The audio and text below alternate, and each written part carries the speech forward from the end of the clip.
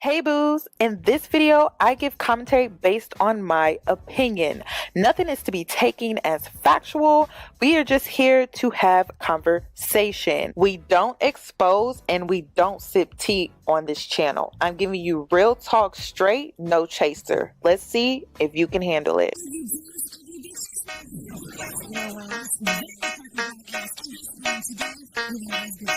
Cause I'm a boss.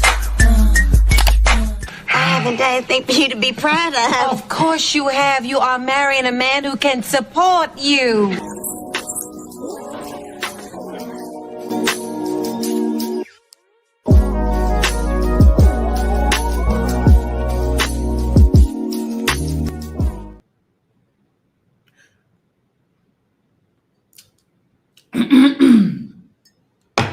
I literally ran to this live. So let me catch my breath. Okay.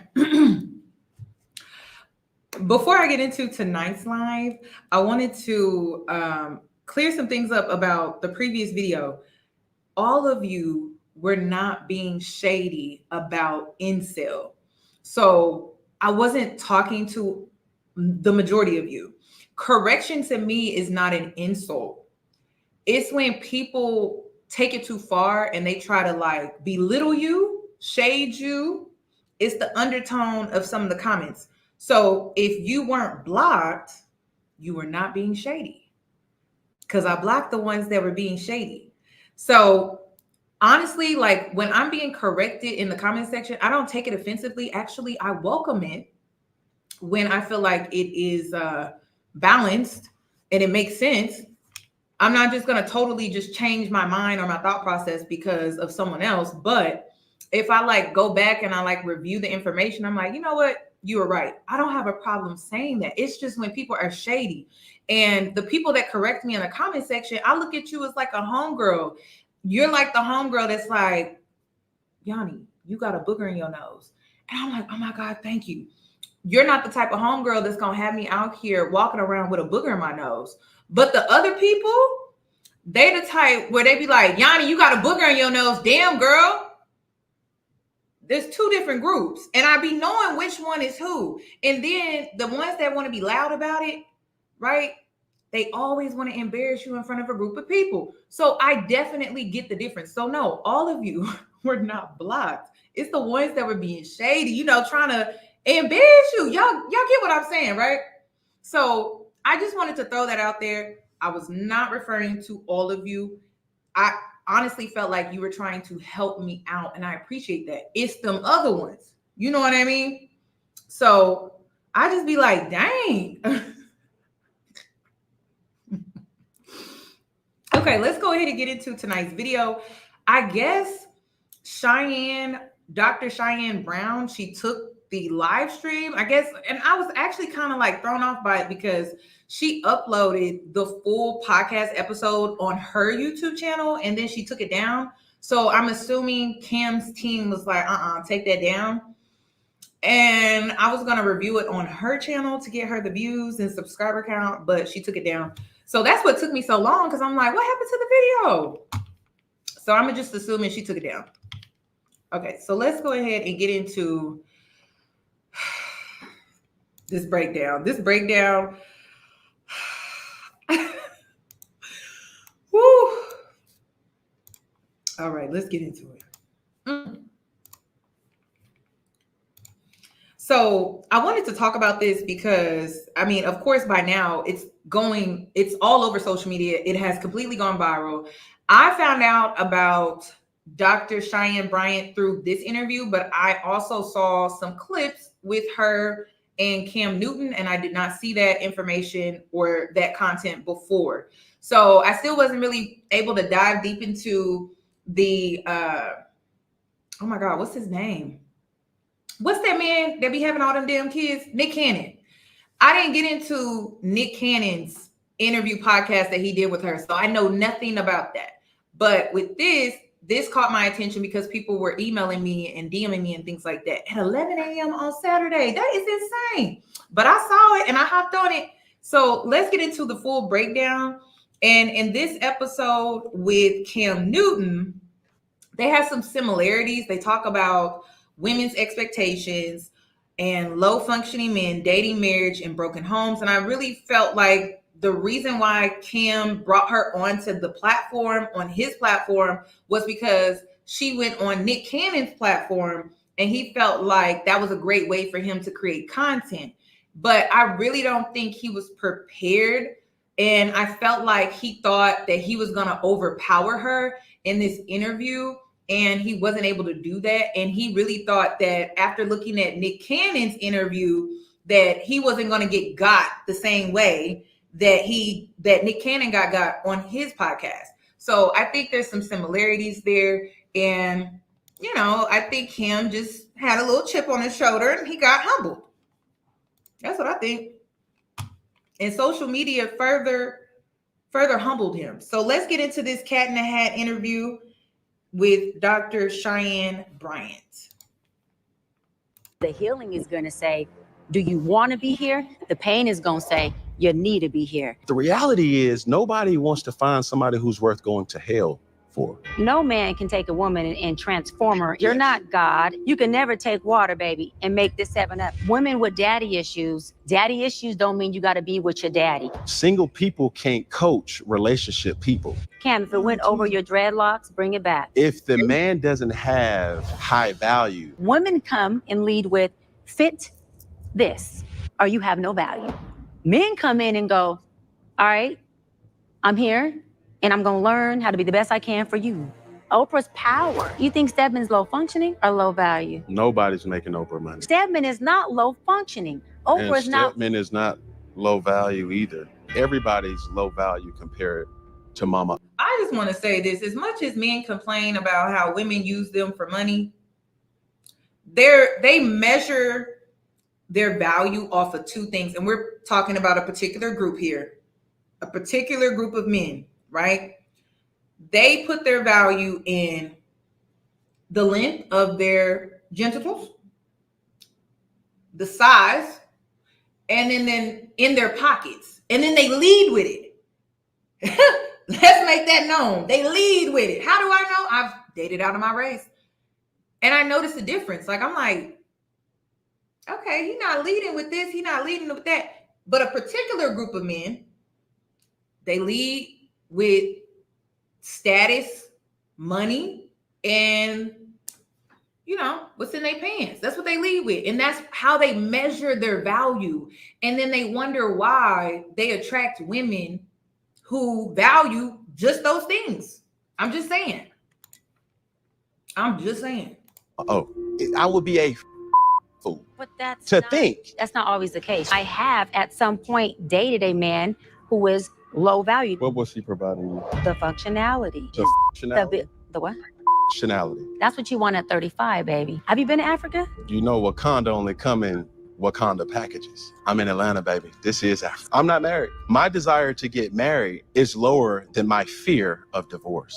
I have beautiful children. How many? 8. I didn't do my research. I thought it was 4, but 8. Okay. No, baby. By how many women? 3. And this is the kicker. I want more. Would you consider me a high value man? High value to high functioning. Yes, speed. I'm poking we speed. going there. Hold on. Let me take this. So let me finish Let me this. take this glove off. Let me finish this point. I say this with all respect and love. What I'm about to say next. Okay, Cam? I done let you off the hook on numerous times. Have you? And I gave you a simple answer. That was not simple. I want to respond to something.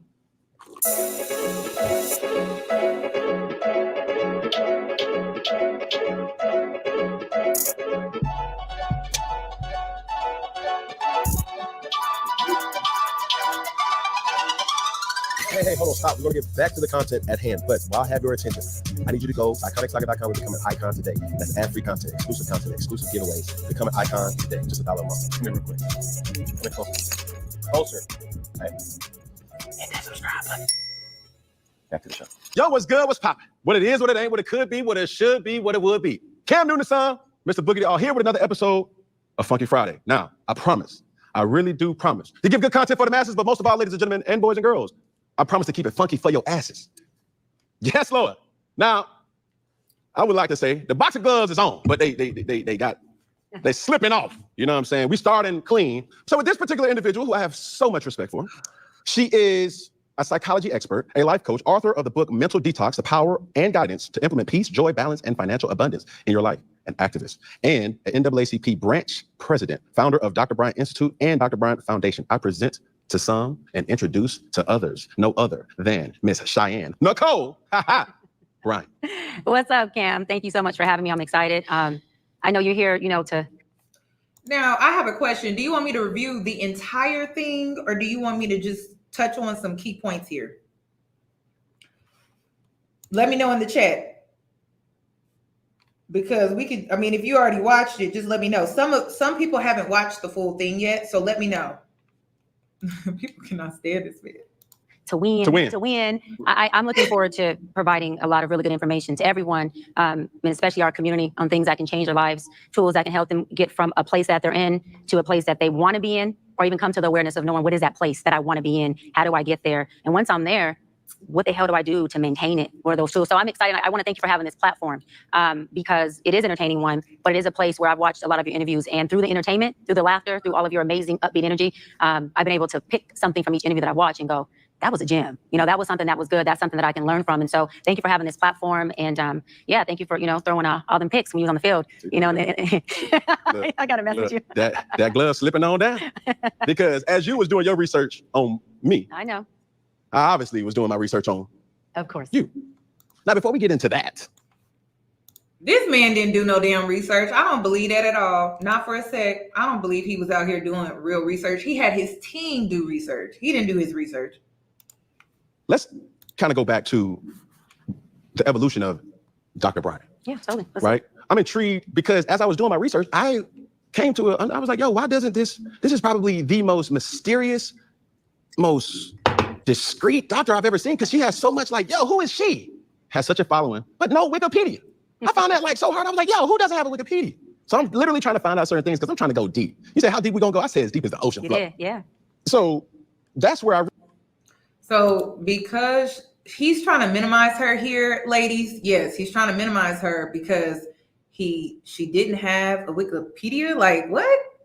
He has one though. He had to make that known.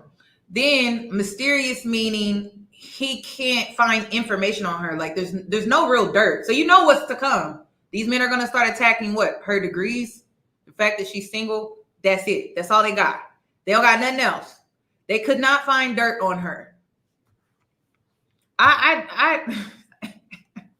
just thought that was weird. I was like, really? Okay, but you have one, all right. really want to kind of start, where are you originally from? I love that. I want to hit on the Wikipedia really quick. I don't have it because years ago, my team was like, let's do the Wikipedia, we got to do this. And my thing, again, was not for me to get into my field or even on TV with Teen Mom and co-produce shows that I produced to be a celebrity. And I'm not knocking celebrities. I did it again because for me, my purpose is, as a little girl growing up in the inner city, in the hood, to your question, growing up with abandonment issues, growing up with brokenness, and finding my way to use my platform, my books, everything about myself and everyone else's platforms, like your amazing platform, to be able to give those tools and pieces to little girls and little boys like me in the inner city, in the trailer park, I don't care where they are, who are just saying, why me and how, right? How? And so the celebrityness and the Wikipedia meant nothing to me, but the lives that I've been able to change from platforms, from being on TV, from being the president of the biggest and baddest civil rights organization, the kids who have been able to call me and say, Doc, I'm in college, I've graduated, I'm married with a family now, adults who are experiencing suicide ideations and mental breakdowns, who are saying, look, I'm not suicidal no more. I sold all my guns. That is my Wikipedia. That is my celebrityness. And that's my bigness for me. And so if Doc don't ever get a Wikipedia, I'm fine. But to that point, because of all the work I've done in the community, because of all the lives that I have happily been, honored and privileged to change, my city, Los Angeles, has given me something that's legacy, that's, I believe, bigger than Wikipedia. My branch and myself and my founder, Joe Gallon, we have our own street in the city of Los Angeles as a token of their appreciation for me coming in and giving back where I came from. To dumb it down for Cam and the ones rooting for him here, she doesn't need it. She's a doctor. She doesn't need it, basically. Just to sum it up, just to make it simple for you. We got to spoon feed you, right? She don't need it. And what I've learned in the sense of coming to a place of mental health and coming to a place of good quality life. So I'll take that any day. But I'm a little girl, product of teenage parents. My father was 16, mom was 15 when they got pregnant. And in the inner city, my dad was a hardcore gangster, dope dealer in the streets. He's a founder of one of the biggest Pyru gangs in Los Angeles. My mom was also, a gangster in the streets alongside my father. They were high school sweethearts, met at 10 years old. About 2 years old, when I was 2, my dad went to jail for murder and selling dope. And by the time he got out, he did his case, thank God. By the time he got out, they told my father my mom was selling 8 tracks. And back then, he thought 8-Tracks she's selling 8-Tracks, the record albums. She drops him off to a gym to work out, and she takes his car, and she never returns. He calls his brother, and he says, yo, Kim hasn't came and got me. Is she okay? Where's she at? Come to find out, she wasn't selling 8-Tracks. My mom was doing the drug that my father was selling. And so as a little girl, coming from that, growing up with a lot of questions of abandonment, and I even was questioning God, saying, I just don't understand, why. And I know for sure. One thing that I want to point out is Cam is a preacher's kid. And she is I don't know if I can say the word, drug dealer kid. I think that's important to point out here. She was not given the same opportunities as him as far as structure in the home, and Cam was. That's important. It's not just kids that question this, adults also question God with certain situations that they have, especially when it comes to being a child who's experiencing abandonment, who grew up to be an adult, who's now experiencing that little boy, little girl in you who's abandoned. Me asking God, like, why I'm confused, right? And him explaining to me, baby, the only way I can give you an understanding of why is if I give you the experience. And I said, I'm good, because words don't teach, experience does. And so for me, growing up as the oldest of 7, not having anyone in front of me to witness how to do life, how to get through this, I just went into prayer, supplication, and faith in myself and God, and I became very resilient. And at that point, I understood that life was a journey that was about self-growth by self, but about making sure that whatever God moves through me, he gives to me. So I want to make sure that whatever's coming out of me, I want to keep, 1. And 2, that whatever it is that I'm able to resolve or understand, or whatever pain pockets or trauma I'm able to navigate through, that I do have a duty, an unspoken oath to give that to any human, because it's a human right to have mental health and a good quality of life. And so that's my story in a very, very small shell. There's a lot more to it. But, being a broken little girl, when you heal right and when you take the necessary steps to get your trauma in alignment with who you really are, good people come from that. Good people come from that. And so it gave me the ability to see good in people, but be a hybrid and not be naive to, excuse my language, the bullshit that trauma and the inner city and abandonment can create somebody to be if you're not careful with that. Okay, Siri, stop the clock. Boom, right there. I just asked a simple question. Yeah, and I gave you a simple answer. That was not simple. Mm-hmm. That was a lot. Yeah. So you're from Los Angeles? He's used to simple women, ladies. He's used to simple women. She's mysterious, has depth, not simple-minded. He's used to women that have a brain, and in that brain is an empty bird's nest. No eggs, nothing. That's what he used to.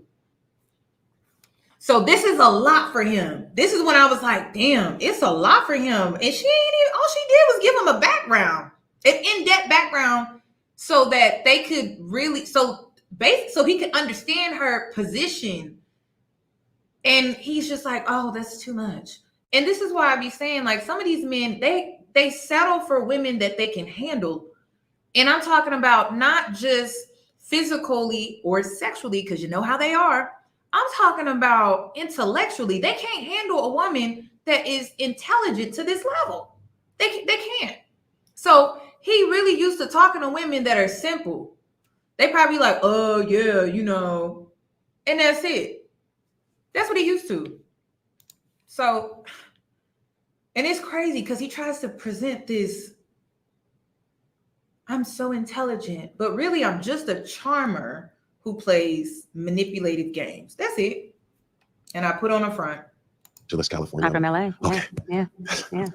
I just nipped in all the other questions you was going to ask all in one. I'm making your job easier. Extremely. I was like, I just wanted to know where you was from. I was just going back to the Wikipedia. But you should know this, Cam, because I was told you have a great relationship with your father. That asking somebody where they're from is also asking them about who is connected to where they're from. And for me, I stand on the shoulders of my father, Darren, my mother, Kim, my grandfather, Bailey, and my grandmother, Mariah. So for me to say where I'm from without saying me standing on their shoulders is an incomplete narrative. And so I can't say that without saying I come from them, who I'm standing on, and this is the product of it. I get it. Yeah. So, but I was just trying to. But we there. So say less. We there. So let's drive and stay where we going. The question is, with me doing my... Is this not an interview? Is she not supposed to talk? Research? Yeah. Educated, highly educated, very articulate. So I'm really curious to know this question. Were your parents married? They were not. They were together. And do you think that had any type of impact on the woman that you are today? Oh, 100%. Absolutely. Well, how? Yeah. I love that question. It impacted me in a lot of broken ways, but it impacted me in a lot of really healthy ways. Contrast, which is something most people don't like, really is our best friend. And so I always say as a little girl, no pun intended to everyone who raised me, but I saw a lot of contrast. I saw a lot of who I didn't want to be like And so what that did was, and this is for the people who don't know where you want to go, don't know who you are, but you know you don't like your environment, you don't like where you're at. This could be at any age. I would say it's not where you're running to that'll get you there.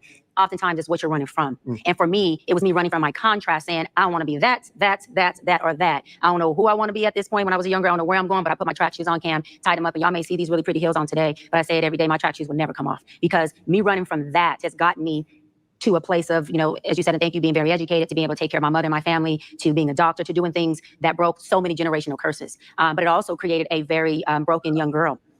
Which caused me to have to just self-reflect and take inventory on why do I behave like this, and why do I show up like this, and what is it rooted to, what is that associated to? And so for me, getting to the seeds of my harvest allowed me to really have a sense of self, of who I am, and where to come from. And then really quick, when you do that, it allowed me to have this intense forgiveness for my mother and her addiction, because finding out who I am helped me really understand who she was. And it helped me have compassion for trauma when I started to understand how hard trauma was for me. And I wasn't even addicted to anything but my trauma, because that's all I knew. And so it's magical when you start to take the finger from here.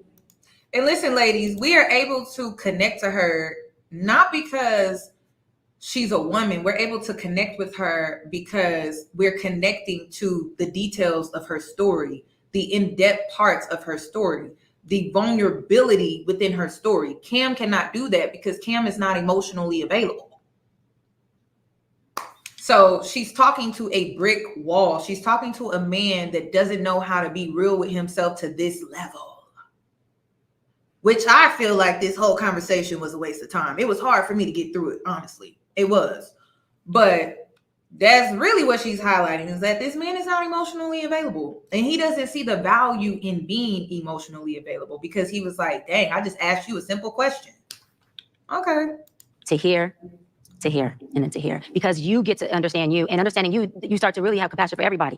Because there's nothing about me, if I understand me, that you haven't similarly either felt or experienced, where I can't connect and have compassion for you in that pain pocket or in that trauma. So it's a blessing. So basically what you're saying, you're the epitome of, she's a runner, she's a track star. Mm-hmm. She can run away. Mm-hmm. Oh, absolutely. Yeah, I was definitely, I had to learn. I love that. That is so on point. You're 100% on point. I definitely have been the run of the track star. I had to learn, I spoke about this earlier with my makeup artist, Felicia. I had to learn what not running looked like. See, I didn't have to learn how to get away from you because you wouldn't treat me good. I didn't have to learn how to make sure you respected me and you showed up solid, because I was going to pivot, right? Pivot and running, that's my first nature. I've been doing this all my life. I have my track shoes on. I came into the relationship with my track shoes on. Where my day ones at? Because I always be talking about, I'm a runner, I'm a track star, because I really do be running. I do. I had to learn how to not run. And when I got to Houston, because I ran to Houston, but when I got to Houston, I had to learn not to run anymore. And that was part of my healing journey, was, okay, we can take the track shoes off. We don't got to keep running.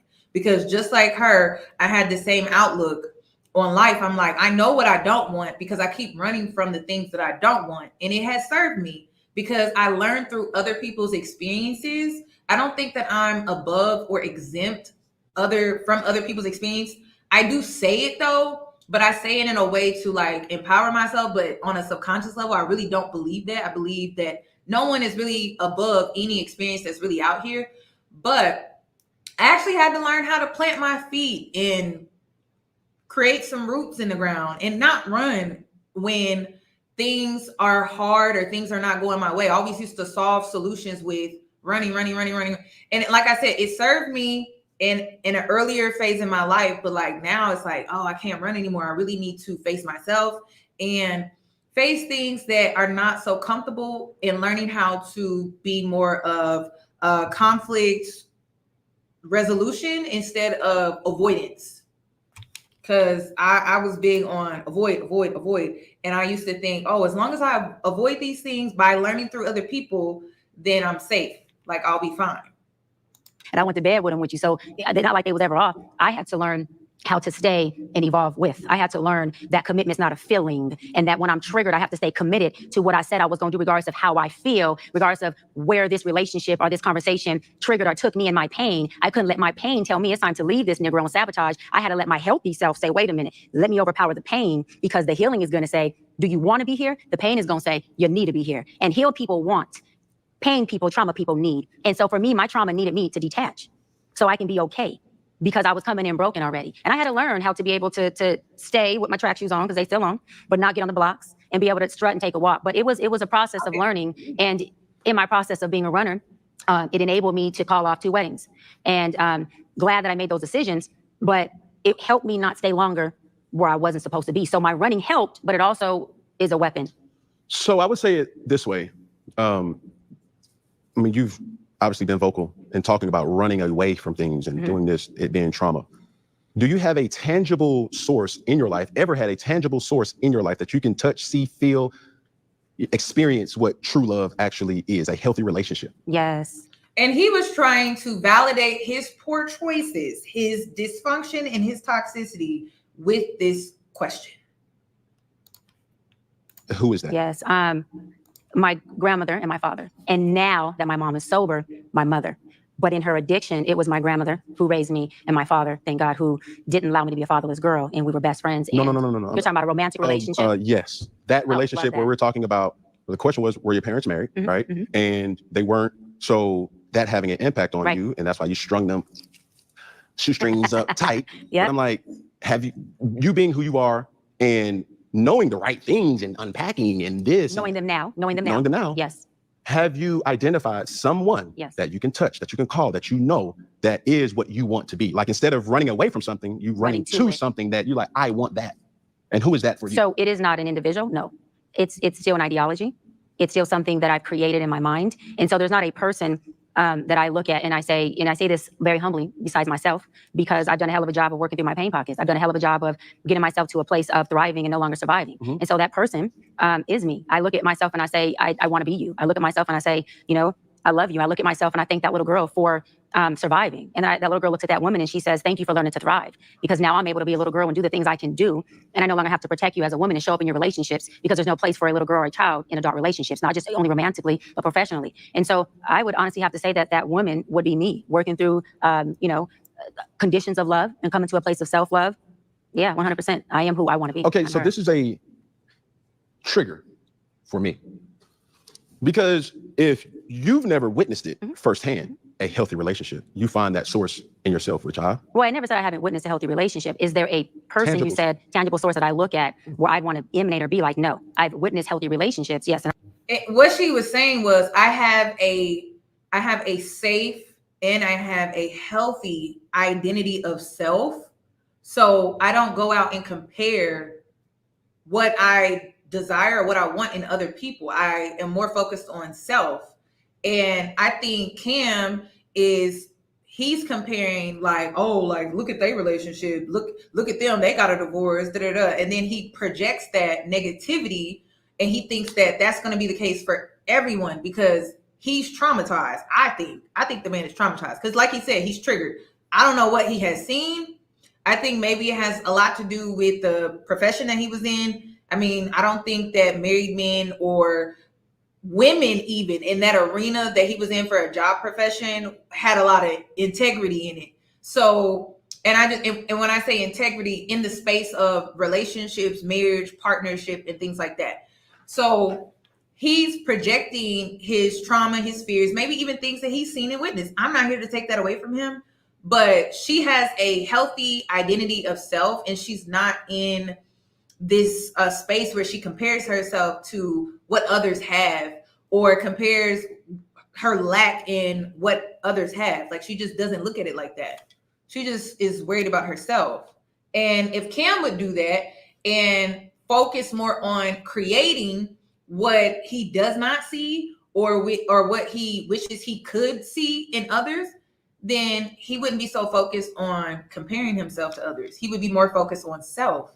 But he's focused on others. She's focused on self. And this is why they're not seeing eye to eye when it comes to this, because he's like, well, I've been seeing this and seeing this. He's comparing. She is not. And she knows what healthy is, though. She knows what healthy is. And Cam does not know what healthy is. So this is why he's asking her this question. And I've been in healthy relationships, yes. But anything that I've witnessed as far as a person that I want to be like or emanate, I don't have that. No. So it's triggering to hear that, knowing that if things get shaky, rocky, everybody wants somebody so they can run off in the sunset with. Keyword with. Yeah. Right. But this is the thing, though. And my mom is angel. And I always love having real conversations Right. with my mom. She's a church-going, God-fearing woman. All she knows is my dad. Oh. And I use her for a source of wisdom, and she used me for a source to stay hip. Nice. And she says this about relationships. Everybody wants to find a happy ending, Right. and they want to find heaven in a person, right? And run off in the sunset. But the reality is nobody wants to find somebody who's worth going to hell for. That's real love. Because that's understanding that you're not a finished product. Yeah, this is when he really lost me. This is when he really. I'm not going to hell for nobody. I'm sorry. Why the hell would I go to hell for somebody? And that's what I was saying. Like, that's the toxicity that I be talking about. Why are we going to hell? And ain't that and he's a preacher's kid. That's what's so insane to me. Why hell, sir? Like, why, Cam? Why do we have to go to hell for you to feel love? But your mother's an angel. I don't think she was an angel. I don't think you see your mother as an angel. Or maybe you do. Maybe you have some twisted way of seeing your mother as an angel because she went to hell for your father and you label that love. That's not love. That's torture. Now, why in the hell would I go to hell for you? That's crazy. That's, y'all. Crazy. Crazy, crazy. And I think that's what he witnessed. I think he witnessed his angel mother, Christian mother. All she knows is my father went to hell for that man, that pastor. And now he has this twisted idea of what love is. So could you, like, how many women was it, Cam, when you saw your father? How many? How many? How many women? How many women in the church, Cam, did you see your father rub it up on her forearm and stuff that you see? Because it got to be something along those lines. And I think it's more than, I think he saw some things in the church with his father. And then I also think he saw some things in his profession. So that tells me he doesn't have a good example of a male figure showing sexual discipline or just overall discipline. He doesn't have that male figure. He doesn't have an example of that. So he's projecting, which is why he's getting triggered, because he's never seen that. Product. Right. You're worth finding the best version of you. Of yourself, yes. And you running away or not having a person in your life that can assist, help you go to and say, girl, let me tell you, Tyrone, he doing it again. What do you do like when Tyrone ain't answering his phone and I know he say he at work, but I don't know. I done looked at the other girl Instagram and they in the same blah, blah, blah. You know how I get what you're saying, detective women can be. Like, I need the FBI need to hire more black women because they gonna figure something out. Right. The black woman I know, strong, very curious, detective, go gadget information. They gonna figure that out. Him trying to throw shade when he's been caught cheating is insane to me. It's insane. Cam, are you serious? And see, his mother wouldn't do something like that. Because all she knows is my father. That's all she knows. She's an angel, meaning she doesn't have much experience. So he's intimidated by the woman who's not a dumb, bitch. He's intimidated by her. Like, he thinks something wrong with her. What? The black women that I know. So you mean that you couldn't get over on her? She's not your mother? She actually will call you out on the BS because she's seen you trying to play in her face? Whereas your mother would be like, I don't see anything. Oh, I'm going to just pray about it. Like, that's what he expects. And it's like, this is so insane, y'all. Like, this man is delusional. He's delusional. But you not having that source in the time of need, not when everything's good. We don't need no more invitations to the wedding or to the anniversary or to the party or to this or to that. We need people who going to help me when I need help in an unconventional or when the situation is not so much straight and narrow. Right. That's why it's triggering to me. So let me hear you correct. It's triggering to you because what you hear me saying, which sounds like we have a little slight disconnect. What you hear me saying is that I don't have a go-to person when Tyrone, which I don't have a Tyrone, thank God, or something is off kilter in my world, that you hear me saying I don't have a go-to person or a resource that can help me process through that. Correct. Okay. Or I can also add to that, you don't have a healthy ecosystem where I'll give you an example. No, I got you. Staying on point, and it's quick. So if I take a relationship serious with an individual, it's going to be hard for that individual to understand or to fight for something if her resources are single women. I agree. Are bachelorettes. I agree. are divorcees. I agree. Are certain situations. And I'm like, 100%. so they say birds of a feather flock together. Mm-hmm. Yeah. You mean to tell me you're the only good girl out of all these? And another thing, people give advice from their results. Mm-hmm. Right. So every day we live in the results of our decisions. And so they're giving you advice on things they have experience in. If it's single, it's experience in being single. If it's married, it's Does Cam have a good ecosystem? That's what I want to know. Sir, do you surround yourself around family men who are married and are faithful? Or men who are in relationships that are faithful? Probably not. But you want to attack her because you don't think that she can go to a healthy single person or a healthy married couple or something to get advice when it comes to maybe some relationship issues that she may face. I don't know, like a therapist. That's what I'm just like, is he serious? No, he don't got that. He don't got that. All he got is his mother, who sounds like enables his BS. That's what it sounds like. And that's not healthy. Yes, having yes people, yes men, and yes women around you, that's not always healthy either. Just because you got money and you can do for them, and if they were to be honest with you, you would take away a resource that you gave them. So of course you don't got people in your corner that's being honest and real with you. They just gonna enable whatever you do. They're not gonna tell you no. They're not gonna tell you wrong. advice from a married woman.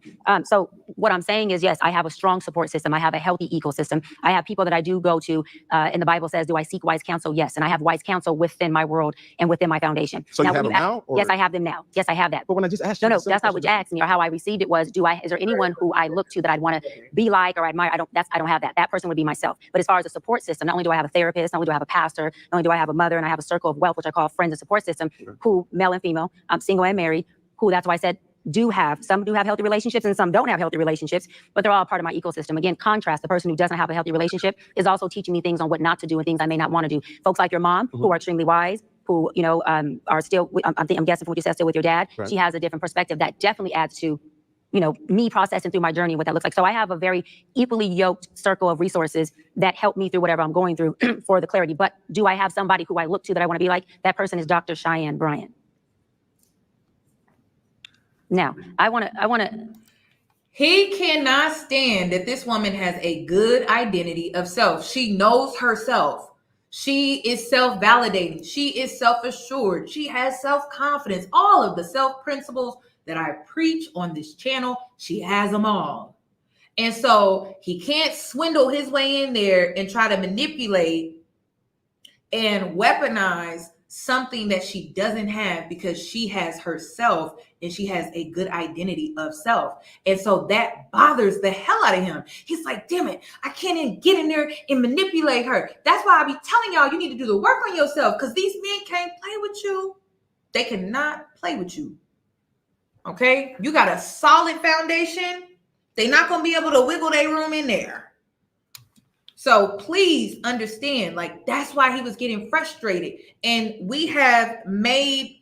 have made it known, and you are aware that this is a manipulator that creates broken homes and multiple children. That's the type of man you avoiding when you put in that work on self. Okay, let's work on those self principles, ladies. It's not for nothing. It's not for nothing. I want to respond to something. You said there's a lot of that black women, and I know it was a joke, but being serious, black women are women, folks would hire to do the detective investigative work, because they're going to find out anything. They're going to be on social media, Instagram, cell phones, all that. They're going to piece it together. Listen, I've already made this known on my platform that there is no excuse for a third baby mama. Now, I'm not making this video about Jasmine Brown. I'm making it about Cam and the fact that he mentioned his mother. That's what I'm making it about. I took a whole rant on my Instagram. If you want me to get into the women, because I got into the women on my Instagram, Real Talk with Yoni. Go look. We talked a lot about money, the bag, and how the culture is horrible, because now you don't require much of men. Women don't. Modern women do not require much of men. Men can be low functioning with a bag, and that's enough for women. Women can be easily impressed by men who have a little bit of money and be so low functioning that it puts her health at risk, that it puts her life at risk. that puts her children at risk. Don't get me started on women choosing low functioning men, but because they got a little money, he gets a pass. The only way a man can truly be high value to me, he has to have integrity. And low functioning typically doesn't come with that. So I question the women just as much as I question the men, especially when you're the third baby mama. The first one, all right. The second one, all right, you gave the man a second chance, right? The third one makes absolutely no sense to me. It just doesn't. And then when we can get into, well, how many kids he got when you started dating him? How many kids did he have with the two women prior to you dating him? Then we can start with, okay, you're the second woman, right, that comes in. How many kids did he have with the first one? Those things need to be considered, in my opinion. But a lot of women be so blinded by the money because you're easily impressed. You're gullible. There was a woman that went to Disney World with her child, and I'm going to be talking about that too because I ain't forgot. Went with her child all because a man cashed at her $1,000. So she got her son out of bed in the wee hours of the morning over a man that she's been effing around with in a hotel room for the last few months. She put her son on a plane, put his safety, his comfortability at jeopardy for $1,000. $1,000, that ain't no money to me. I'm not impressed by that. And you want to know why? I have my own money. So I'm not easily impressed when a man want to offer this. And then I've had men pull out stacks. I've had men show me receipts about designer this. I've had men say things like, oh, let me take you shopping. But he's low functioning. I'm not impressed by that. I'm just not. It's weak to me. If I wanted something and I don't have to deal with the disrespect or low functioning behavior, I will get it myself. But I do believe that the balance that comes in is if you can't get a man to provide or to add value to your life, then you shouldn't be dealing with him at all. It doesn't matter if he can buy you this or pay for this or he looks good on paper. Like, it just doesn't make sense. He's going to ruin your life, which is why I believe women need to be harsher when it comes to judging men. Y'all too damn nice, too lenient, too easily impressed. You're just easy. You're just easy. And this woman he sees as a challenge simply because she has depth and she has a good level of self-awareness and self-identity, and she's self-assured and self-validating. Like, raise your damn standards. Like, even I was actually disappointed by some of the women in the comment section that was like, oh, it's wrong for you to judge him like that. Men are judging you. They judging you. They judging your hair texture, your skin complexion. They're judging the length of your hair. They're judging your dress size. They're judging if you got a daddy in your life or not. And you over like, oh, let's not be judgmental. Stop being nice. You're not even in a space where it's safe for you to be nice. They're unaliving you.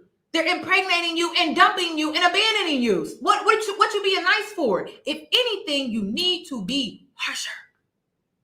You need to be harsher. Stop being easily impressed. Like, just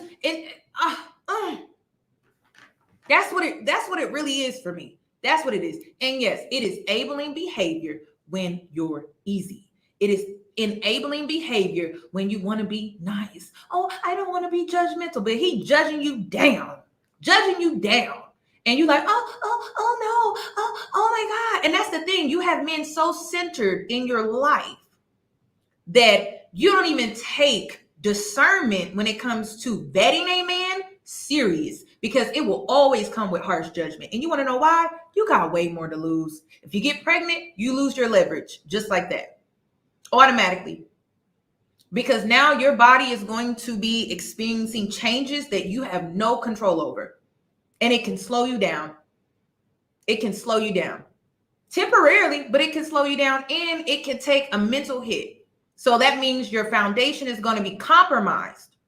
So you have more to lose. You need to be harsher. And the reason why men like him, you know, he taking his sweet time and he's all picky and stuff like that is because he got money. That's the only thing he values. So because that's really the only thing that he values, because the people around him only require that value of him, he wants to be picky, takes his time, but he's impregnating women along the way. So he wants to be super picky for a wife. Make it make sense. Ladies, harsher. You're too easy and lenient. And then the guy that I made a video with the other day, people are like, oh, you're judging his appearance. I'm judging the fact that it doesn't look like he grooms himself regularly. That should be an issue for you, and it's an issue for me. Because grooming, that's basic. That shows that a man takes pride in himself, which means he most likely, this is called discernment, you're using good judgment, he most likely has a good level of self-esteem and self-confidence, which is what you should want a man to have outside of financial stability. If he doesn't groom himself regularly, he could be insecure, then project it on you in the relationship. So if he doesn't groom himself, he doesn't even look like he has some type of self-care routine, do you really think he loves himself? If he doesn't love himself, do you really think he gonna love you? No, that's called discernment, good judgment. So like I said, or yeah, he could be depressed, or he could be going through something mentally. And I'm not saying that you should judge people for for going through something mentally, but do you really feel like it's your place to meet somebody off the street or just start dating somebody and now it's your job to heal them? It's not. He need to work that out on it. He needs to do all of that on his own. He don't need to be out here on the dating scene. He needs to be working on himself by himself. Because all he can do while you're trying to heal him is hurt you. So it doesn't make any sense. Harsher, ladies, harsher. These men sit up on these podcasts, they sit up on these YouTube channels, and what do? Critique you harshly. That's what they do. Then they compare you to other women, and you're like, oh, I don't think that we should be that way. Oh, da-da-da. And then a man can come into your life and ruin it. Literally ruin it. Or worse, it leads to a fatal ending. You need to be harsh. This is about your safety and your future. You need to be harsh. And then a prime example.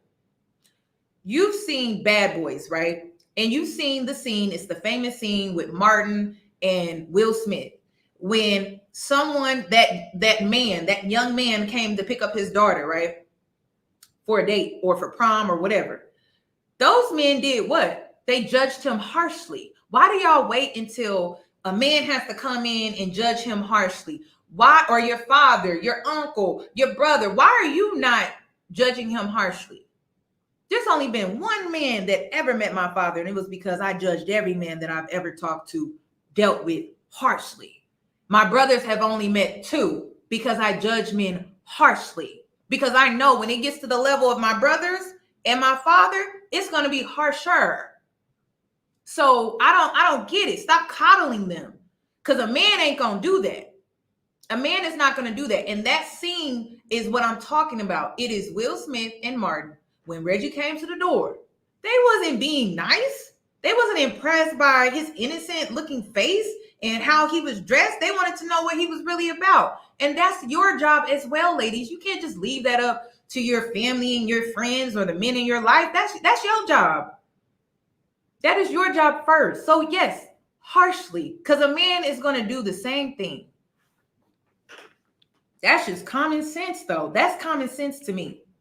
They're going to figure it out. See, that's the dysfunction that I'm talking about is an issue. Okay. And that's also when I'm referring to low functioning behaviors. That's a choosing issue. Mm-hmm. First of all, not that I'm better than any other woman or they're better than me. I'm not choosing a man that I have to become a detective to. Even the men I called off weddings from, to their defense, just because I called it off doesn't mean they weren't good men. I'm choosing men who I can be a wife or a woman to. I'm not choosing a man that I can be a detective to. So when women are choosing men, I think that certain things to become aware of are, do I have to go into my detective, which is my trauma? Do I have to go into my investigative, which is my dysfunction? Yeah. Because if so, that man is triggering and bringing those things up. And he only brings those things up in you because those things are in him. Yeah. And start trusting your spirit more, ladies. And this is another thing. Women with daddy issues are going to be okay with being an investigator and a detective. Because oftentimes, remember, they have learned subconsciously how to investigate and detective why is daddy not here in the household? So it doesn't make me say, why would they not grow up thinking the norm is to wonder where you're at, to wonder what you're doing, and to wonder why you're not there, and think that that's okay based on their norm of daddy issues. I have a father who we were best of friends, who was extremely, extremely involved in my life, a father, a daddy, everything. So I never had to wonder or investigate my father. I never had to wonder or investigate his motives with me. Mm-hmm. So I don't navigate the world thinking that that's the norm to try to figure out or investigate on social media, through your cell phone, through anything, what your motives are, who you are, what are you doing. That is an unhealthy relationship. That is your trauma and your pain choosing for you. And I would offer that any woman who's in that situation get help. Leaving isn't easy, and to learn how to choose different, learn how to choose better, because you deserve better. And let me go further. The man who you're investigating or you're feeling like you have to do these things with, and you can't just be in a safe space, you can't nest in, he also deserves better. And his getting better is you pivoting and leaving and telling him that he needs to get some help before he can be with a woman who is of your caliber. When I say your caliber, who's willing to get help for yourself, so you choose different. Daddy issues don't mean you got to be with your daddy. It just means you got to take inventory of what daddy who you didn't have looks like and stop choosing that kind of man. Next question. And I know some women didn't have that. Like maybe you never saw your dad at all, and you didn't see his ways or his behavior. For some women, it happened later in life for you. But yes, pay attention to your father and his ways. And there are going to be some women that can take things from their father and take everything. There are going to be some women that can only take 50%, 65, 75. But you should be learning through your relationship with your father. And it just depends. Like I said, this is a huge platform. So I don't know, but it just depends. Like really break it down. There may be things that you can take from him that you like. And then there are things about him that you may not like. But learn from both sides, because it teaches you a lot about yourself. What you want, what you don't want, what you admire and appreciate in a man, and what you don't. If you had the opportunity to be able to do that at some point in your life.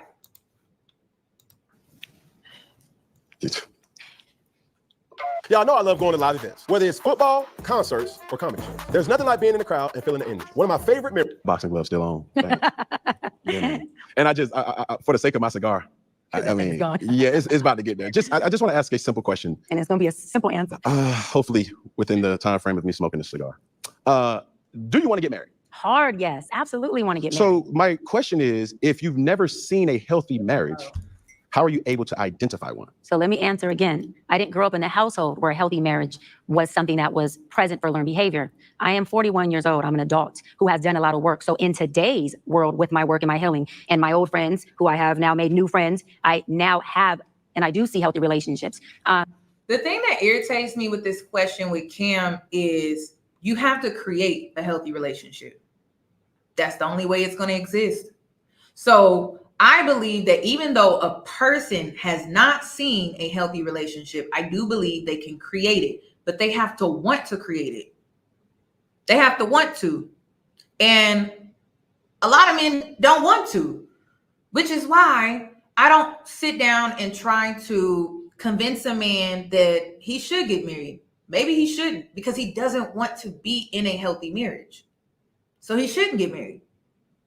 So wherever you go, you have to create it. I think that's what's wrong with the world today is people create these fantasies and they create these ideas of what something should be instead of taking the tools that they have within themselves to just create what they are truly looking for.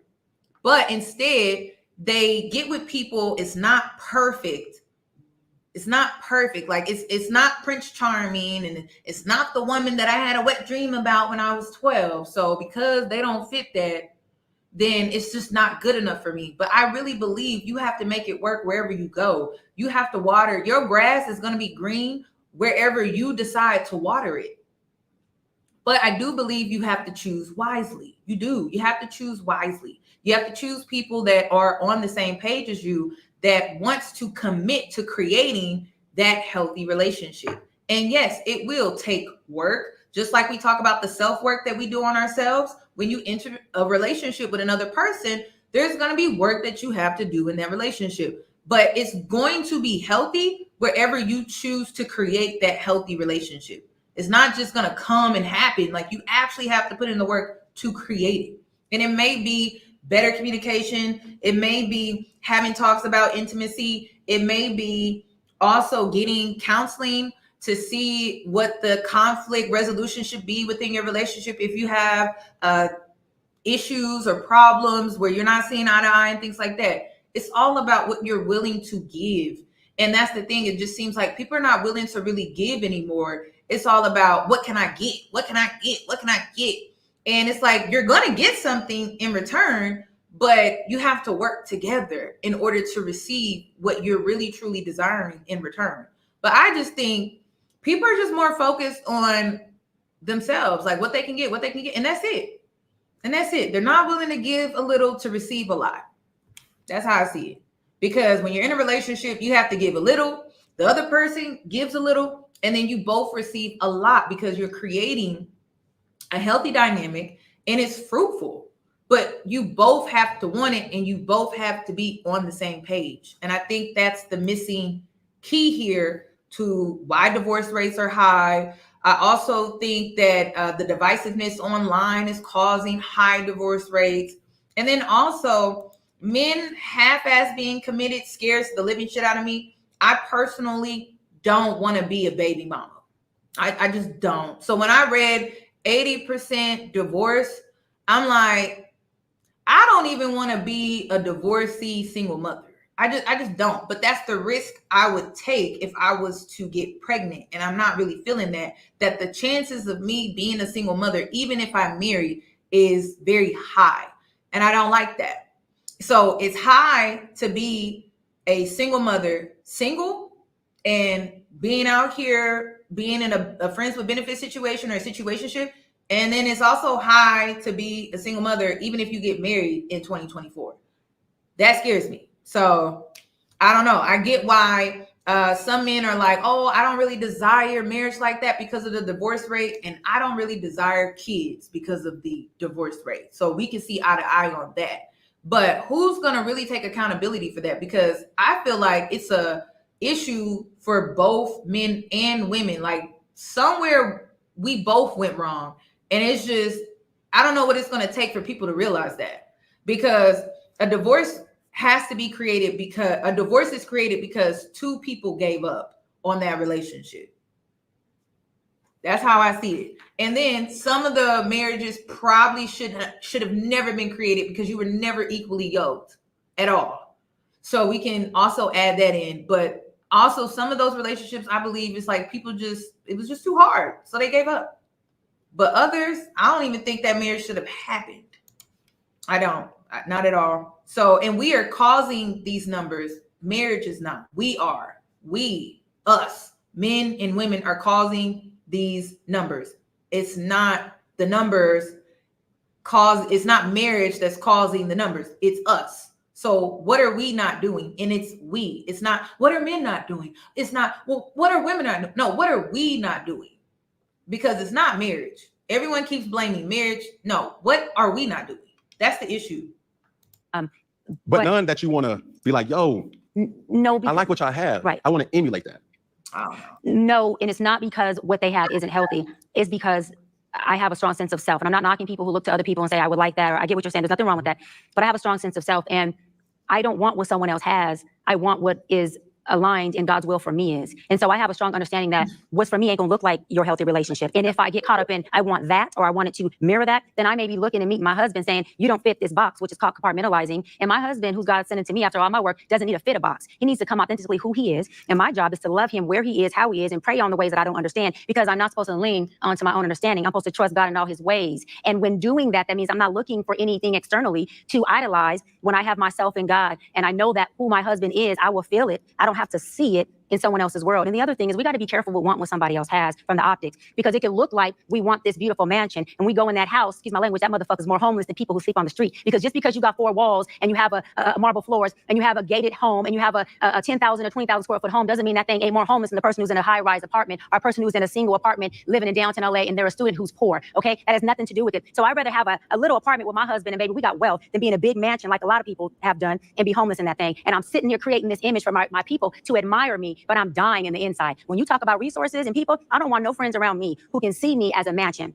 but let me die as a homeless person internally. I'm good. And nor do I want to be the woman who says, I want what Cam and this woman has, not knowing that when this woman goes wherever she's going, she's really speaking the real about what y'all got going, but she's not going to tell me because she wants me to keep feeding her trauma, which is that mask and that costume she's wearing, to make people think that relationship is good. I'll pass. I'll take what God has for me, and I will continue to pray for those who I see have a healthy relationship and support them. But I don't want nothing nobody has because it's not mine. And if it ain't yours, y'all, you can't keep it. You can't sustain it. So stop wanting things that ain't yours. Stop wanting things that don't belong to you. That's called despair. Get you some help, get you some healing, get you a sense of self, and start wanting things that are yours. And then you may not end up with a man who's beating your ass because you thought he was putting her on jets and buying her Birkin bags and taking her to nice restaurants when she was going home getting her ass beat. But you wanted it though, right? Be careful what you ask for. Start asking God, reveal to me what I'm saying I want, so I understand the transparency of it. God, reveal to me what's mine so I can have that. And I don't end up praying to you to get out of it. I don't rush to the altar just to become a divorcee or a baby mama or a baby daddy. We don't want what nobody else has. We want what's ours because that is good enough. That's it. I caught that pick. Why You caught the pick. poking in her Just face? because you talking loud. I wasn't loud. Just because your voice is I wasn't inflected. loud. Just because you're leaning forward to your I camera. wasn't loud. Doesn't mean you just called it. I'm talking. Listen, you know what be killing me about these men that be putting a member first? They always get intimidated when a woman shows passion through her speech outside of the bedroom, but inside the bedroom it's welcome. They like to hear that, but outside the bedroom, oh, it's too much mouth. You doing too much. Can we really be ourselves and be expressive outside the bedroom, inside the bedroom? Why is it only allowed inside the bedroom, but it's not allowed outside of the bedroom? She's very passionate about what she's talking about. That's it. I don't get it. I don't get it. They welcome it in certain areas, and then in this area, it's like, oh, you doing too much. Okay.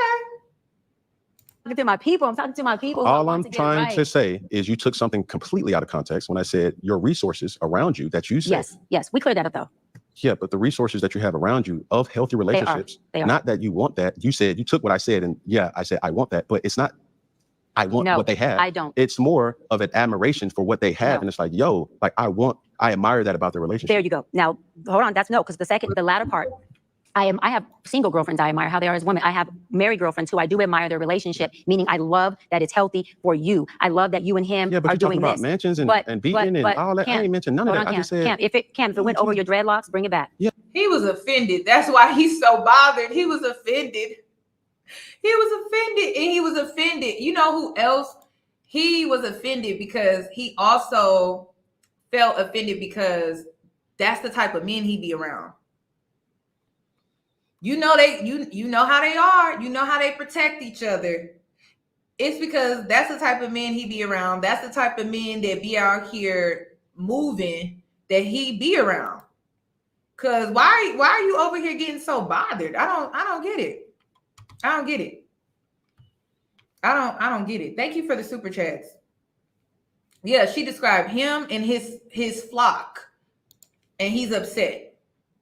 I could just, I wish they had the camera on him, but the camera was on her. I know he was just boiling inside. I know he was just hot hearing that because she was reading them. Yeah, but you're talking about you catching pics, but you just over here just you on TV time out. Cam, we're not on the football field. Let's bring it back here. Yeah, I sent it to the football field. I'm sorry. We're back here. I brought it back, baby. I'm sorry. I'm so sorry. Okay. It's okay. I'm not fleeing. I'm here. I'm here. This doctor was working him over, y'all. Oh, baby, I'm sorry. Oh, baby, I'm sorry. Look at his face. She working him. Oh, girl. She working him, y'all. Look at him. Look at him. You see that? You see that? She babysitting. She breastfeeding. She doing a lot up there. You see him? All she did was hit him with that. It's okay, baby. I'm sorry. Ladies, are you taking notes? Because let me write that down. Let me write that down. Just use love bombing words.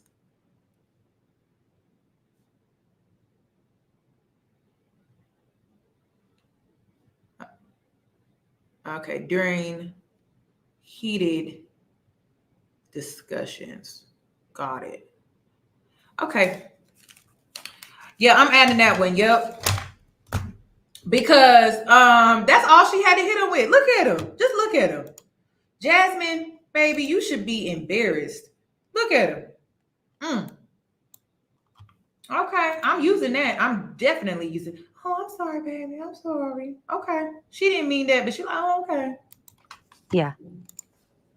So all I was saying is you saying that that's what I like is more of a wordplay to saying I admire what they have and I want to implement that into my relationship as well.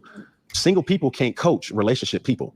And I think that is what happens too often. So when I'm asking questions about resources, when I'm asking questions about you, hard yes for a married man, I'm saying I'm triggered when I hear that as a man. Yeah. When I ask you, do you have healthy marriages that you've seen, witnessed, been a part of, or admired? And you clearly said no. And I clearly said yes. But my admiration doesn't go as far as, in your exact words, I would want that. No, I don't want anything that somebody else is. I want. He can't keep up, y'all, and it's really driving me insane. That was part of the reason why this interview, this podcast was driving me insane. I'm like, this man really can't keep up. It's not that she's not answering his questions. He cannot keep up intellectually because she is an in-depth speaker, and he just can't keep up with that. He just can't. I'm like, she answered your question. She said yes, but she has a healthy identity of self. She's self-validating. That's all she's saying. Want to help them have more of the good stuff. Okay. But in the sense of, again, people who are doing well, married or not. But I want to go back to what you said, triggering to you, because I love that you said that. And a lot of people think that, and it's not wrong. I get it. A single woman or even a woman with no kids, how can she coach her therapy? A woman who is a mother, or a single woman, how can she coach her therapy or help her be a psychologist with people who are having marital issues? You're single. I'm single. Okay. Yes, I'm single. And so I love what you're saying because I don't know what other therapists, psychologists, or coaches do, but I don't coach married couples. Stick with me. People come to me who are married. I'm helping each of them process their own stuff, because what a marriage is, and Mama would know it because she's a church woman, and from what she said beyond wise, right? And even what she said about marriage, everybody want to go to heaven, but there's a lot of hell in it, and love that she said that. Marriage, like the Bible says, is cleaving. Cleaving does this. Cleaving does this. Cleaving doesn't do this. And so when people come to me married, they're doing similar to Mama's statement. They're coming to me like this. And so I'm not counseling married couples. I'm counseling individuals who are coming with so many issues within themselves that they married on paper, but they ain't never even had a chance to be married mentally, emotionally. What Cam doesn't understand, and what he has not, or he has yet to realize, is that he is at war with himself. So she counsels people individually who happen to be married who are at war with themselves. Cam, this is why you may need to take up therapy. I'm just saying, you and Nick Cannon. Y'all could probably do a group session, to be honest. So she's counseling people who are at war with themselves, not their significant other, or there may be some tension there, right? But they're more at war with themselves, and they're seeking advice through her because they're at war with themselves. And I talk about that a lot. Sometimes we create dysfunction not because we don't know the right thing to do. It's because we're at war with ourselves. Like, there are things that we want, but we don't know how to go about getting it. There are things that we desire, but we don't know how to go about getting it. Or there are things that we want to change within ourselves, but we don't know, like, well, how do I work on these things within myself? So it may create conflict within yourself. It may create confusion, because Kim is confused.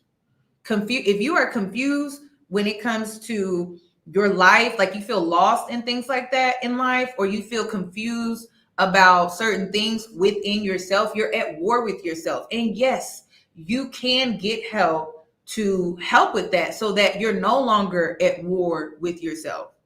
And sometimes we're at war with ourselves because of trauma, past relationship traumas, childhood trauma, friendship trauma. It's because it has created some conflict, and that's normal. That's the thing. This is very normal.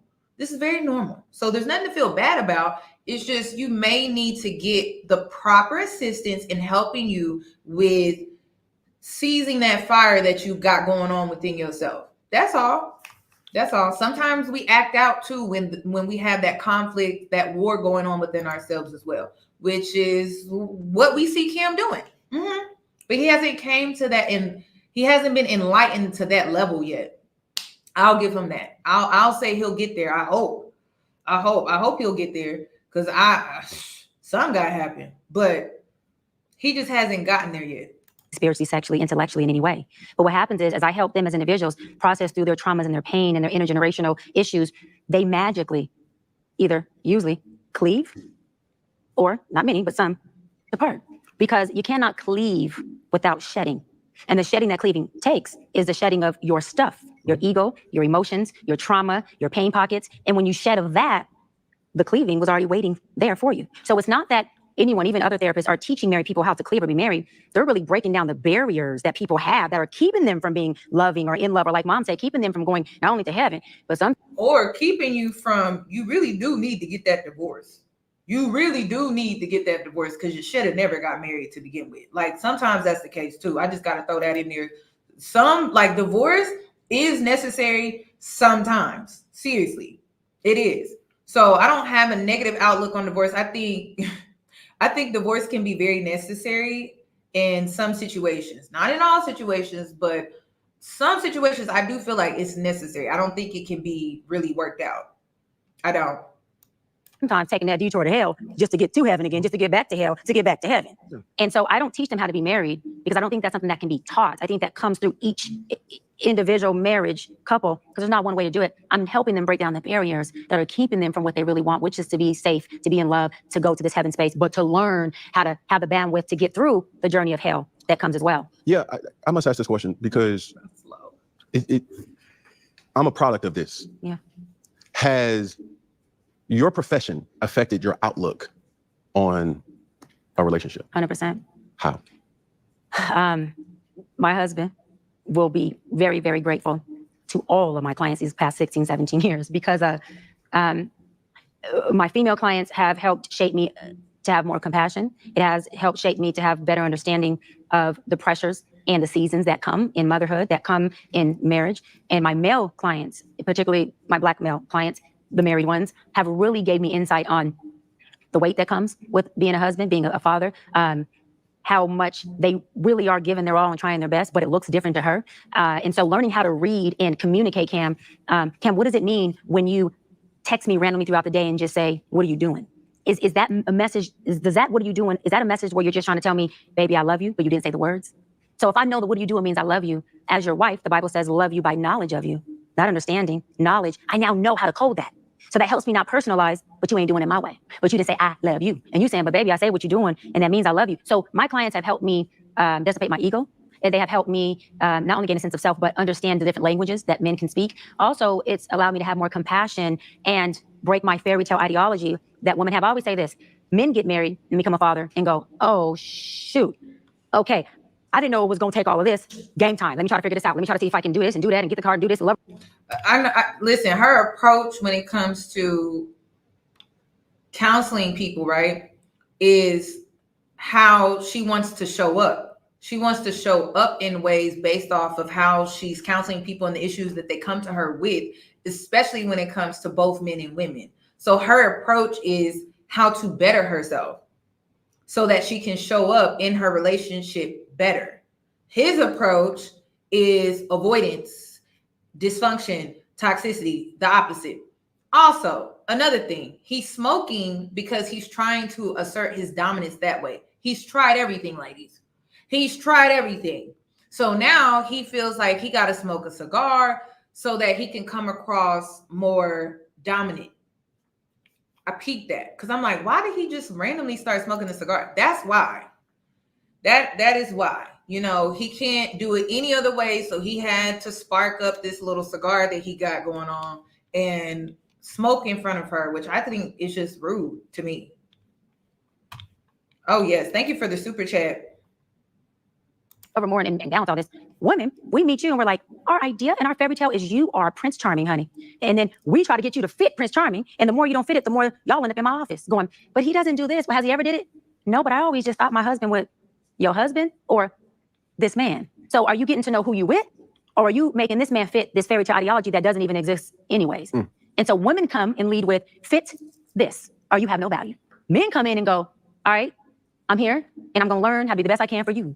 And then women do what? You're taking too long. You're not getting there because you haven't fit the box of the fairy tale. So for me, it's helped me break down what all of my clients know. Y'all know I call it the fairy tale ideology. And I'm not exaggerating, Cam. I want to say 100%, but I'm going to go 99.9% of women who come in my office, I'm having to work on breaking their fairy tale ideology of their husband. And hold on, let me say this. To his defense, they almost always have an amazing husband. But because his amazingness doesn't fit her idea of amazing, guess what? He ain't shit to her. And remember, I have no emotional investment besides I really want them to get this, work through this. I'm going, so because he don't fit your tone of red, you gonna tell me this man still ain't red? He burgundy though. And I agree with her on this. I want to also add from an emotional standpoint, and I hope the women are listening, is sometimes how we feel, we project that as to be the truth.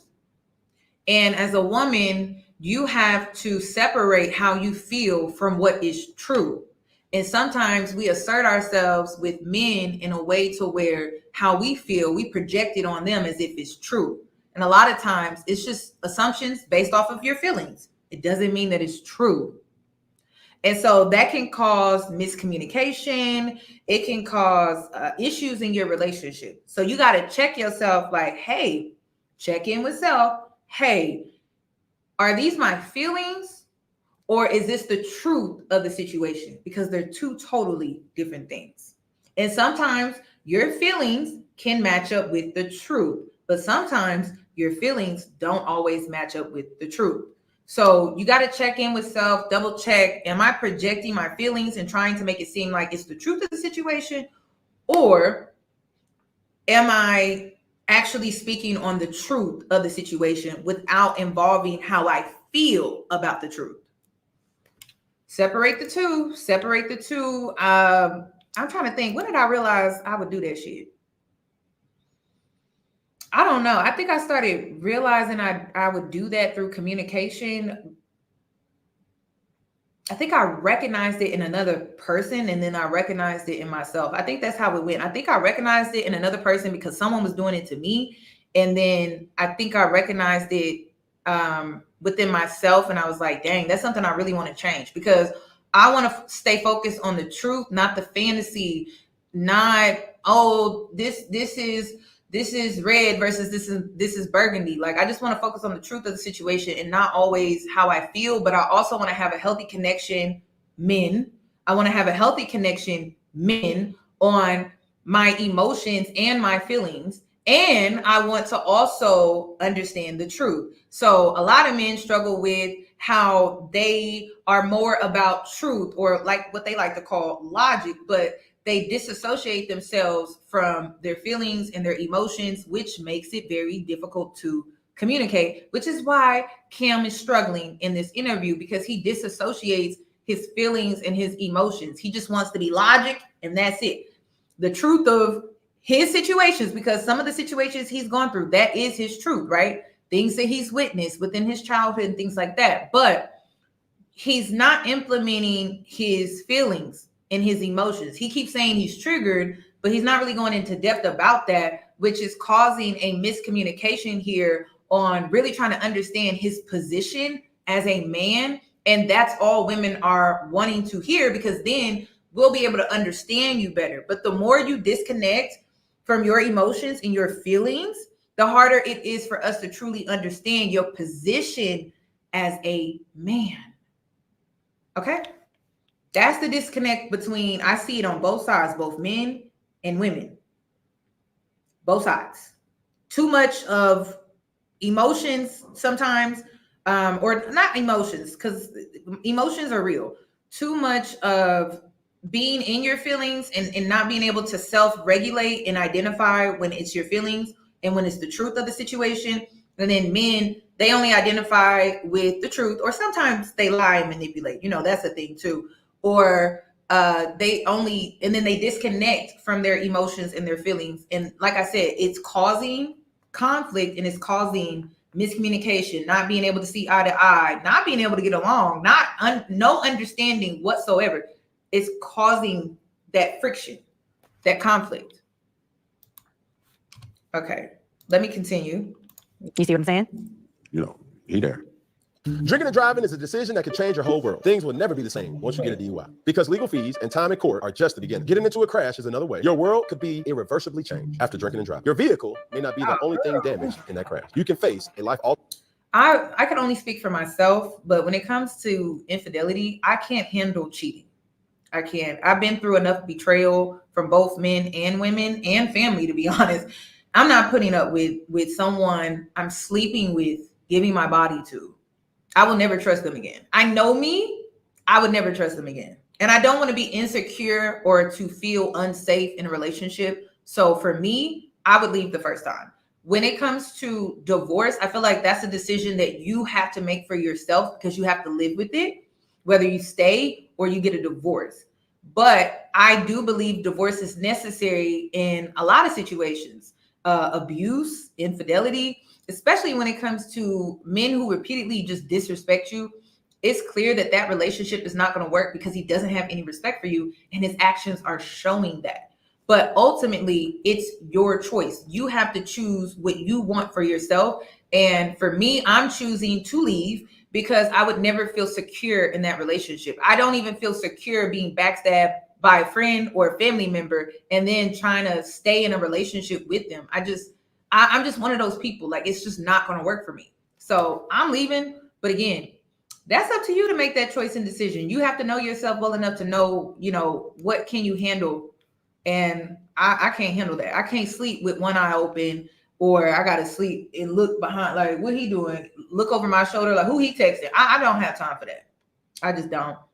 I'll never be able to move past it. So that's just my opinion. Two things that I really want to ask or must ask in this situation. First, in regards to the women, I don't really want to attack or, really speak on your clientele. But obviously with my research, you spoke about low functioning individuals, male and female. What's the percentage of males or females that you counsel that are low functioning? What's that percentage? I love it. Collectively, or you want me to go male and female? Break it down from male and female. Okay. I would say, interesting enough, I would say that there are 70% low functioning women, 40% low functioning men. What? Yeah. Okay. Yeah. Now, with those low functioning men, did they ever say that a man of high function will never really know true love? No, I don't even believe that, but no. Okay. So what identifies a woman to be high functioning? A high functioning woman is a woman who wants you. She doesn't need you. And let me clear that up. When I say she doesn't need you, it doesn't mean she's independent. That means she is interdependent. I only not need you because my pain doesn't need your pain. My dysfunction doesn't need your dysfunction to feed it for us to be in this relationship, meaning I don't need a trauma bond with you, okay? She wants you because she wants the healed part of you, but has the capacity, because we're all human, we ain't perfect, to facilitate and deal with the unhealed part of you that's gonna show up in the relationship at some point. And hers is gonna show up too, mine is gonna show up too.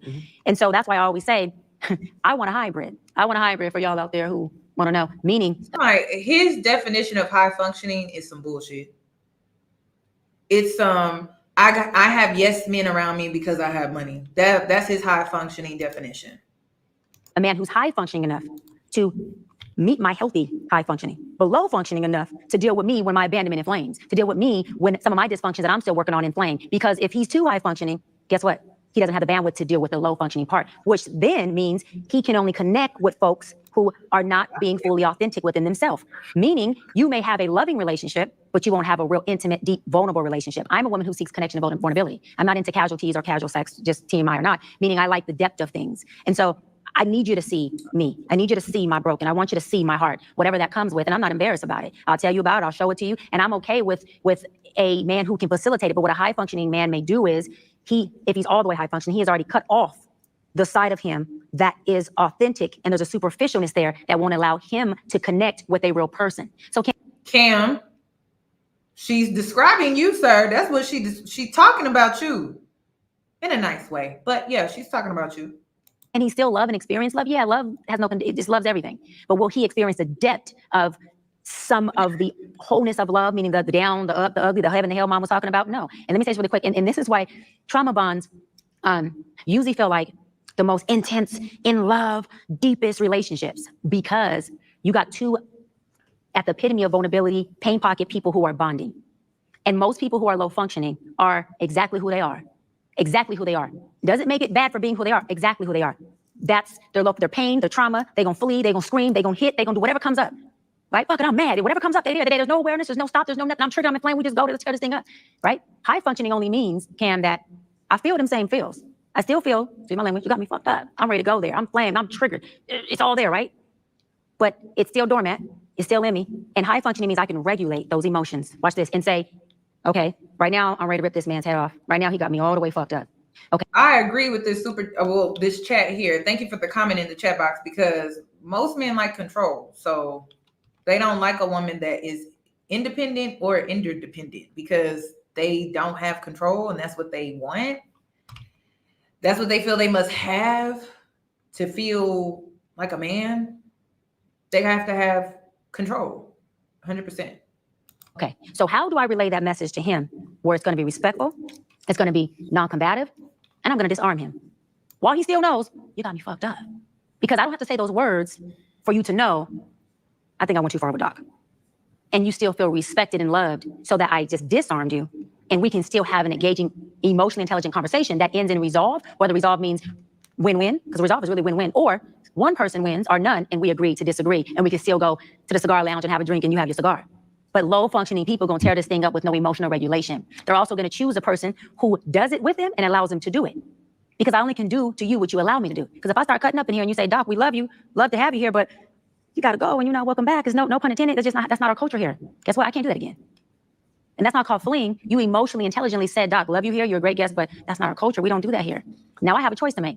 Do I want to be in a relationship with Cam? Do I want to be welcome back here? Self-inventory. You just did me the best favor you could have ever did. By excusing me, you blessed me. Because now I got to look at myself and say, what needs to be done for me to fit in this? Now let's flip it. She working this man over, y'all. Let me break it down. So she's using these scenarios because, one, he's attracted to her. Two, she already openly admitted that she wants to get married.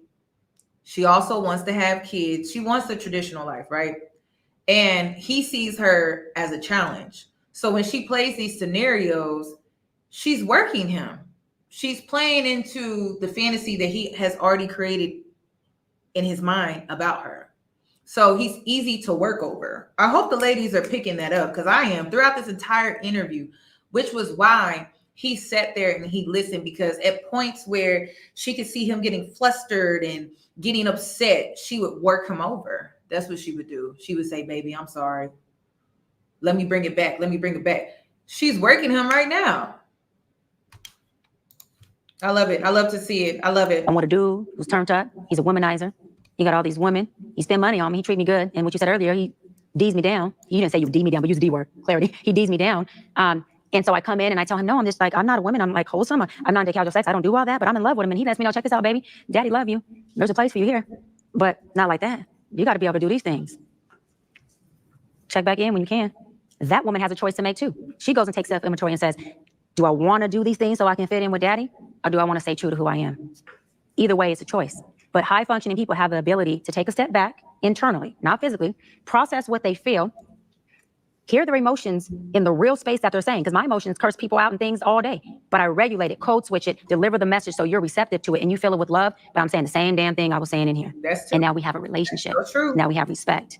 And now we good. And now, like your mama said, because I love that quote, tell her that, please, I love that. We can go to heaven together and we can take this journey to hell as well. But no, are you willing to go to hell? I just said both. Yeah. Both. So, but I don't think my question was clear, or the answer wasn't clear as far as a high.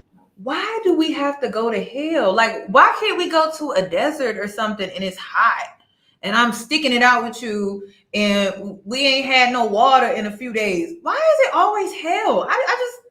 Black people, I just don't like that. I live a fearless lifestyle. I live an abundant lifestyle. I am not in scarcity. And hell is insane. Because I could be in the desert with you and we ain't had water in a few days and I'm going to be delusional like, oh, we going to be all right. But hell no, like we ain't going to be all right in hell. Ain't nothing you could be delusional about if you in hell. That's what I don't like about it. You in hell. That's what I don't like that. Can we use something else? And can we stop speaking that over ourselves? I don't like it. Can we raise our vibrations and speak from a place of just abundance. Just speak abundance to me. I'm tired of this fear stuff. We do that a lot. I'm fearless. Like, no, we're not going to hell because we don't need to. We're not going there. Okay. The worst case that could ever happen, a desert at best, or at most. But hell, we're not going there. I don't live that type of lifestyle. High functioning woman. Yeah. And It's simple. High functioning woman feels the same thing a low functioning woman feels. She does two things differently. High functioning woman can regulate her emotions to articulate it so it comes out with emotional intelligence. Okay. And she uses what she feels, and chooses with her healthy self and not her dysfunctional self. Okay. That's the only difference. Now, explain to me what a high functioning man is. A high functioning man, identical to a woman. He can feel what he feels, he regulates his emotions, and he chooses how he's going to deliver that message so that woman receives it and she's not armed and now we're at war. That's what a high functioning man does. And that's why high functioning men are emotionally available. So when they communicate to you, ladies, you should be aware that a high functioning man can communicate to you his emotions, his feelings, and the truth, not the lies, not the manipulation, and the truth of the situation. That is a high functioning man. And to me, that's the only type of high value man that I can think of, to be honest, is because he has these steps that he goes through, he regulates them, and then he's able to communicate them back to you. That is a high value man to me. That is a high functioning man. And then high value, like I said, for me, it's integrity. Because if you don't have integrity, you're not of value to anyone, not even yourself. So it's really that simple, because you're not even doing right by you. So you don't have integrity. Also able to sit through hard, challenging conversations without fleeing or abandoning that woman, and using his emotional intelligence that says, I hear you and I understand you. But baby, I don't agree with that one part. There's a lot of things that I don't agree with. I don't agree with that. In this conversation. Yeah. Going back to what I said, with that 40% of men who are high functioning that you counsel, what I said was, most men understand this. We don't really find true love because it's what can you do for me? Because a man's job is to provide. Now, this is where most high vibrational man, high functioning man go through. As far as being emotionally intelligent, that still does not qualify you as being high vibrational. The thing that I don't respect when it comes to Cam's position is not that he feels this way, because I've heard this before. Men don't feel like they will ever experience pure love if they're not providing. But the reason why I don't respect it coming out of Cam's mouth, and really Cam's mouth only, is because he leads with his pockets. That's why. If he didn't lead with his pockets, I would actually respect it more. But because he leads with his pockets, it's just hard to respect, because your thought process, your belief system is one way, and then your behavior is the complete opposite. You're out here leading with your pockets to get the things that you want from women, but then you feel like, oh, I'll never experience love if I'm not providing. Well, that's how you're leading. That is how you're leading. You're leading with your wallet. You're not leading with your heart, your emotions, because you're not emotionally available. Your heart chakra is really not open because you don't even desire finding, you don't even think you could find real love and be married. So it's like everything that you're doing is the complete opposite of your thought process. And it just doesn't make any sense to me. It does not. So that's why I don't respect it. But if it was a different man that showed up differently in the world and this is how he feels, I would respect it 1,000%. But Cam, I can't. It doesn't make sense. It does not. I respect men who their actions line up with their words, and his actions don't line up with his words. If they did, I would respect it. I wouldn't have no choice, because it's like, well, you're leading this way, you're living your life this way, and then this is what you're experiencing. Okay, like I'm willing to hear you out, but when your actions are the opposite, it's a contradiction. It doesn't even make sense. And then you're creating confusion, and I really don't respect that, because a stand-up guy is gonna have his actions and his words match. And This is just not a stand-up guy. I'm sorry. That is often said on two counterparts, two species. From a woman, it's about self-worth, how I feel. I'm not going to allow you to treat me like this. I'm not going to allow you to talk to me like this. I know my non-negotiables. I know my worth. Fine. That are all qualifying things for any woman to say to herself or to the universe, I'm high vibrational. Now, the thing for me is that doesn't qualify for men, because you can have all the emotional intelligence, all the trigger points to be able to communicate. But if you stand at your mama house, all that's out the door. You understand what I'm saying? So society dictates what a man's value is, respectfully, and it's shameful to say it that way, but that's the surface level identifier of a high vibrational man, amongst other things. Now, y'all, he sounded so dumb. Like I'm like, what are you, sir? What do you even? How do we get on a woman that stay at his mama's house? Are these the type of women you dealing with? Is he talking about his ex, like his first baby mama that he met when he was like in high school? How old is Cam? I gotta look up. I gotta look up to see what age is he? What age group is he in?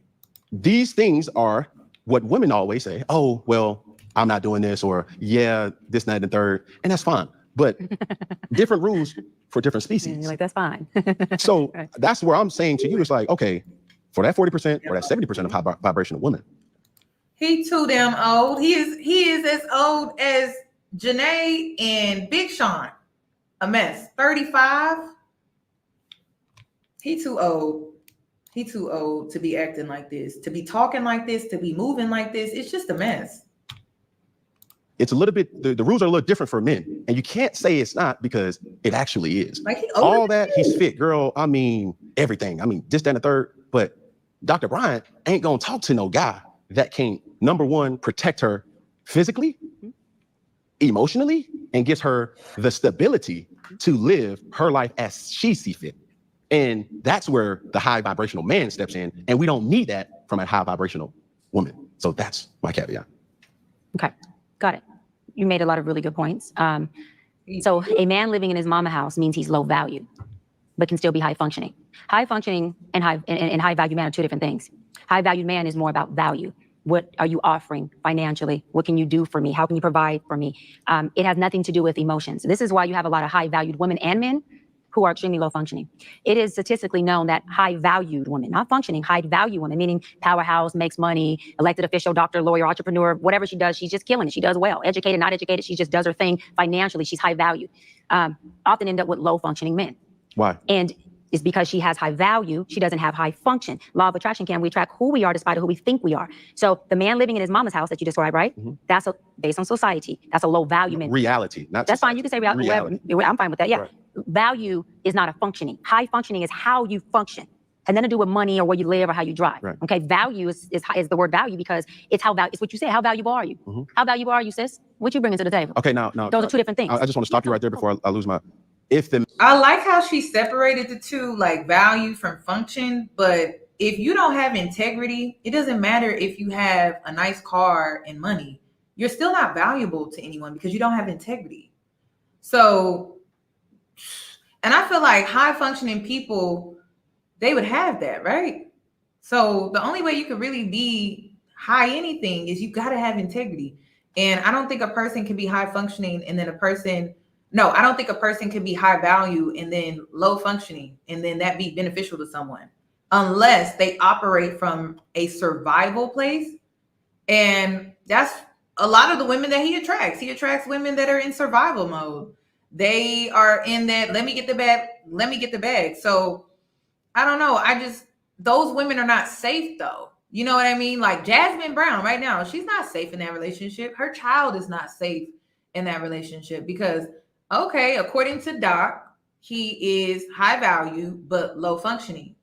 That man is still not of value to her. He is a destroyer. He is a destroyer of good things. So he's going to mess up that relationship with Jasmine Brown. Because I saw some other comments from men that were saying, I would have married Jasmine. I don't know why Cam won't marry her. So he's gonna mess this good thing up because she's, like I said, he's high value according to the doc, but low functioning, which means he's really not of value to Jasmine outside of, I guess, money. But even then, she's still not safe with him because she's just a placeholder. According to him, she's just the placeholder or the employee. He pays her for the service of the womb, and he pays her like an employee when it comes to servicing around the house. I look at Jasmine as an employee. I do. And then she's eventually going to get replaced, and he's going to get a new employee where he gets service with the womb. He gets service with the domestic things that need to be done around the house and his needs emotionally. So eventually she's going to get replaced. Just like we would get replaced in a 9-to-5 job, Jasmine is going to get replaced with Cam. It's just, it is what it is. He hired someone to get his needs met, but not be in a real solid foundation with them. So like I said, even though he is quote unquote high value based off of his resources, he is low functioning, which I still don't think he's of value to women for real. Because women are big on security, and Jasmine ain't secure in that relationship. That's why she was trying to act unbothered on Instagram, because she's not secure in that relationship. A secure woman wouldn't have to do something like that. Man doesn't have high value. Yes. He will not spark the interest of no woman. Let's just put it like that. So it runs. Then answer this in question. conjunctions. Why are most low value? Yes. And low value man just means, I'll go street terms, broke. Yes. Okay. They're married. Them girls are married. But you can't Hold say on, hold that's on. a subjective No, thing. that's you not. Can't That's say most because that's not true. statistically, when it comes to socioeconomics, Google it. Have somebody here on your team pull it up. Socioeconomically, Oh damn. women, Google it. Predominantly black women, socioeconomically, are exceeding when it comes to money, street term, bread. Hold on. That means if they marry, they're married to a man who's making less money, no money, or broke money. Hold on. Now, low value men are married to somebody, whether she low, high, whatever. He got him a wife. And let me go a little further. And usually, if you don't have a wife, he got a whole hell lot of kids by different women. Watch out now. Watch out. You're speeding. Yeah, I am. You're speeding. I'm poking we speed. going there. Hold on. Let me take this. So let me finish Let this. me take this glove off. Let me finish this point. So again, low valued men, meaning street term broke, they're married. And they oftentimes, if not more than often, have multiple kids by multiple men. I'm a woman. Whoa. No. I'm going somewhere. Low. You said By low. I'm going somewhere with that. They have multiple kids by multiple men. Hold on. And women. We in a whole different society. You're talking about reality. No. You said low vibrational men are married with multiple. Let me say it again. They're married. And if they're not, they usually have multiple kids with multiple women. Hold on. And I'm going somewhere with this. Have multiple men. Meaning that men and women are choosing low value men. That's subjective. Because in the society we live in today, you have a lot of different dynamics of polyamorous, different dynamics of relationships. And when you're talking about men today and women, I'm not just knocking on the men, relationships. He can't keep up. Okay. He can't keep up, but we following. So Kim, I'm gonna need you to keep up. Okay. Don't just go one way. And we're talking about a low value man. We're not just talking about heterosexual men, right? I could talk about the whole gamut. Do I have to stay in one pocket? I'm just asking because I will. Ma'am. Okay. So Take it again, low value men don't have to be, they could be high functioning and low value is what I'm saying. So a man living in his mama's house is low value, but he could be high functioning. Hold on. So how does he attract a woman who's high functioning? Thank you. He's high functioning. He attracts a high functioning woman. Hold on. The high functioning woman is also high value, meaning she has money, a lifestyle, and a high quality of life. And she's high functioning. All she needs is a high functioning man. She ain't worried about a man who also has high value. A lot of women operate like that who are powerful. I'm sure you've been in rooms with powerful women who have husbands who you have said, if not you, many have said, how did he get her? Wait a minute. And it's not even a looks thing. It's down to, I'm gonna go with a really good friend of mine's, Oprah and Stedman. Mama, I love you. But Oprah's power. You think Stedman's low functioning or low value? Stedman is low value. He ain't low functioning, baby. There's a difference. He's low value based on, I'll use your word, reality, because regardless if he makes good money, he ain't making Oprah money. Nobody's making Oprah money. So he's low valued compared to that. But Stedman is not low functioning. Oprah's not. Stedman is not low value either. Everybody's low value compared to Mama O. I have a question. Stedman, we ain't never heard nothing about this man. Now I may be misstepping, but has there ever been a scandal? Has there ever been? Because we never hear nothing about the man. We know he live in the back of that mansion. That's what I heard. But that's all I heard. That's what I'm like. He seems like he's a man that has a level of integrity, because we've never heard a scandal from him at all. I don't even know. I don't even know. In the shed. So I mean, if we're going according to integrity, he could be of value to Oprah, considering her lifestyle. Because, like I said, I've never heard not a peep outside of, I think like maybe she talked about it in an interview or something, but they live in separate houses, but he literally lives out back or something. But that's it. Yeah, he minding his business. So I can, for a woman in Oprah's position, which is very unique, I would have to disagree and say he is of value to her because he seems to have a certain level of integrity where he hasn't caused her any issues, which is very rare. Very rare. Let's just Right. say that. So, but I you know what? Let me shut up. right. So Stedman, and it's subjective again. Stedman in his relationship, we can't say marriage, in his relationship is low value to his powerhouse, high value, high functioning But that's not a good women. example, though. That is a great example. It's not because anybody's going to be low value to Cam, who Oprah. house do they live in? Oprah's. Okay, where's Stedman's house? I have no idea. That's my point. That is my point. Can you give me another example? That is my point. Let's Yes, not use that one because that's not a okay, reality. another Like example. Oprah is living in the half percent of the world, not just the 1%, less than the 1%. Because anybody, myself included, if we were to date a woman of Oprah's magnitude, it's never going to be enough. I'm going to be on her jet. I'm going to be on her yacht. I'm going to be at her functions. I would be a fucking fool to think. So that's not always the case. You look at Jay-Z and you look at Beyonce. Jay can be on B's lot, B can be on Jay's lot. So my whole point to drive this point is that low value or high value, low function, high function, two different things, two different identities. Low value has to do with money and quality of life, fiduciary. Functioning has to do with how do you function innately, emotionally, psychologically as a human being. And so if you have billions of dollars, Donald Trump is low functioning. He just happens to be high value in the sense of his wealth, but he's extremely low functioning. That's subjective. But that's fine. No, and I'm not for or against him. I'm not for or against Trump. I'm just using someone. And again, we're having a conversation, so everything's going to be subjective. So I'm speaking about the difference so that we can clear it up. Just because a woman is high functioning doesn't mean she's successful financially or career-wise. Just because a man is high functioning doesn't mean that either. Just because someone is high valued doesn't mean that. Okay. What's up, Cam? Thank you so much for having me on Mix. Well, since y'all wanted to bring it up, I wasn't trying to say nothing. The word on the street is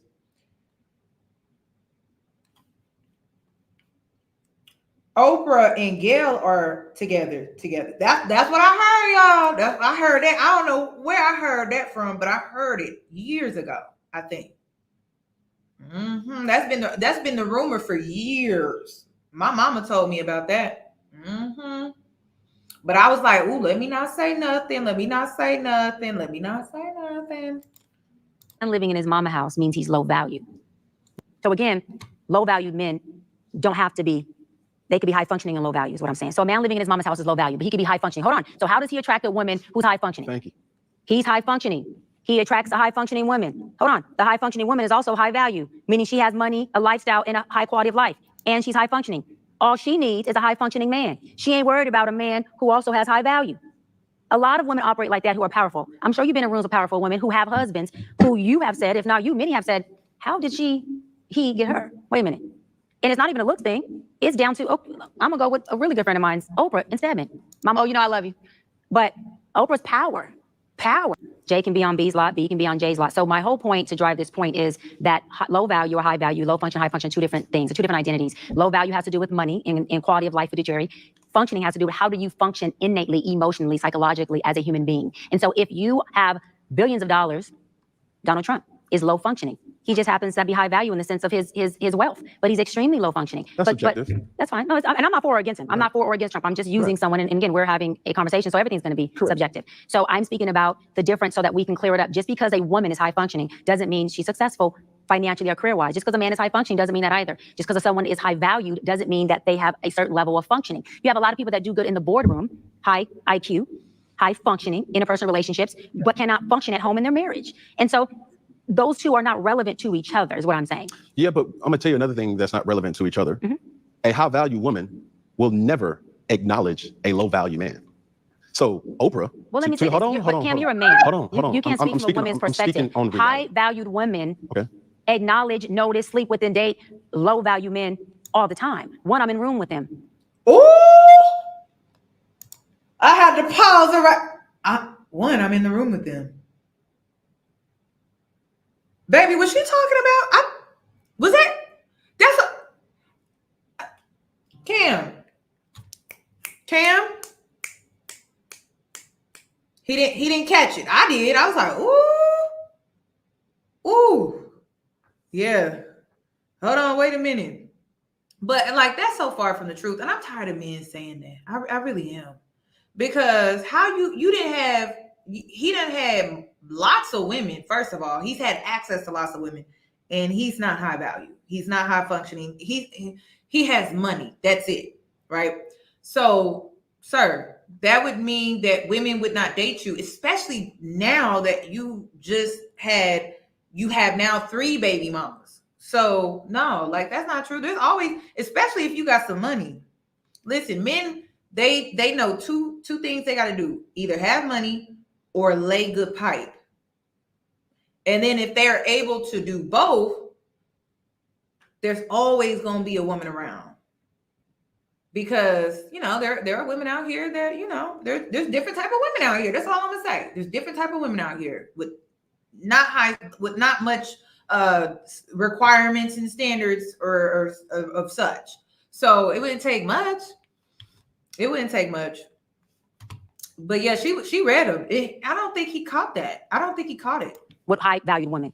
2, I am a high valued woman. And I have at some point dated a man who is low value, meaning he wasn't living with his mama, but his income, socioeconomic status wasn't anywhere where somebody would go, Doc, really? He didn't have a title up to the caliber of mine. He wasn't in rooms and boardrooms. He wasn't sitting there with Congress, elected officials and making moves and making legislation and resolutions like myself. And so at that time, I was a woman who was high value, okay, and high functioning, who was dating a man who was high functioning, but low value, but didn't live with his mother. And for me, what he was providing in the sense of our companionship was great in that season. Which was what?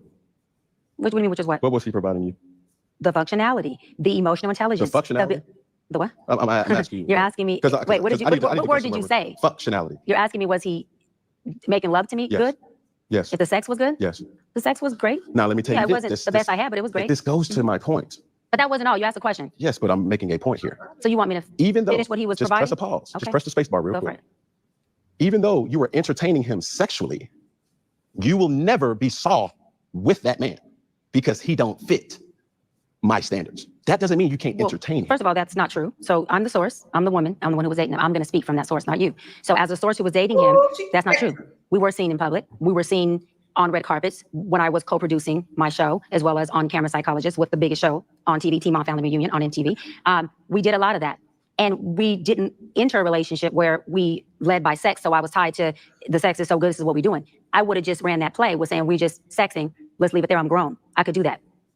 His functionality, his intellect, his high functioning is what attracted me. As that functionality continued to be attractive and foreplay me, my body started to want him. That happened about 8 months into us having a companionship. And so I'm not saying anyone who does it the first day, I'm not knocking no one. I'm just telling the reality of how we worked it out. So by the time we were intimate, the actual act wasn't. He don't know nothing about that. He don't know how to work a woman over with intellect, like that being the foreplay. All that, but our connection, our functionality, our intimacy, all the foreplay for 8 months made that sex amazing because it's subjective on what turns who on. And for this subject, what I'm turned on by is high functioning. I'm turned on by a man who's mature enough, emotionally intelligent enough to be a hybrid, an alpha, a submissive, a man who understands that. So for me, that's what he was feeding me, my foreplay of what turns me on as me as a woman. And so yes, I not only entertained, but I was very much involved in that relationship. With that remedy or that ingredient that most people do, it's going to run its course. That's fine. But who cares? Marriage runs its course. Our divorce rate is high. But listen to the point that I'm trying to make. Mm-hmm. As a high valued woman, she's never going to entertain a man that is not also high value. Now, not true. I will say it like this: even though he has, you're right about that, high function to sustain. A high value woman is not going to entertain a man that is not high value. Yeah, I would have to agree with that because even Oprah's situation, like I said, Stedman may not have the pockets that matches Oprah's, but I still would consider him high value simply because he does have integrity. We haven't heard anything from that man, like I said. And listen, the whole Gayle thing, it's just a rumor, has never been confirmed. But I will say that as far as Stedman, we haven't heard anything from him. So Yeah, actually, I would have to agree with this part right here, y'all. Don't take it too far now. Y'all know how y'all like to ice skate, reach from the back seat to the front. I said this part. He right about that. A woman that is high value would not date a man that is not high value. Mm-hmm. The relationship, that high function will run its course if that's all you have. So you being who you are, you attract a certain type of man. Me being who I am, I can take anybody and transform them into who I want them to be. A woman cannot do That's that not true. in most cases. That's not true. Okay, she's not willing. No, I'm saying that. So basically what he's saying is a woman can't work over a man that is not high value to manipulate him in a way to where she would benefit from this low value man. So basically he's saying, I'll be taking these low value women, and then because I feel like I'm a god, because I'm Cam Newton, I turn them into who I need them to be for me. So they service me. A woman can't do that. That's what he's saying. That's what he's saying. That, and listen, he's right. Because if you listen to Jasmine, I mean, I cook, I clean, I rub his back, I pack his bags, and I rub his back. And so nah, he's speaking facts. He is. He's speaking facts with that. Like, yeah, he's speaking facts. Yeah. He'll take a low functioning woman and he will use his money and his manipulation skills too to mold her. Because like I said, the women he be dealing with, they got nest, no eggs up there in that brain, nothing. So he can fill it up with so much stuff that will benefit him, and he will get his needs met. Every need met, to where he doesn't have to be emotionally available. He doesn't have to marry them, and he's able to get all of his benefits. So everything, his desires. Because remember, Jasmine was like, I mean, we do anal, but I really don't like it. And those are the women that he dealing with. So yeah, like I believe him. I'm not saying it's right, but that's what he out here doing. You know what I mean? And a lot of men have that mentality. A lot of men. But there's two types. There are men who have the money and they have the manipulation skills. And some of them also have the pipe. And then the other side, they don't have the money, right? But they have the pipe and they have the manipulation skills. And so that's how they go out and they attract low functioning women that they can easily manipulate, easily turn and get them to do whatever they want them to do. That's why it's always a red flag when you feel like you need to perform for a man to win him over, because it's nothing but manipulation. And he's getting all of his needs met. And then the men with the money and the pipe, and some of them don't even have the pipe. Sometimes it's the money and it's the manipulation, but it's not the pipe, because some of them got the little shrimps. You know what I mean? So include all of that. But he do got the money though. So yeah, like he can create whatever dynamic that he wants. So I'm just saying he not lying. And that's his reality, right? And this is where the accountability on the women, I was trying to get there, but y'all rushed me to it. This is where the accountability on the women come into play, because you're not requiring more of them. You're allowing them to buy you basically, or to just strictly D you down and you sold. You're not requiring more of them. So this is why Cam has the mindset that he has, because it is his reality. You may not like it, but it is his reality, because he's not having a hard time attracting women with him being so low functioning. So yeah, he thinks he's a god. That's what he thinks. And he made Jasmine Brown, which is why her content has completely changed. Completely.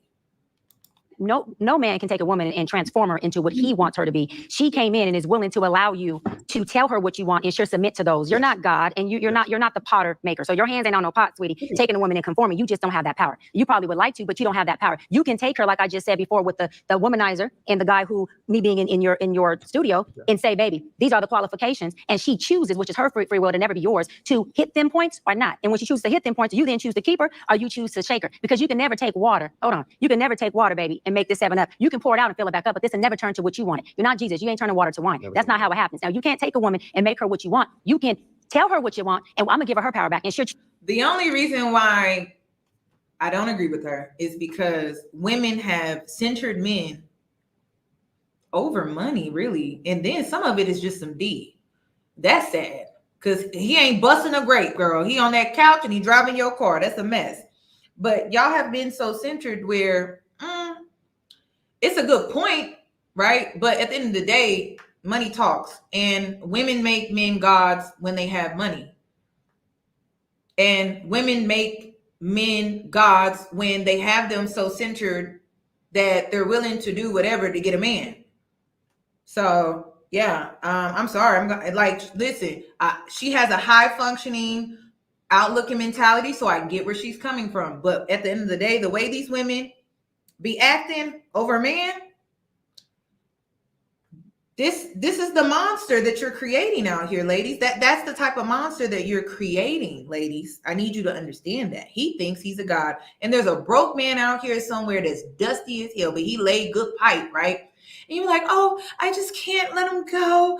Like, it's the D for me. It's the D. I can't let him go. So he feel like a god too. And he broke. So again, the accountability, it's us, women. Okay? It's us. So it ain't just the men. It's us as well. Choose to be that, but you don't get the power of saying you made her that, whether an entrepreneur or a mother or a wife. She chooses to let you do that by telling you I'll submit to those orders. There's a difference. Now, with a man, a high valued woman can do the same thing with a man. Baby, you want to be here? This is the qualifications. This is what I need, the prerequisites. He can say yes or he can say no. Either way. But if he chooses to do that, then that's his choice, and she got what she wanted. It's all about conduciveness. Is it conducive or not? Right. However, we don't potter nobody, and that's where the disconnect comes in at with people who are high valued but low functioning. But I don't hold on. High value but low functioning. The high value, low functioning. I'm gonna say it again. Y'all stick with me. High value, low functioning thinks the high value can attract the low functioning, and the low functioning and the high value person thinks they can potter the low functioning and mold them to be what they want. It don't work like that at all. That person still chooses to become what you're telling them you want them to be. That's still their power, and they can take it back when they want. Let me hit on something else you said. You said that high functionality will run its course. I believe the opposite. Without value. See, this is where you keep trying to skew my words or my intentions of my words. I'm not saying but without value. But what I'm saying is I still don't agree with that point. I don't say your point's a bad point. I just don't agree with it. I just think you're taking it out of my contents my intentions for saying that. That's what I believe you're doing. And that's not my intentions. Like, you're making points of things that I did not intend. You said high functionality will run out without value, right? Yes. Okay, so I'm hitting on that point. For a high value woman, high functioning will run its course if you do not have any value. And I'm saying that I don't see that being the case. Okay. From being in my field. But hold on, just real brief. You were saying, to that analogy of you turning water into 7-Up, I never thought that I was God or Jesus to be able to control. But when you say I could take a woman and make her what I want, that's the same thing. That's the same thing. You're taking me and making me what you want. You're taking Jessica and making her what you want. It doesn't matter. You cannot turn water to wine. That's her power. Listen, they not gonna see eye to eye. You want to know why? They live two totally different realities. And the only reason why I'm on Cam's side is because accountability, when it comes to this segment here, falls on women as well, right? He lives in the reality that he's talking about. So the doc is like, no, you can't do that. But it's like, that's the reality that he lives, but with low functioning women, low value women, whatever you want to call it. But she is right, though. You know what I mean? Like, actually, they're both right. He's speaking on, okay, let me break this down. So he's speaking on his reality, what he's currently experiencing or what he has experienced. And she's speaking on what it should be, what the world should be, how he should be. So that's the difference. But honestly, like, Cam is not backing down, because it's like, if he backs down, he's dismissing his truth. And then she's not backing down because, well, she's Dr. Cheyenne. Like, come on, doctor. All right. So that's why they are, it's kind of getting a little heated, but I see where they both coming from, though. I see where I'm not agreeing with Cam. Hell no, I'm not agreeing with that. But I see where he's coming from. Like, that is his reality, sadly, ladies. And that says a lot. He feels like a god because that's the treatment that he gets from women. Like, he's able to operate like that. So, Not saying it's right. I feel like the doctor, she is right. But that is his truth and that is his reality as well. That's the difference here. Or she comes in, you tell her what you want, and she chooses to do that. And if she becomes that, it's because of her choice. Because the day she chooses to undo that, it's undone. But so it's still, the power is still with her. No one can take anyone and make them anything. Not me, not you. No one has that power. But the only reason why a person is considering what I need them to be, or would prefer them to be, or would like them to be, is because of my value as a man. If I did not have any value. That's not why. I love that you think that. It's for the payoff. Yes, I love that. Okay, I missed that. Y'all making some great points. Y'all making this live. Okay, thank you for the comments. I really do, because y'all making some great points in the chat box, for real. Because a lot of y'all have different perspectives, and I'm really just liking it all, to be honest, because honestly, there's a lot that we can learn. But I also wanted to point this out. We give them the power, knowingly and unknowingly. Yes, we do. We give them the power. And then because he's low functioning, he depends on the power that he gets from women, where they give them their power away. Like they give their power away to Cam, and he feeds off of that because he's not able to feed off of his own empowerment because he doesn't have it within himself. So he takes these low functioning women that don't recognize the power that they hold within themselves, and then they unknowingly and knowingly give their power away, and like that's what makes him feel like a god. And then the woman that gave the power away knowingly, unknowingly, she doesn't feel that way about herself. Most cases, she tends to feel low about herself, very insecure. So let's keep that in mind because that is so important. Yes. Oh no, but Cam is not a god though. It's a falsehood. It's an illusion. He's not a god at all. But that's his arrogance. That's his ego. No one is a god. Like honestly, he's that they get. It's their payoff. He a preacher kid. That's what's crazy to me. Preacher's kid sitting up here saying that. Not a spiritualist. Because I could even entertain a spiritualist that believe in gods and goddesses. Okay, cool. But he a preacher kid. That don't make no sense to me. None. Everything we do is for our payoff. It's subjective. So I can say what I think. Let me say this. A woman who would be with a man of your value and become everything you want her to become, because you ain't gonna make her. Okay. The payoff would be she gets to be provided for. We're talking about the high value part. She gets to live in a beautiful home. She gets this high quality of life. She gets to be able to possibly have a family with a man who also, has a celebrity status, right? She gets to be in the limelight somewhat. Maybe she has a business, and maybe this relationship is a strategic relationship for her. She can use this to kind of maneuver or what she has going on. Right. See, so the answer will be different from a high functioning woman than a low functioning woman. Me, high functioning, I'm listing what I'm thinking. Strategic relationship. Sure. I'm a doctor. Sure. I can move in. I got. That's that Cynthia G rhetoric where she brought to our attention that it was black male worship. That's why he feels like a god. That's how he's being. And then he's probably been treated like this by his mother, all the women that he's ever dated, because he's also a black man. And, we overcompensated for the black man's plight, and we praise them so much to the point where it comes across as narcissism and like a God complex, which is an issue because he a black man, you know what I mean? So we was out here doing that. So yeah, like y'all remember Cynthia G taught us well, ladies. All right, that black male worship is dangerous because you see how he was talking to her. You see how he was talking to her? Crazy. It's a falsehood though, and it's a falsehood because, y'all know why it's a falsehood. You got white men, and then really, you got Asian men, then you got white men, and then you got the black man. I'm just saying, don't come at me sideways, but that's the dynamic in society. So it is a falsehood because it's really not real. And then according to his logic, I'm a god because I have money. Well, all right, Asian men have more money than you. So who's the bigger god here, Cam? Is it you, or is it an Asian man?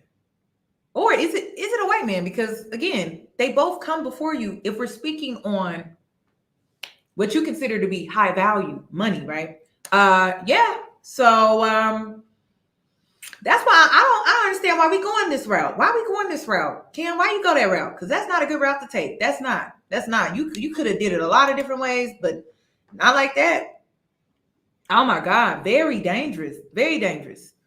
Very, very, very, very dangerous. So yeah, if we going according to the value of money and we're going according to him feeling like a god, well, who's the bigger god here then? If Asian men have more money than you and white men have more money than you, who is the bigger god? Oh, Indian men too. Honestly, who goes? Is it Asian, white, Indian, then black? Y'all let me know in the chat. Did I miss a super chat? Got limelight. You have a lot of limelight. Right. You know, retired NFL player. Okay, in my opinion, Hall of Famer. You know, so we got things that can benefit me as a payoff because I'm a professional who's high functioning. Yeah. I'm not looking at it like I can nest and you move in, put my feet up, and now I can live free. Now, another woman subjectively could think that that's the value, but there's a payoff for why we do anything we do in life. We all have and it doesn't make it bad. That's life. It's always an exchange of, I will submit to these things that Cam wants because these are the things that I know would come with me submitting. Yeah, but that's what goes back to the original statement. Yes. Will a man really understand true love?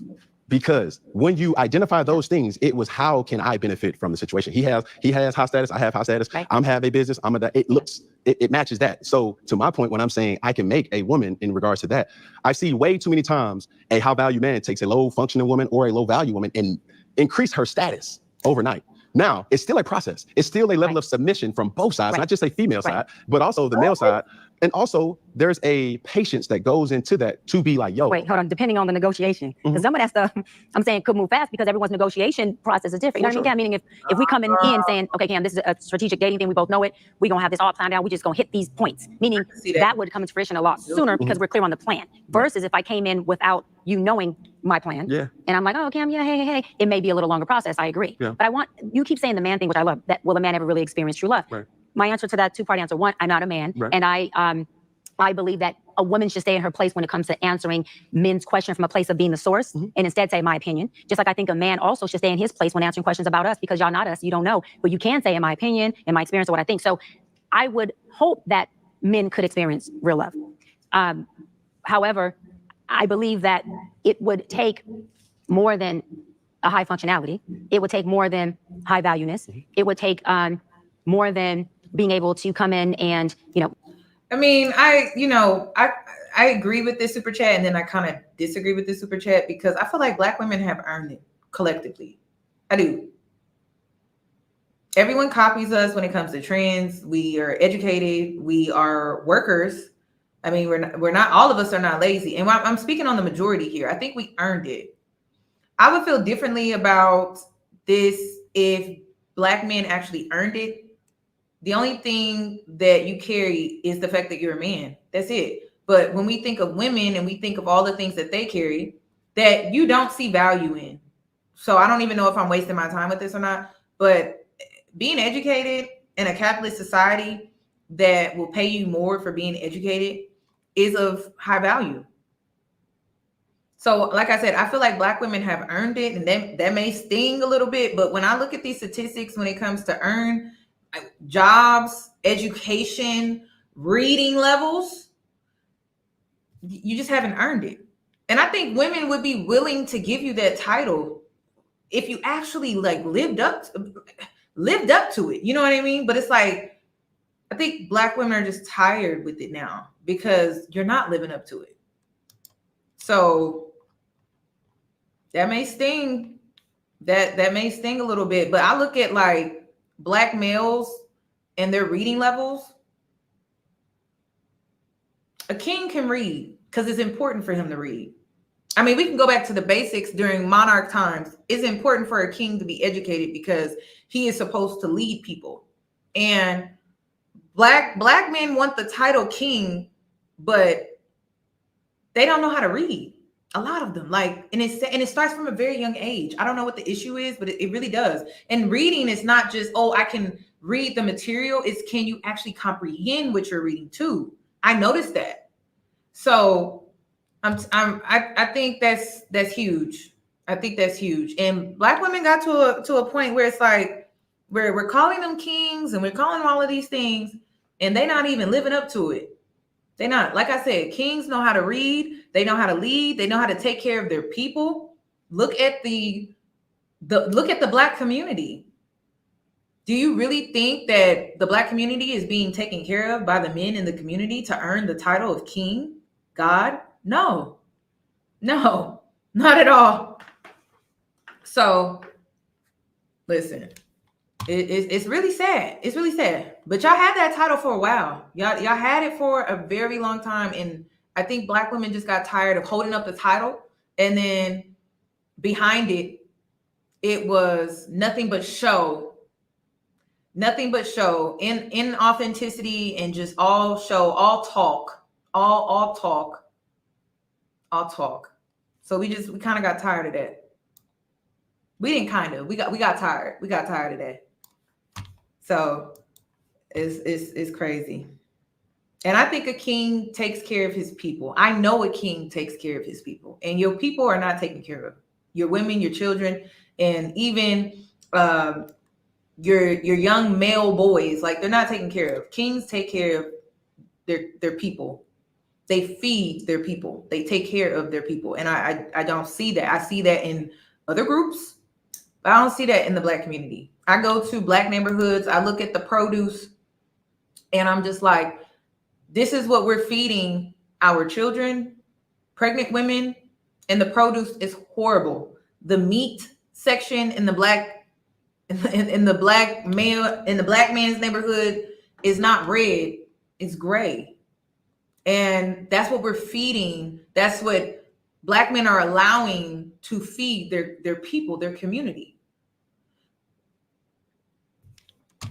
So listen, you should just let that comment to yourself, because I could talk all day about that. I could talk all day about that. And then we see other communities that have growing resources that their men are creating. And I don't really see the growing resources. I don't. I would like to see that, but I don't see it. Make a woman or make a man, whoever we want them to be. Being in love and feeling and experiencing that fully is more about how open and vulnerable we have already allowed ourselves to be with ourselves. Right? So meaning I receive love from you at the level of receptivity I already am when I come and meet you, whether it's friendship, business, romantic. You can't love me deeper than I love myself. Let me word that better. You can feel the love deeper for me than I love myself. I won't receive it and feel it past the level that I love myself. Yes, ma'am. So where the disconnect comes out, not with us, but with people, is you telling me like, you know, Doc, like, I love you with everything. Like, I'm giving you the world. Like, no, I'm loving you like I've never loved any, like, and if I'm unlovable and I haven't worked through my stuff, and I don't have the awareness to say, but baby, it ain't your love that is the issue. It's my ability to receive it and be topped off. Now, if I said that to you as my partner, which is that emotional intelligence just means I understand myself and I'm able to articulate who I am. In most cases, that would make you love me more and have a better understanding and try to help me, I would think, figure out. Black women cannot do it alone, sir. Black women are not going to do it alone. Black women can't do it alone. Black women have been doing the best with what we have been given, which is not much. So Black women can't do it alone. And it's not subjective, because I'm looking at it from the perspective of what a king is. Not a fantasy. Not, oh, let me speak life into this Black man because he has it hard in his plight and da da da da. Like, from what a king represents. You feed your people, you take care of your people, you give your people resources.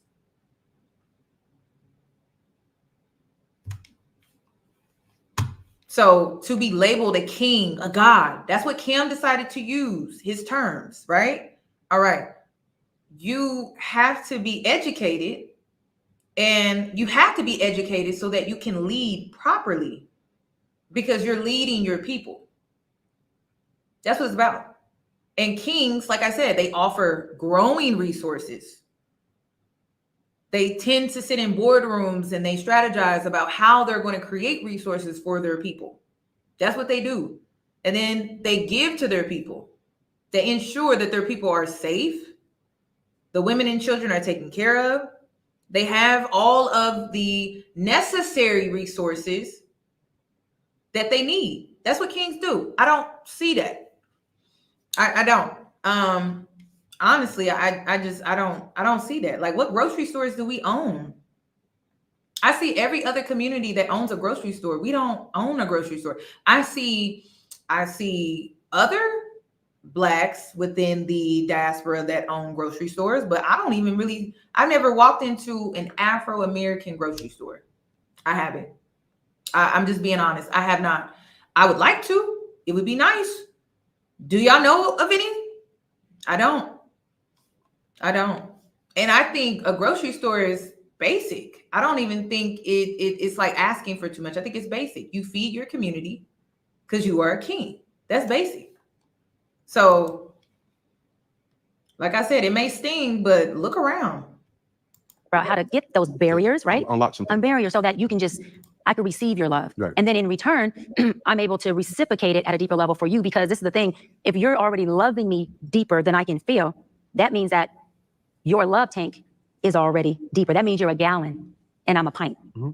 So if your gallon, right, poured everything into my pint, it's gonna overflow. And and even though it's amazing, right, I can't, it's overwhelming for me, Cam. I can't take it. I've seen that analogy, right? And I received that. But right. to even make it more clear cut, what I mean by a man not having or not really identifying true love is because men's love is almost predicated on transaction versus relation versus emotions. Yeah, you see what I'm saying? Like, I unlock these things when there is a transaction here where it's like, okay, even if I'm low functioning, what picks up my slack is the ability to be high value. There you go. And then, which goes back to my point too, a woman won't do that for a man. And that's just the reality. Won't do what part? She won't go to the depths of understanding, like, yo, even though I have a high functioning man, if he doesn't provide value, then that function will run its course. Because if you're dealing with a high function and a high value woman, as we've identified her to be, those things will then need that matched. And more times than not saying that it's not capable or incapable of happening, these things have a deadline where it's like, okay, what are we really doing? But I also, that goes to my point of saying that pain needs things. Trauma needs things. Healing wants.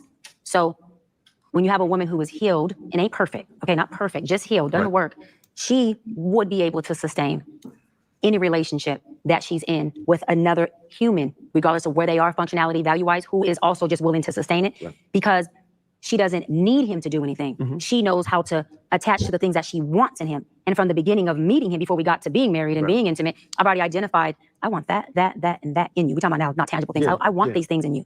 These 5-hour conversations we have all night after I've seen clients for 12 hours, baby, that recharges me to get up and kill the day. That's more important to me. I'm just speaking, maybe it's not even important to me. When I come home and I'm able just to lay up under you and you're funny as hell and start joking and I wasn't in no mood to joke, but you light me up, that's what I want in you. That's what I want. And so my healed part is picking the parts that are now feeding the healed in me. So I don't really need you to do anything outside of the functionality that I'm wanting from you. Now, when you come in and say, I say to you, baby, I want to go to Bora Bora, and you say, you know, daddy can't afford that, right? Do I turn and say, you ain't daddy? Hold on. Or do I do like Monique does with her husband and still call you daddy? Now, if you're asking me, subjective, whoever I choose, wherever he is, high or low or medium value, I hope he's a hybrid like myself. She working him over again, y'all.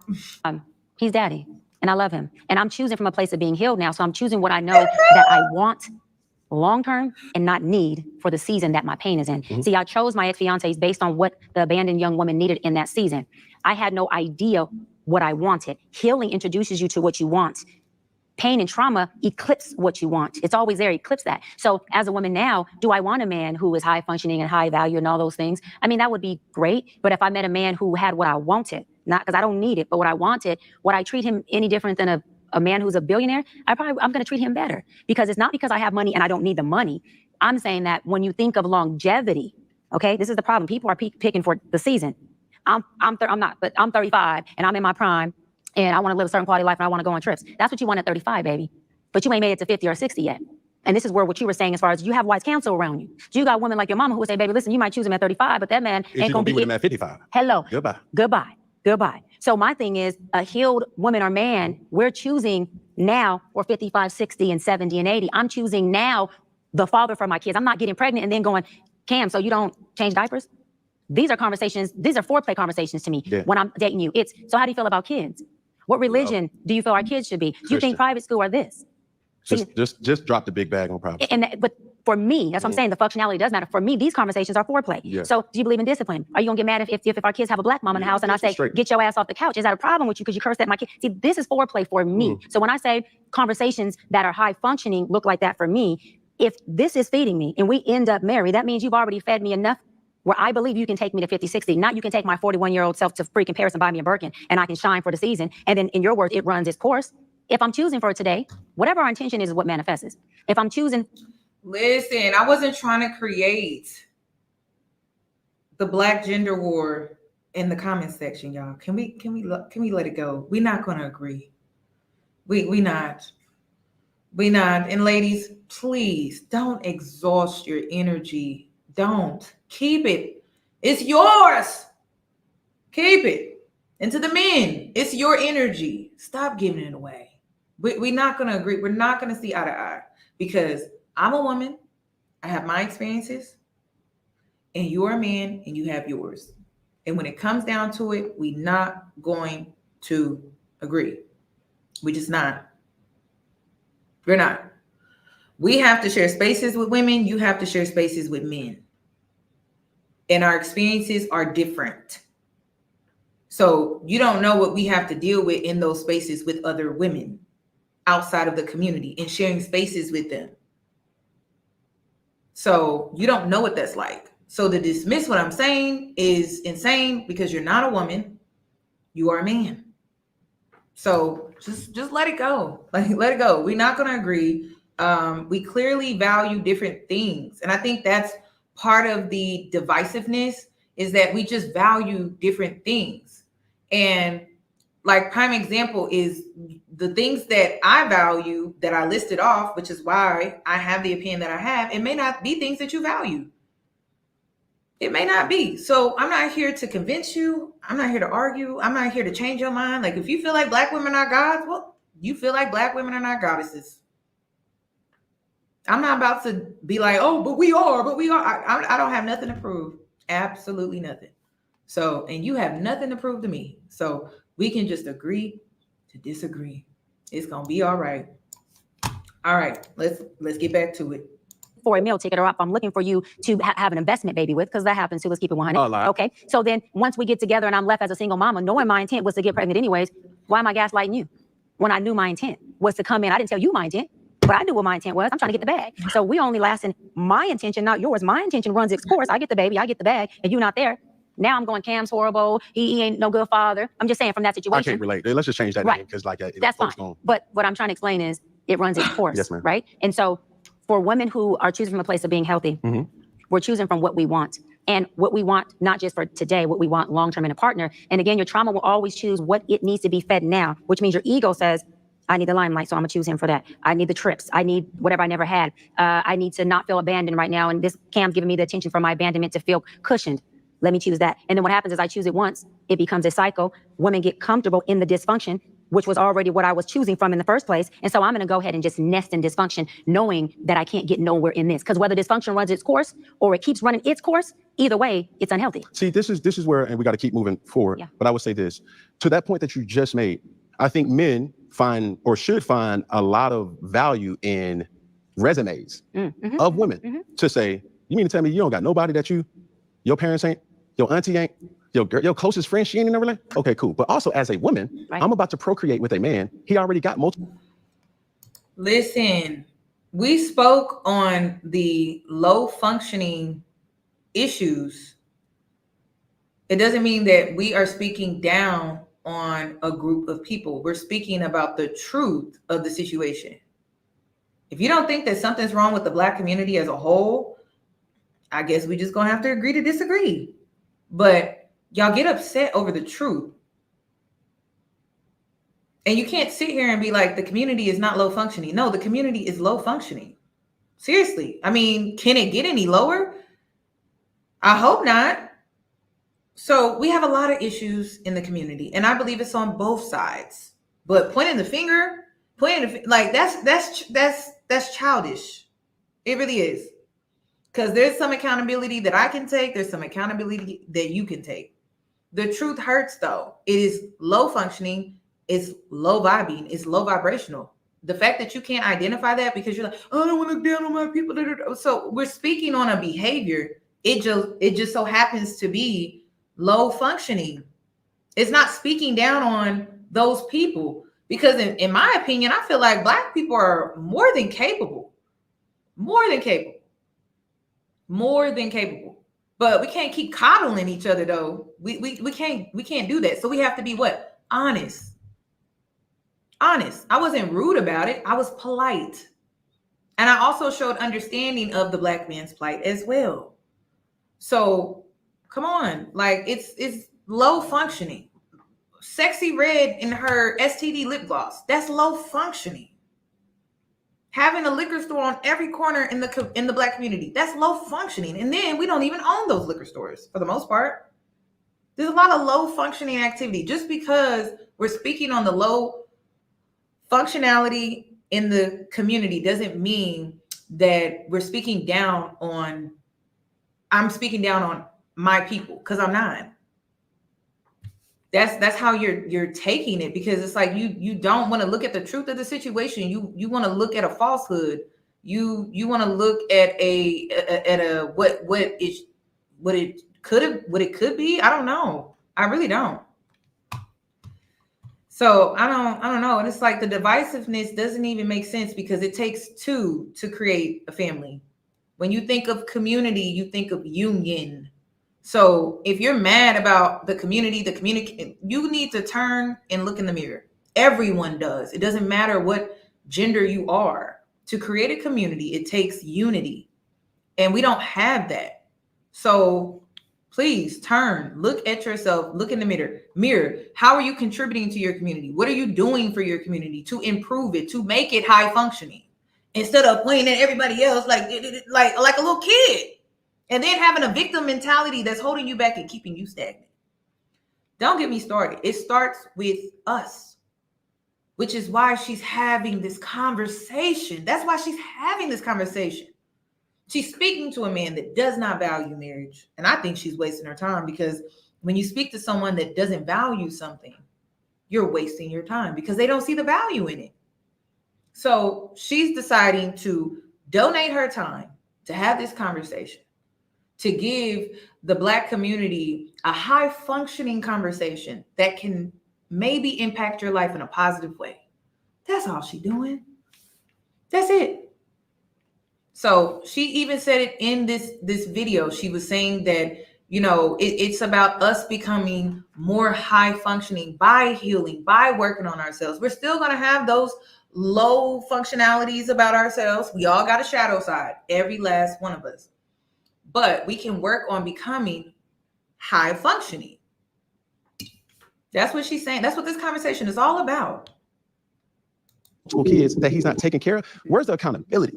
So you are literally saying, I'm going to be the difference maker in this situation. And how often does that happen? A lot. Yeah. How often does that person become the difference maker? No, none. It almost never happens. So I will move this discussion right along. Curious to know, have you ever dated outside your race? I have. Okay. Could you, for the people in the audience who's watching this or will watch this, could you date outside your race? I could. Okay. Now, is that something that, are you open in regards to manifestation? Listen, God, just bring him to me. I mean, good hair, nappy hair. I mean, European hair, Wakanda hair. It don't matter. I need my hubby. Dominican hair. Yes, I am very obedient to God's will first. And God has the permission to override any silly decisions I make, okay, to bring me his will. However, and I'm open to dating outside my race. Right. If I can have it my way, right? And it's something that I'm choosing from. I love my Black men. And so I wouldn't be choosing outside of my race. How can I say it? Because Black men weren't my priority. It would be, again, an organic, it happened. This man happens to be long-term meeting wants. And this is just what, in my. Thank you, Brian. Let's raise the vibrations back up. Let's get the vibrations back high. Let's get them back high. Okay. You can do anything that you put your mind to. Amen. All right. Spirit, God says, this is what I have for you. And him too he'd be the king. He would be daddy. He'd be all that, regardless if he came Wakanda hair and as long as he have a Wakanda. Okay, anyways, but what I was saying was, I'm back.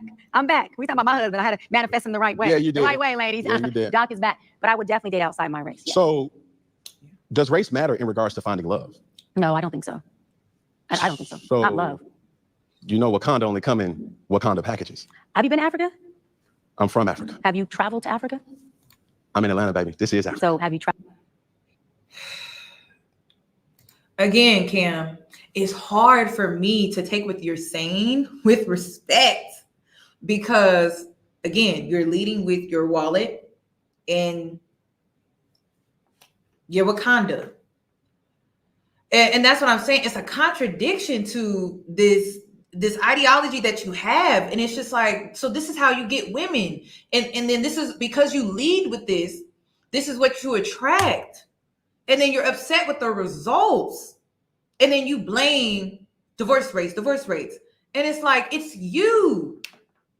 That's why I'm saying, like, we have to create high function behavioral patterns. And he's not doing that. Me, all of us. And he's not doing that. But then getting frustrated with the results that he's getting. And that's what remember when I said earlier in this live, for you to create a healthy relationship, you have to create it, you. Because you take an image of self and then you pick an image of another person that is also healthy. And you create that health. You create that healthy dynamic. But if you're not healthy, you can't expect a healthy dynamic. But then this man is so egotistical. He's so arrogant. He's a god, right? That he can't even see that he's dysfunctioning and he's going, his own behaviors is going against what he truly desires. That's what's so crazy about this.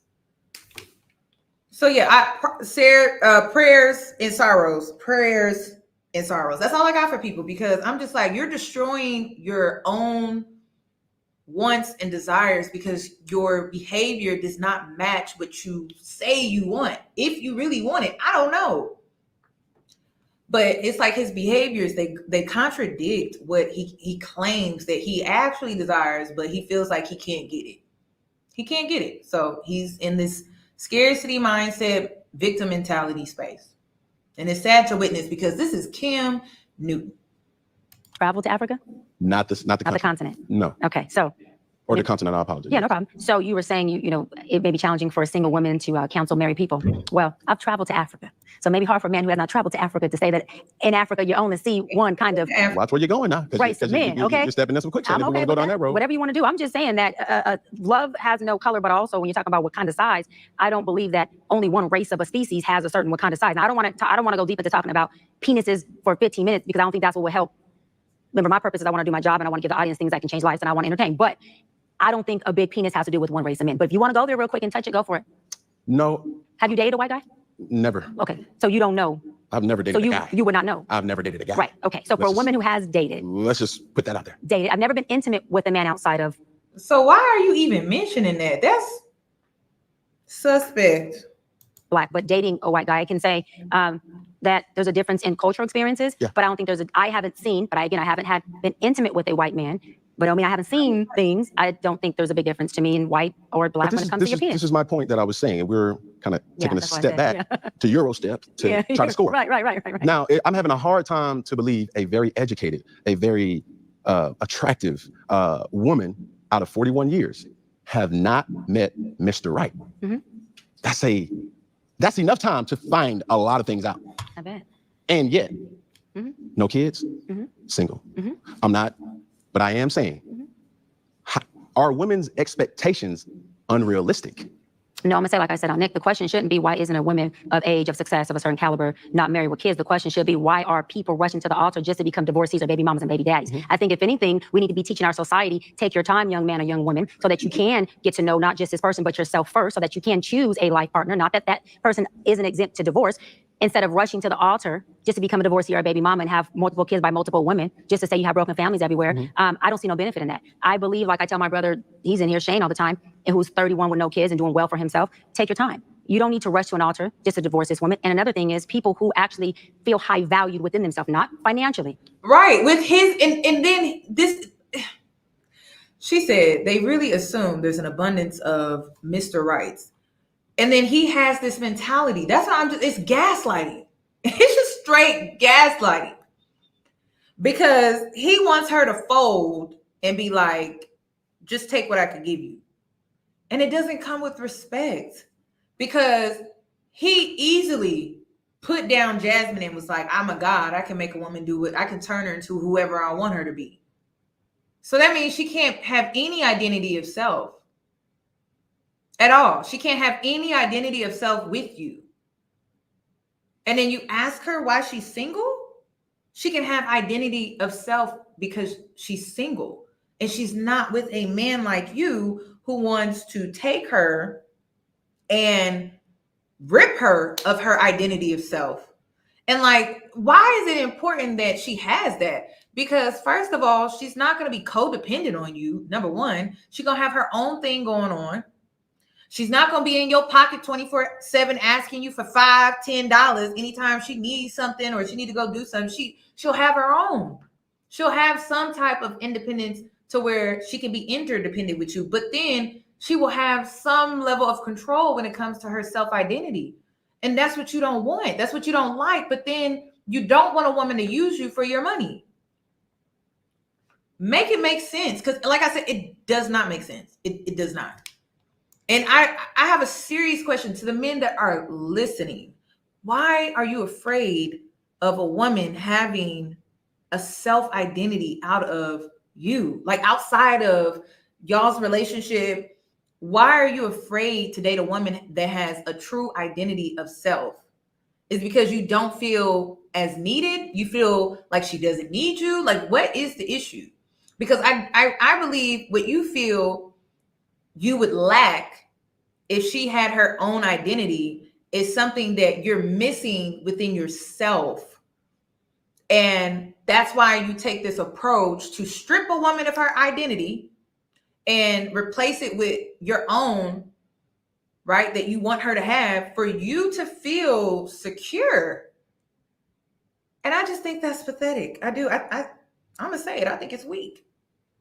I think it's weak. You're codependent on this woman in an unhealthy way. And in order for you to feel like a man, you have to strip her of that identity. She cannot have it for herself. You have to create it for her for you to feel secure.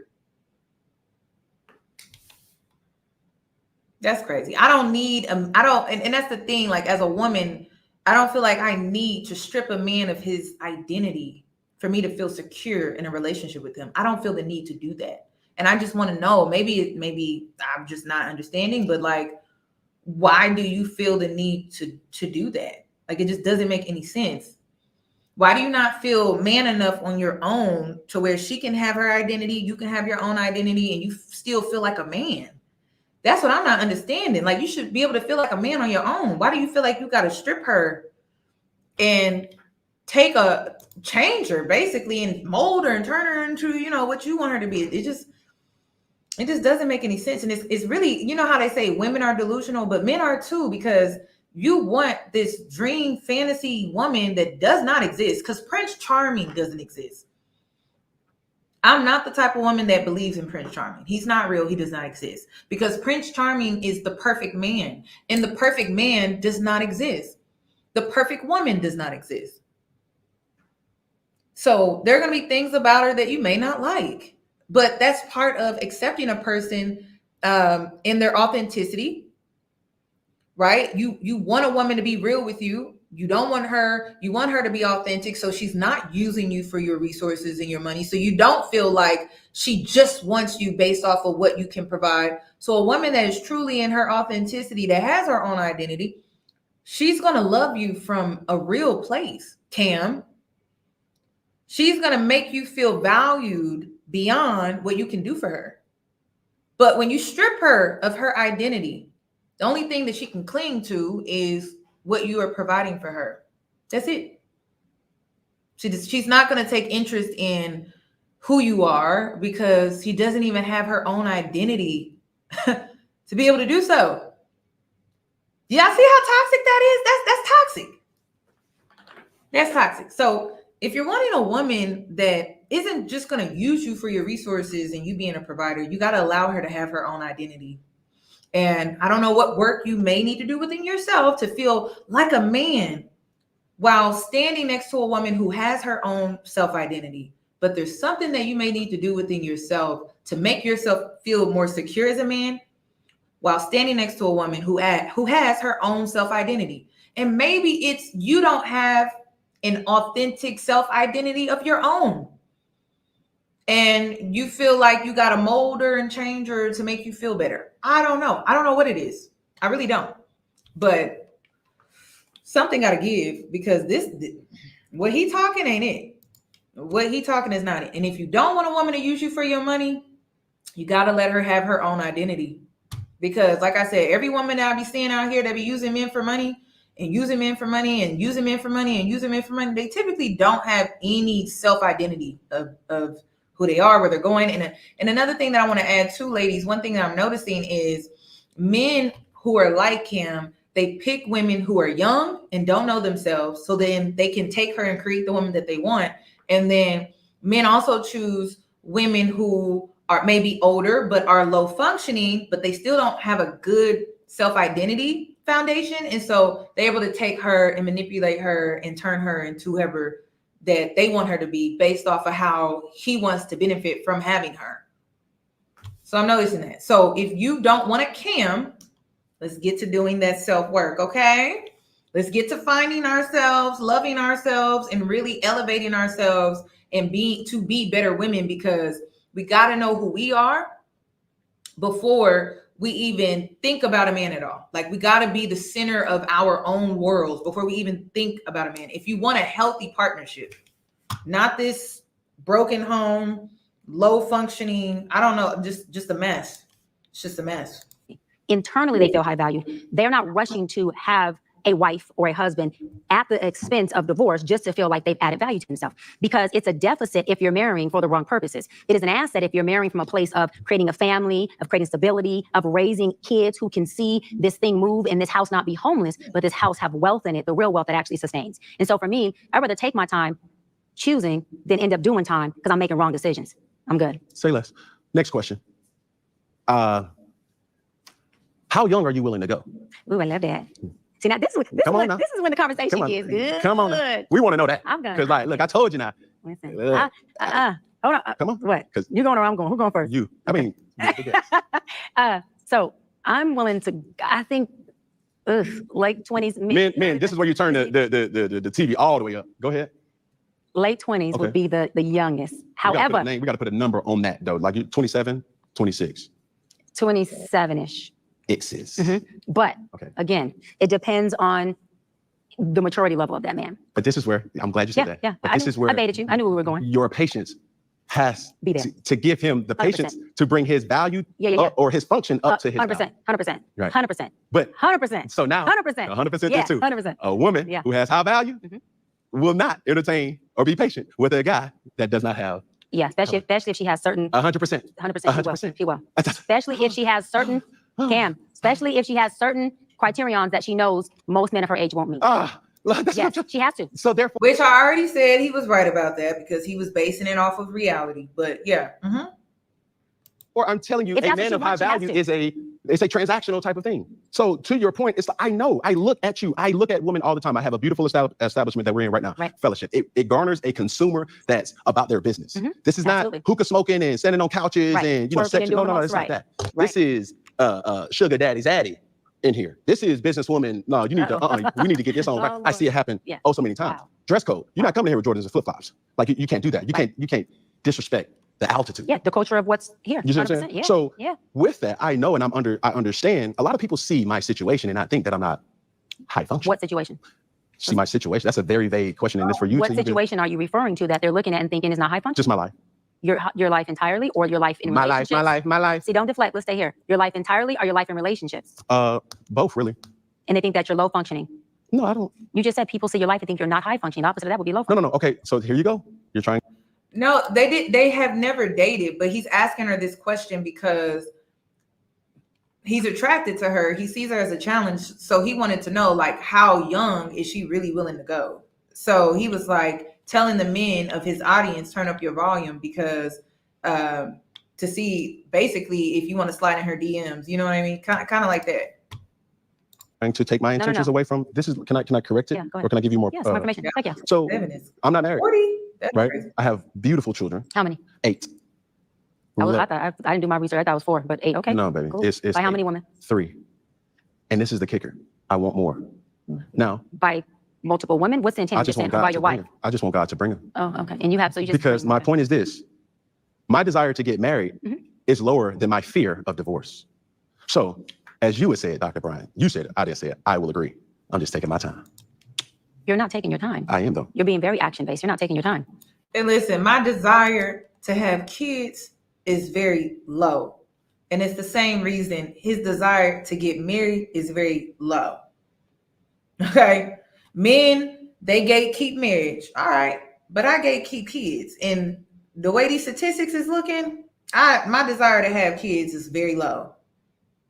And every time I see the numbers increase when it comes to the statistics that are out here, it get lower and lower. It don't go up at all. It don't. So I'm not here to disagree with his stance on that, but sir, your actions don't make any sense. Again, it doesn't make any sense. Your actions don't make sense. Because if he's trying to protect his bag, that's why he doesn't want to get married, because he feels like it will just end in divorce, and he feels like a woman will take him for everything that he has. Why are you impregnating him? That's all I'm getting. Because the money is still leaving. The money is still leaving. And all you got to do is bump into the right woman and the right judge that's going to really hold you accountable and be like, sir, you got all these kids. You know what, Cam? I'm going to order you to pay $20,000 a month in child support. I mean, is that what he's waiting on? I mean, he keeps bumping into these low functioning women. It would only take one woman to get scorned. You know how women are. So, are you sure? Are you sure? A low functioning woman scorned? See, a high functioning woman, she's just going to walk away quietly. But a low functioning woman, she's going to take the high, like a high functioning woman is most likely going to take the high road. But you really playing with fire, Cam. You really are. Because low functioning women, they'd take you for everything that you got and some. So you playing a dangerous game. Like I said, your actions do not make sense. They just don't. They don't. And then you embarrassing Jasmine right now, because you basically saying, I want more. I just want God to give them, bring them to me. So you looking outside of Jasmine, the woman that you impregnated, and she just had your baby. That's insane. This woman probably is still going through postpartum, and that's what she had to hear. That's crazy. You're being very action-based. I'm taking my time. You're being very action-based. You have 8 kids with 3 different women. Yes. You are creating, procreating, and multiplying. That is not taking your time. You're being very selectively active. Okay? So you're creating, and disclaimer, the kids are innocent. They are beautiful and amazing. Anything I say has nothing to do with them babies, because I can't wait to be a mom, and I love the kids, period. But you are proactively. We love the kids over here too. I don't play about them kids, okay? Which is why we having this conversation, because it's really about the truth. It ain't about us. It's about the children. It's about the future. It's the future of the community and everything that comes with that. So we don't play about kids. I take children very seriously, which is why I don't have them, because, choosing where you want to be active at and where you want to take your time. You want to take your time in having a wife because of your own fears. But you will, and I say this with all respect and love, what I'm about to say next, okay, Cam? But you will selfishly create broken families, even if you're in their life and you're a proactive father, and I believe you're an amazing daddy. I can only imagine with just your presence and knowing you thus far. But these families are still broken. Every child cannot have Papa in the house with them. So some child, if not all will end up with some kind of deficit without daddy being there. Now, you chose to do that. I'm not saying you sat there and woke up one morning and said, I want to be selfish today, so I'm going to go make a baby. Not saying that at all. But those are selfish acts at the expense of your fear. So at what point do you feel the fear? Do it anyways. And yeah, that is a low functioning behavior. To say that I am going to create these homes. Oh, let me go better. I'm going to build these houses and put kids and these beautiful women and kids in them, but I ain't going to create a home in them. I'm going to wait till I dissipate my fear to find a wife where I'm still going to be fearful with, because there's no such thing as not having some type of nerve or some type of feeling behind marrying somebody who you're spending your life with. And then I'm going to build a home with her while all these other beautiful babies have houses. That's completely unfair and it's selfish. Just tell me when I can solve.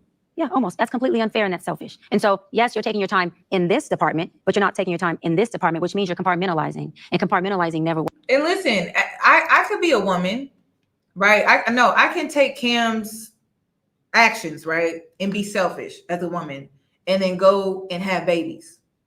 I could do that and then create broken homes. Like, I could do that. Like, people think that because I have this stance that I don't desire children, but for me, it just does not make sense. Like, I can't do my kids like that. And that's how I'm thinking. I'm thinking about, I can't do my kids like that.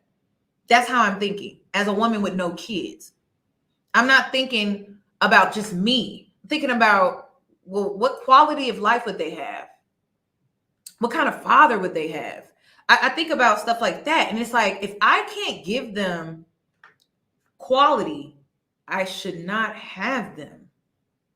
And I am going to make the selfless decision to not have them because I don't want to bring my kids here and they suffer. And it's all because of the choices I made. That's how I'm thinking without kids. So I never get offended when people be like, oh, you're 32, you don't have kids. I'm not offended by that. I'm not. Because I feel like I'm making the right choices just looking at the community and looking at Western culture as a whole. Because they're not making baby mamas in just the Black community anymore. They're making it in the white community. They're making it in the Hispanic community. They're making it in the Asian community. Like nowadays, you see baby mamas everywhere. And I'm just like, I can't do that to my kids. I can't. So I'm just keeping my eggs to myself. I'm not freezing them. If it ain't meant to be, it ain't meant to be. That's where I'm at with it. And I would rather take this approach than to continuously hear how people suffered from trauma, from how their parents made selfish choices and decisions. It's not just women. It's both men and women. Both men and women are out here making very selfish choices and decisions. And yes, sometimes it can just come down to, but my biological clock is ticking. Okay, your biological clock is ticking. That's true. But are you considering your child and the quality of life that they will have? That should be just as important. And I don't think the quality of your child's life should come before your biological clock. That's how my mind thinks. And yes, it's very selfless. It's very selfless. But I'm willing to make that sacrifice. I don't want to repeat toxic cycles. I've seen them in my family, and I've seen what it leads to. Not good things. And so because of that, I'm just taking the stance. So no, I don't have kids. I'm not against having kids at all. What I'm against is bringing them here and knowingly not giving them a quality life when I know the odds. It would be different if I didn't know the odds, or it would even be different if I made a mistake, but I'm going to do everything that I can to ensure that I beat the odds because I don't want them to suffer. And I don't want them to suffer at the hands of my own choices. So if I can prevent it, that's what I'm going to do. So I don't know why men knock women who are child-free. And they're choosing to make that choice because just like you as a man, you're looking at divorce rates. So am I. So I don't have any kids. I can't gatekeep marriage, but I can gatekeep children. So a man can't get children out of me. That's my mindset. So he can gatekeep marriage all day, and I'm going to continue to gatekeep these children because they're not coming here. You get what I'm saying? You can't give it. Listen, we can't give them a quality life. I guess they just not going to come. And just like, well, divorce rates are this and, divorce statistics are this. And then, I don't feel loved because I just feel like as a man, I'm only supposed to provide. Well, I don't feel loved as a mother in society because I'm not appreciated for giving birth. You know what I mean? Like we can do the optics all day, but when it really comes down to it, like I said, your green grass is wherever you choose to water it. Your healthy relationship is wherever you choose to make healthy. So wherever you decide to go and you make that decision to make it healthy, it will be healthy. So that's my whole take on it. I don't know why single women get bashed for not having kids. And then you'll turn around and say things like the divorce rate, or you'll turn around and say things like these other things. So she doesn't have kids and she's not married, but then you'll turn around and say, well, 80% divorce rate. Well, you see why she's single and she doesn't have kids. It ain't because she can't get a man. And that's the delusional part for me. Like, it's not because she can't get a man. It's not because she can't find somebody that she can get with. She can. It's not hard. But it's just like, is it going to be quality though? Is it going to be high functioning? Probably not. And with her sitting across from a man like Cam, who is low functioning, come on, like she's actually making the right choice and decision. She's sitting across from a man like Cam. he wouldn't be a great candidate for her children or to even be a husband. So sitting next to a man like that, and she in the position that she's in as a 42-year-old woman, childless, child-free, with no husband, with your point of view being 80% divorce rate, I think she's doing damn good. That's what I think. I think she's doing damn good. Not good, not okay. I think she's doing damn good. That's what I think. So that's what I'm saying. Like his words be saying one thing, his actions be saying another thing, and then his words even switch up and change depending on the narrative that he's trying to use to manipulate. Works. Compartmentalizing hurts everybody involved. Everybody who's in this box and that box and this box and that box and this box. And then here you go over here trying to figure out what box you're gonna feed or entertain or do. Then you're looking outside to figure out who's your next victim to put in the box. It's unhealthy. And it's a huge dysfunction within our Black community that I truly believe personally. She said victim. Statistically, mental health wise, and community wise, that Black men would stop. Black men would what? Stop doing that. That they would stop that dysfunctional behavior of compartmentalizing and creating houses, not homes, and then finally a home with a wife. And then you have all these other houses that are homeless, but you over here at some point when you do get a wife, if you do, I'm saying if that's what you want, you will, you get whatever you want. You're trying to create a home. Totally dysfunctional and extremely, that's the epitome of selfish. I'm done, you can go first. Okay, say less. All right, so what identifies as a broken home? Say less. See, y'all, this is what I be talking about. That's why, ladies, when we wrap this up, right? And I may react to Nick Cannon, I may not, but when we wrap this up, stop wasting your time talking to men who don't value the things that you value. Okay? Stop wasting your time talking to men, I repeat, that don't value the things that you value. Don't. Secondly, that what you bring to the table conversation, stop having it. Because what you bring, he does not value. So why have that conversation at all? You need to go and talk to people that value the same things that you value and stop wasting time and so much energy because you're giving your power away. You're giving your energy source away. And then you're talking to someone that doesn't even have the same values as you. And yes, values is not just, are you Christian? Are you Democrat or Republican? It goes deeper than that. He may not value what you bring to the table. So why talk about what you bring to the table? He don't value it. So listen, we're going to wrap this up, but we got to stop that. We got to evolve past wasting our time and energy talking to people who don't value the same things that we do. It just doesn't even make sense. To me, it's insanity. That's what I think. Because you're trying to get them to, and we're talking about value systems. We're talking about value systems that people have. For most people, value systems don't easily change in people. So when I say you're really wasting your time, you are really wasting your time. And you holding yourself back. You're holding yourself back because you're giving your energy source to someone that does not value the same things that you do. And you got to start hanging around people and talking to people that do, so that you can elevate more in life, so that you can get to a higher functionality, and then you'll have high functioning experiences. But if you're going to keep wasting your time with people that don't share the same values as you, you're never going to get there, baby. I'm sorry.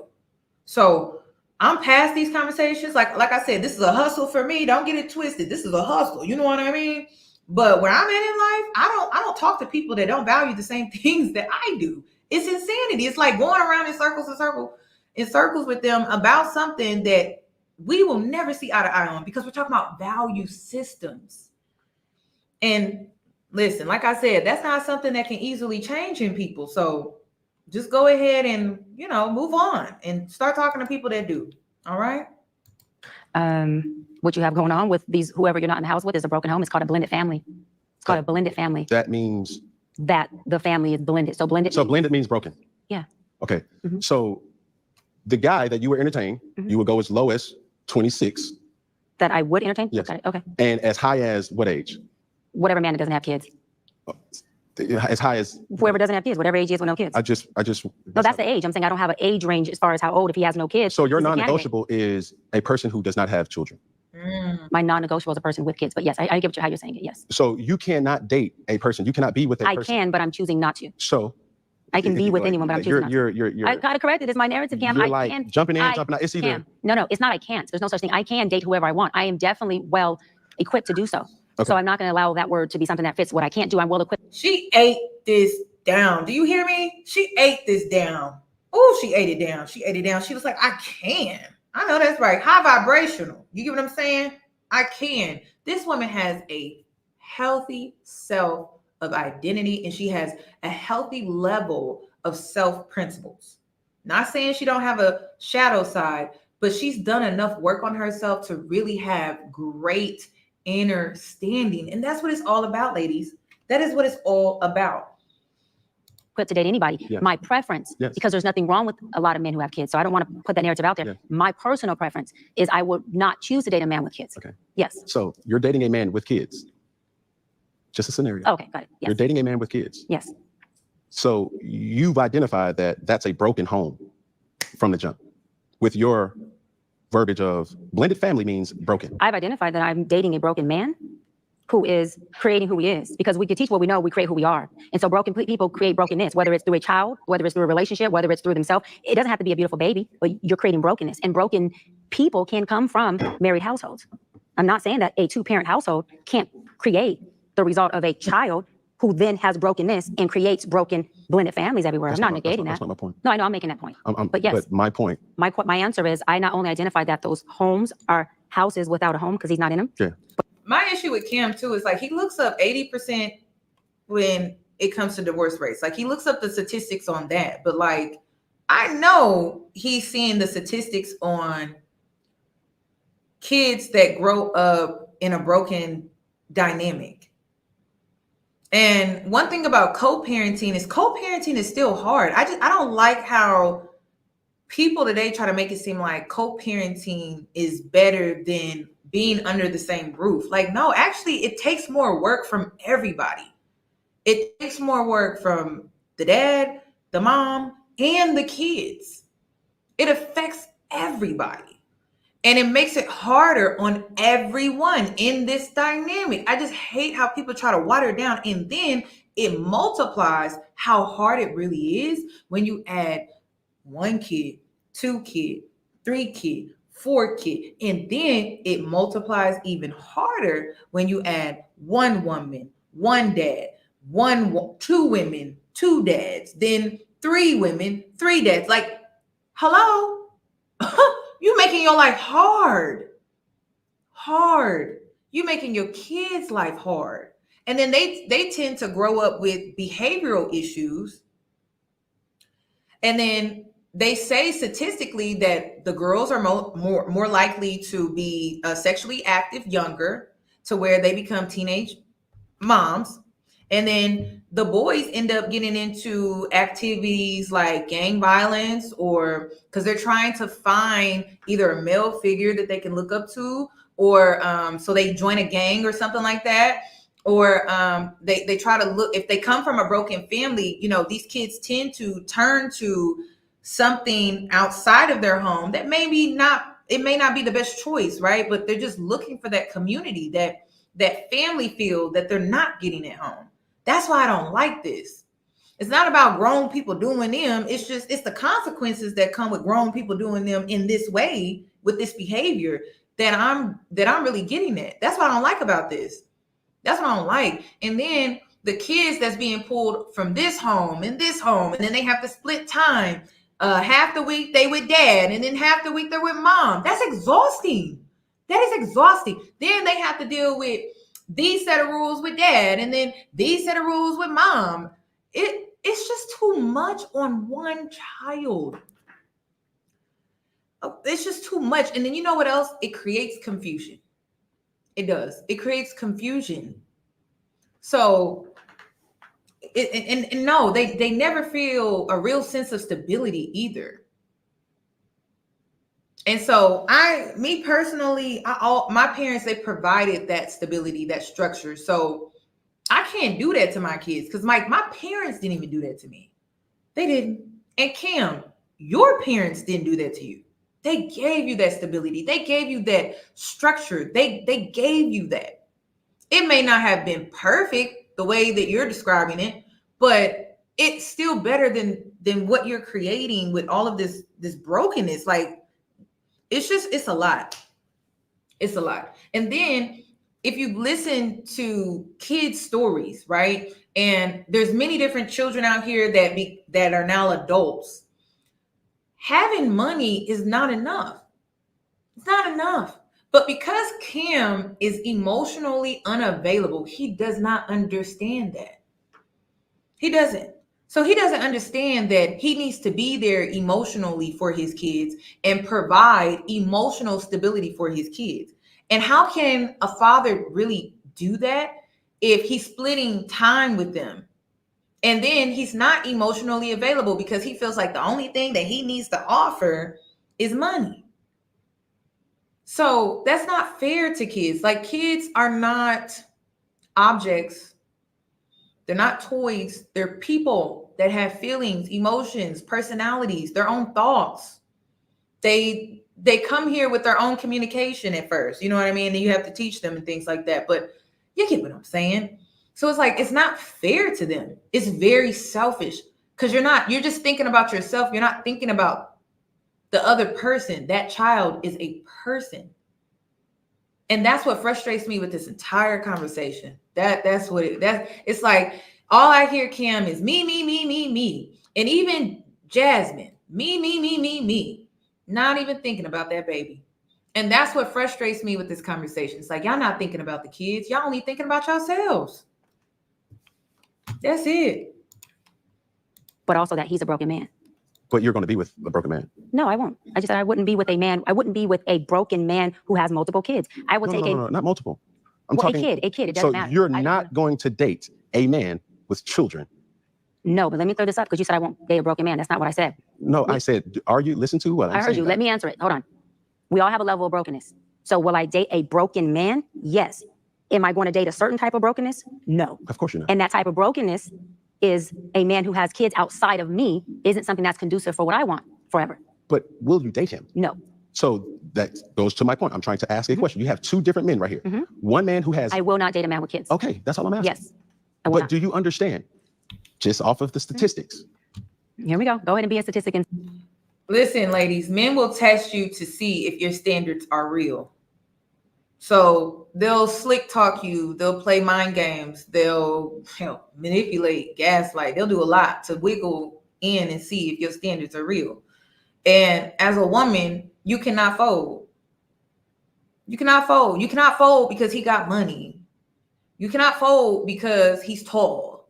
You cannot fold because, he looked like Chris Brown. You can't fold, sis. You got to stand 10 toes down. And I'm going to tell you now that a lot of men can't handle a woman like that because they're not used to a woman leaving. They used to a woman going to hell with them first. You know what I mean? That's what they used to. So, like I said, when you have self-worth, you're going to be single for the most part. You are, because you have a high level of self-worth and you carry yourself as such. So you're not going to be dealing with men that want to play mind games and do this back and forth and ask you the same question and rearrange it and try to see if you slip up. Nobody got time for that. So you may be single more, and that's okay. I feel like it's worth it. And the reason is because you can sleep peacefully at night knowing that you're making the right choice and decision for yourself. And if you don't think that, you need to work on why don't you think that? Because you see the examples out here. You see them every day. You see them on social media. You see them in your family. That's where it really all started. You see them sometimes in your friends.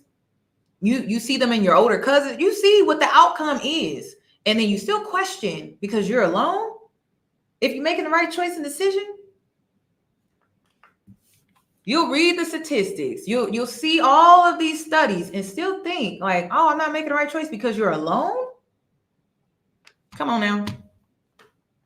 You got to believe you making the right choice and decision. That's why you got to be confident and self-assured and self-validating within yourself when it comes to your choices and your decisions based off of how you desire your life. Not me, not Cam, not these other men out here, how you desire your life.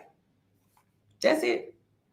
And say it, because I hear it all the time. And What? say it. You say what you're saying, and I'm going to either... Based on statistics, most men have kids. Go for it. At your age. But that's why I said early on, Cam, when you said young and remember the patience of me being older woman, I said, well, for, you know, a woman who has certain qualifications or criterions, like no kids, that would be, I have to have enough brain cells to know, baby, that's the payoff. Okay, he may be younger, successful, no kids, but now you have to make sure you implement the patience. Or you get you an older man who has kids, and he could have been married with his kids. There's a lot of different scenarios why men have kids, okay? But then you don't have to have as much patience with him as maturity-wise. But do you want to have patience to say, and it's not even dealing with, because that's not bad, you want to have enough patience to gut the fact that you are dating a man with young kids or grown kids, and that's against what you want, your value system. For me, I rather choose the poison of, I'll have patience with you, baby. We'll just have to figure this out, and I'm cool with that, and we'll have a good time in the meantime. Then I know that you have kids. It's against something I never wanted as a child. And now, if you have young kids, I'm going to be very involved because I'm a loving woman. I'm never going to take... But you're giving a scenario that you're saying... Yeah, that wouldn't do, right? And those are the reasons why I wouldn't do it. For sure. Because I'm going to be involved, right? I'm never going to be a woman who's not. But I must defend this situation. I have 8 children. And... 8 beautiful babies. I will not... No baby mother of mine could ever say that she's a single mother, because single mother insinuates that she has no help. So for me in my situation, life be life. That's a common. Yeah, it does. I agree. And my situation is a product of life happening. So, and none of us are exempt from it. Of course. Right. So we have preferences. Okay, she's not a single mother. She's a single parent where she has to parent by herself.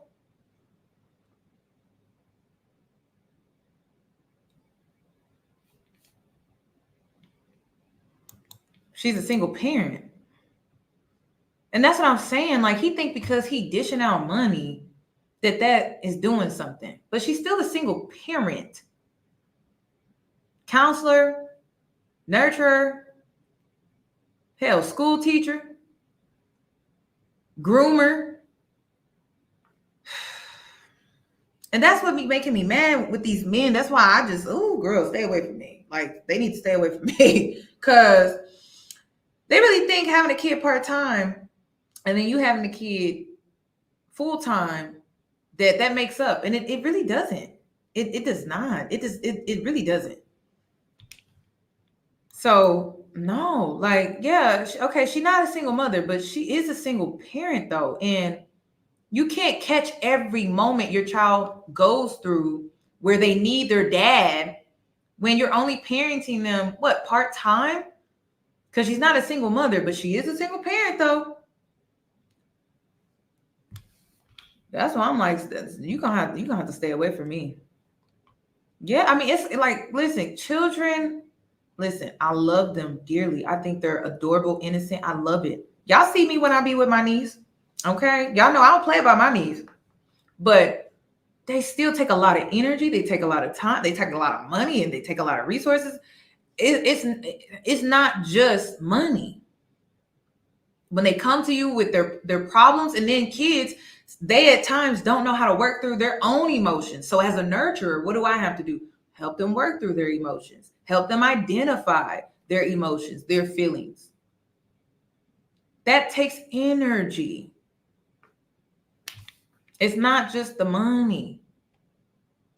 So I don't like this. And as a part-time dad, Kim, you're not going to be there for everything, every necessity. And I mean, like, sometimes it will be emotionally. And really, I'm just talking about emotionally. You're not going to catch it all because you're only part-time. And then you have 8 kids. And just like the woman that left that comment before this one, she was saying, even if Cam had 8 kids with one woman, there will still be some neglect. A child will still experience some neglect in that dynamic because they're not getting that one-on-one time with dad, and then having that one-on-one time with mom. They're not getting that. And then it's harder for you, Cam, to give that child the proper one-on-one time with dad, because you have to split your time between 3 households and 8 kids. That's insanity. Like, it's crazy. They got to split their time. So, and then I grew up and my parents, it's the three of us. So like there were some times where I felt like I needed more time with dad or I needed more time with mom. And we are under the same household. And that was just 3 kids. You get what I'm saying? So you're just making your job harder as a parent. And she may not be a single mother, but she's still a single parent. And her job is not easy. I just don't know where that's coming from. Like her job is not easy. Not saying it's as hard as a single mother, but it's still not easy as a single parent.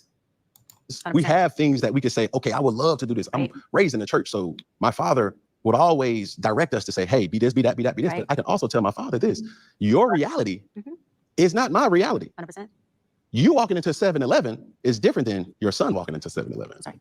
Makes sense to you. So I can't agree with you, and we can agree to disagree, that I'm not creating broken homes. I'm doing the best with the situation that I was given and am given. So hands-on father, absolutely. I don't subscribe to just bringing fatherless children or motherless children into this world. I have an unbelievable relationship with the mothers of my children. And it's healthy co-parenting that we show the children real love, real communication, real orders of operations. And I think that's key because even though we have this unspoken societal pressure to do this and be this, but that's just not, that's a unicorn that you're waiting for. Because if I'm sitting up here telling you like, yo, I have aspirations to have this, but my experiences have shown me that that person really doesn't exist. So when I'm asking or I'm asked questions of, is the I want to hear from the women. I don't want to hear from Cam. I expect for Cam and his enormous ego to sit up here and say he's a great father, but I would like to hear from the women. That's what I want. I want to hear from the women. If your co-parenting dynamic is as great as you claim it to be, bring them on your show. Let us learn through your situation and your dynamic since you got it all figured out. Clearly we don't. Expectations unrealistic? Because my reality has garnered unbelievable connections with women around the world. Not in Africa, I haven't been in Africa, right? But at the same time, I've been able to make the best of my situation. And I can't say that that situation ever resulted into a broken home. Got it. So this is my thing. You can label it whatever your her ego needs it to be labeled so that you feel good about your choices. But at the end of the day, a family consists of a dynamic. And that dynamic consists of 2 parents and a child. And when you start to create that multiple times, that's called a blended family. And when there's somebody missing from the home, but they are the school daddy, meaning I pick them up or drop them off to school, or they are the sports mother or father, I come to the games, but they're not the, I wake up and go to sleep with my kids. That household now is broken by the, by the family dynamic. That does not mean, Cam, that does not mean, Cam, that you are not a dynamic father. That does not mean that you don't have a great relationship with him. I'm talking about the political construct of a family. Societal construct, political construct. If you want to, I'm saying if you want to call it that, that's fine. But listen, those things that you whatever we label it doesn't change our decisions though. That's what I'm trying. That's what you don't understand. So all of your baby mamas live in one house? No, they do not. But my children stay with me. So then it's still a broken household. The mothers aren't in your home. So it doesn't make a difference. That's making the best of the situation. Right. Listen, and let me say this. That part, I agree with. That part, I admire in you. Okay. That part, I think is amazing. Right. Cam, look at me. That part, I say thank you for being a man who's vertical, who stood up and dealt with his decisions, whether it was decisions you liked or you didn't, or you planned or you didn't, and you did what you had to do. That's called a man, baby. So thank you for being a man and doing your thing. Seriously. With the best. She be hitting them with that, baby. I'm using that. Miss Cheyenne, I'm using that. Dr. Cheyenne, I'm using that. Do you use that on your clients? I'm using that. That you have. I think that's amazing. Right. And I say this, follow up, not to negate everything I just said, because I truly believe that and feel that. And I love that you did that. You didn't leave them fatherless. My father didn't leave me fatherless. It changed my life because he didn't leave me fatherless. I used to sit with him randomly and say, Daddy, thank you. For what? For not making me a fatherless little girl. Because I ain't out here desperate. And I got a daddy I can come home and nest in. I got a daddy I can come home who's a gangster, a street dude. I can make a phone call and you there. And you there. So I ain't looking for no street, to my language, nigga, to save me. I got my savior. I'm good. And the street dude to save me may crucify me. I'm good. Daddy ain't gonna crucify me. See, there's a difference. So with you, I'm saying thank you because my father has 6 of us by 5 different women, but he was a father. And so when you say, Doc, but I'm a daddy, don't negate that. I hear you more than you believe me hear you because I had a daddy who was a father and he wasn't in the house with all of us. But from a woman who was a little girl who had the best daddy I've seen a girl have straight up to this day. Am I saying you ain't? That's my daddy. I wasn't in the house with him. So the things that whoever he was in the house with, that environment is different from me coming over and seeing it. Now, for your babies, they all live with you. Their environment is different from when they go with mommy, and mommy has whoever's in that house. So the roles have just switched, but it still makes, not the kids, hear me out, it still makes the household dynamic is a blended, broken household. And she said the roles switch when the child is with mommy and the child has, and the mommy has someone else, the roles switch, right? Do you not see how that would cause confusion in a child's mind? Because you're pulling the child from the father's home who has another spouse, right? The roles change. Then they go back to mommy's house who may also have a spouse, and the roles change. Do you see how that would cause confusion? Then the structure, the stability is not there because they're living between two homes. Then for some kids, it's two grandparents' homes. So they kind of bounce around a lot. They can never just have a room and it's just, they just have one room and that's it. They have multiple rooms. So their favorite toy may be at dad's, but they're at their mom's. Like I said, that's what it is for me. And like I said, I think about my kids now. I don't think about them. I'm not thinking about when they get here. I'm thinking about them now. I don't want them to go through that. I don't want them to experience that.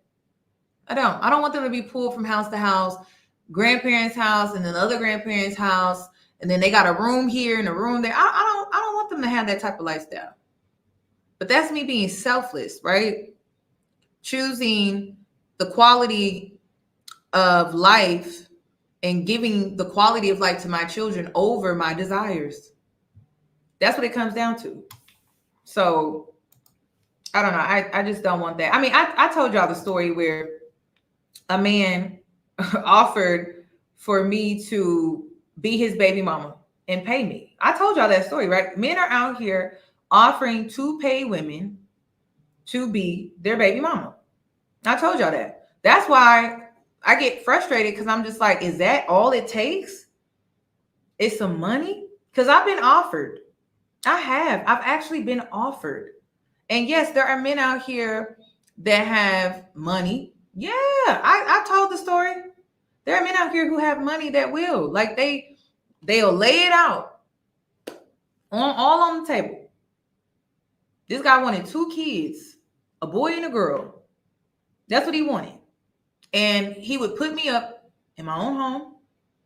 I wouldn't have to work. And the only thing he asked was that I wouldn't date other men. That I couldn't date other men. I can only be ready for him. But he'll pay for everything, though. The house, the cars, any shopping sprees, anything. That's it. Because he saw a great mother in me, but he didn't see a wife. And honestly, I felt disrespected. I did. I felt disrespected. Like it was the audacity. Because how you see a good mother before you see a good wife. But then again, we don't have the same values. You get what I'm saying? So, hey, it is what it is. And like I said, they are offering. They are. And that's why I don't understand why some women are just out here having kids with bums. Because if you're in the right spaces, men are offering. They literally are, because they don't want to get married because they have Cam's thought process. But I just don't want that lifestyle. It's not for me. I don't want to be cooped up in the house with no real identity outside of being a mom. I have no goals. I'm out here chasing. I'm just sitting in the house and I just have his kids. It's not for me. It's not for me. And I felt, actually, I was offended. I was very, very much offended by that. It doesn't mean that your babies have to grow up broken. This is what I want to be clear on. It doesn't mean that you as a father can change their life.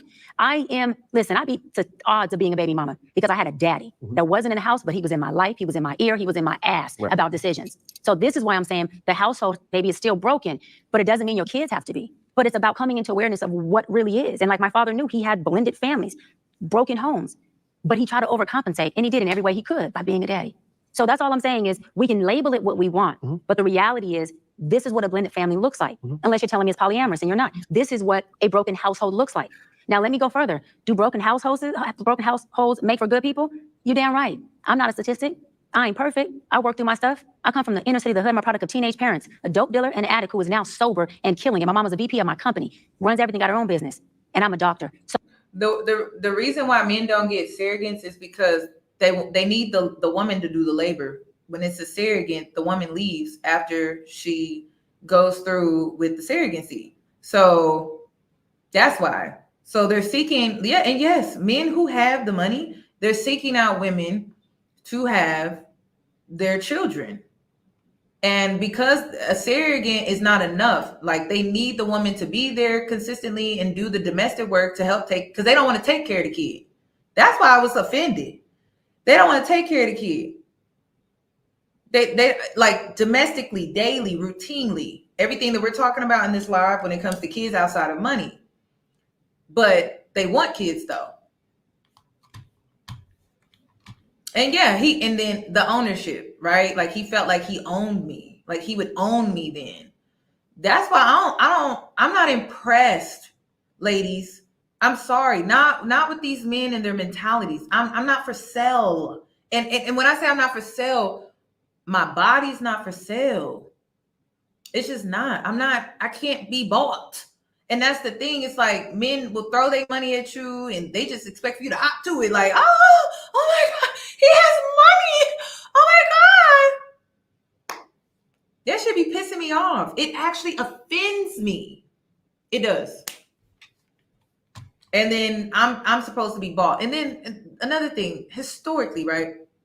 Another reason why I can't get with it is my ancestors were sold in slavery.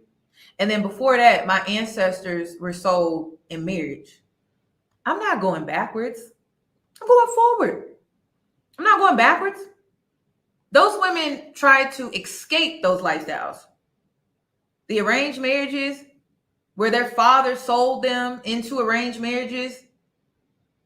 And then my ancestors that were in shackles were sold. I'm not for sale. Like, it's so much deeper than, oh, like I just think I'm too good. No, like it's breaking cycles. And when I say breaking cycles, I mean that in every way. And I cannot be bought. And I mean that. And I will die on this hill. I will die on this hill because my ancestors, they sacrificed so much for me to have this freedom. The women, I think about how they were working in the fields on a menstrual cycle. I think about how they was pregnant and working in the fields.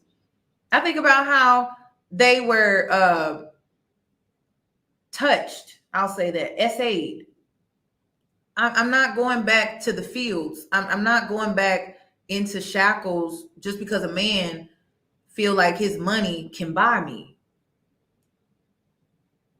It's just not for me. It's bigger than for me, and I can only speak for me. It's bigger than like just some money for some shoes. Like it's the principle of it that I don't rock with.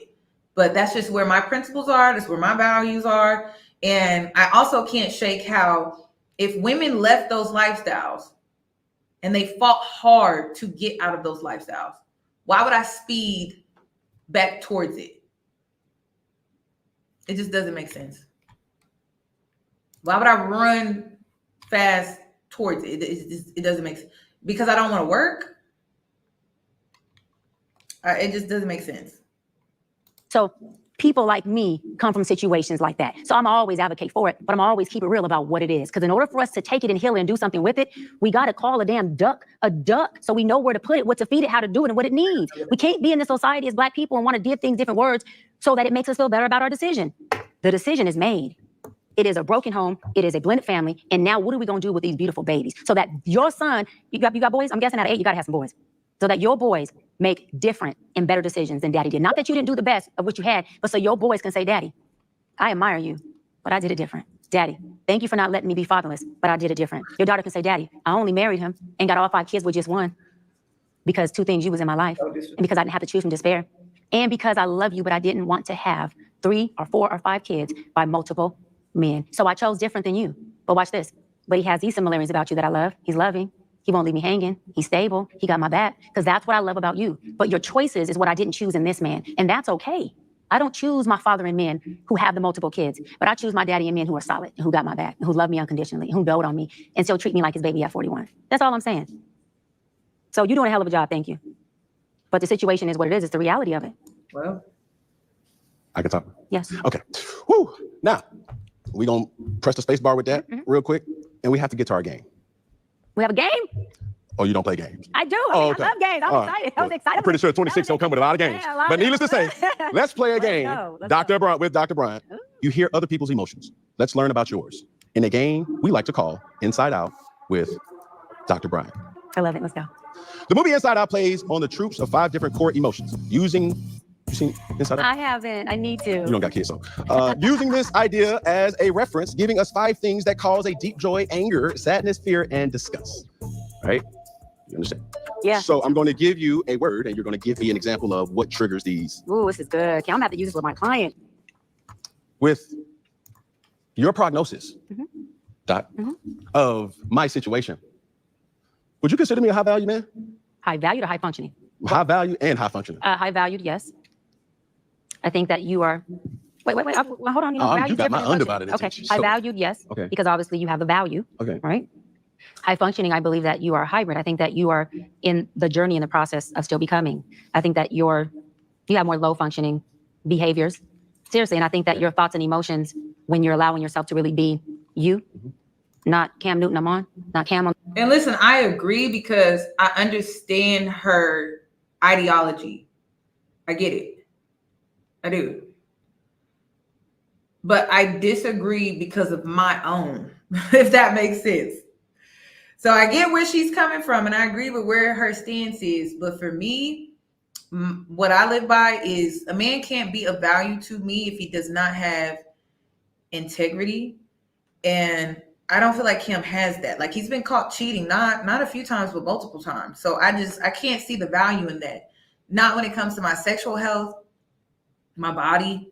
I don't see it. So I would label Cam not high value, like low value and low functioning. Just, he would be a liability to my life. Like, I see him as a liability. I don't see, and when I mean a liability to my mental health, a liability to my spirit, a liability to my sexual health. He's a liability to me. I don't care how much money he has. He is a liability to my well-being, which is why I don't personally see him as high value. I feel like I would be risking a lot, compromising my own mental health, spiritual health, like too much, just compromising too much of things that I need to function, to be honest. So I don't consider him to be high value at all. I was, like I said, low value, low functioning. On the field, whatever this personality you've created, I think your thoughts and emotions are high functioning when you're being the core of the essence of who you are.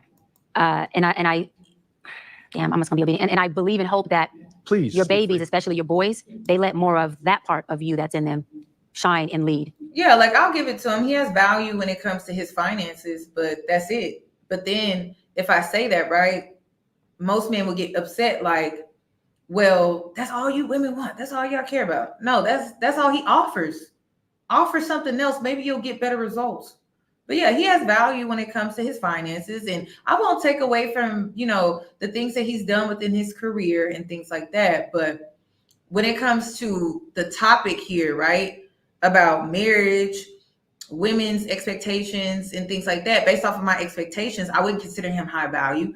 I would within his career, but not when it comes to marriage, dating, kids, none of that. I would actually see him as a liability. So I kind of separated. Then not the decision making, I'm saying then the part has nothing to do with decision making, then the part of that has been masked or the part that entertains. I hope that they can, because for their benefit, they can dwell in who they are, which is that part of the high functioning and that loving and that vulnerable piece that you do have that I've seen, just sitting here with you. That part's beautiful. And I think you should let that be out more. Why you don't? I think that goes in with your fear, but that's a whole nother segment. Go ahead. That goes in with your whole fear of divorce and all this other stuff, but that's a whole nother, that'd be a session we do one-on-one. Yeah, but those are also life experiences though. See, this is where I was holding back from your critique on broken and blended. So basically, any man, you're fucked if you're trying to get. Well, dang, just Dr. take their hope from them. No, it's you said that. I didn't say You they're said there's no chance. I didn't say no chance. There's no chance. Okay. Your words, not mine. That you would ever get with a guy that had children. So the reality of that is like life happens, situations happen, and I would ascribe to this narrative: do the best. When I think about how kids are created, I'm not buying it. Like he's trying hard to defend his situation, but he losing. He losing real bad. He losing real bad. He probably should have kept them gloves on that he kept talking about. Cause no, I'm sorry. No, your situation is horrible. Like we talking about 3 kids, 8 children. No, I'm sorry. Not even with the money. Cause I think of future, right? Like, could you imagine putting up with that? You possibly can. Absolutely. In this thing that we call life. 100%. Because it's tough, it's hard. I'm a father to my children, not because of me being able to pay for private schools. I'm a father to my children because I treat them not only how society is going to treat them, I give them the wisdom not only did my father give me, but I also give the nurturing that my family provided for me, doing the best. Now, my circumstances of growing up were mom, dad, religion. I seen that. I just went down the other street that I was curious to find out, like most people. And curiosity. And the whole time he's trying to humble her, right? She is the product of his situation. And this is her outlook because of her experiences. And he's trying to gaslight her. That's why I'm saying, like, this man is not that intelligent. She talked about how her dad had multiple kids. She talked about her upbringing. She talked about it. And the struggles that she's had. And then you judge her because she's single at 42, but then she's a product of your situation. The situation you're creating, that you're trying to defend. That's what I'm saying. Like, the contradiction is like, it's the Olympics here. It's mental gymnastics. Did what? That cat. Bought coochie. That cat. Yeah. And that's the problem. Buying coochie and creating babies and throwing D's instead of creating F's, which is the family. We talked about that earlier. That's a problem. That is another dysfunction that needs to stop. That's not healthy. That's dysfunctional. We've identified So that. curiosity killed the cat. So the cat got killed. Yeah. But while trying to find some cat. We've identified that. But what I'm basically saying is, even though we have hopes of having what we desire, it doesn't always. I agree. And that's my point. Yeah, no, I 100% agree. So when I have a question. Yes, ma'am. Well, you can finish. Want me to I'll hold it because it's for you. So when you try to stereotype it, you try to analyze the situation, and it's a lot of people's concern and curiosity. But the truth of the matter is, my father, who is still in my life, who is the most influential man. And to be honest, like, that's still up for debate because she beat the odds. And that's the thing. He's put so many odds against his children, but he thinks because of private schools and things like that, like, it makes up for that. All of these things he keeps talking about, and it's just like, I wish my dad was there. And he keeps saying, but I make up in all of these other areas. But I just wish my dad was there. Well, in my life, and my mother also, I've seen that structure dynamic. And to the best of my ability, I will be able to give that to my children. I believe you. So, yeah. Your question. I believe you. You said life's and be doing this thing, of course, and none of us are exempt to what life does, so there's no point even personalizing it. It's just more about who's next for life.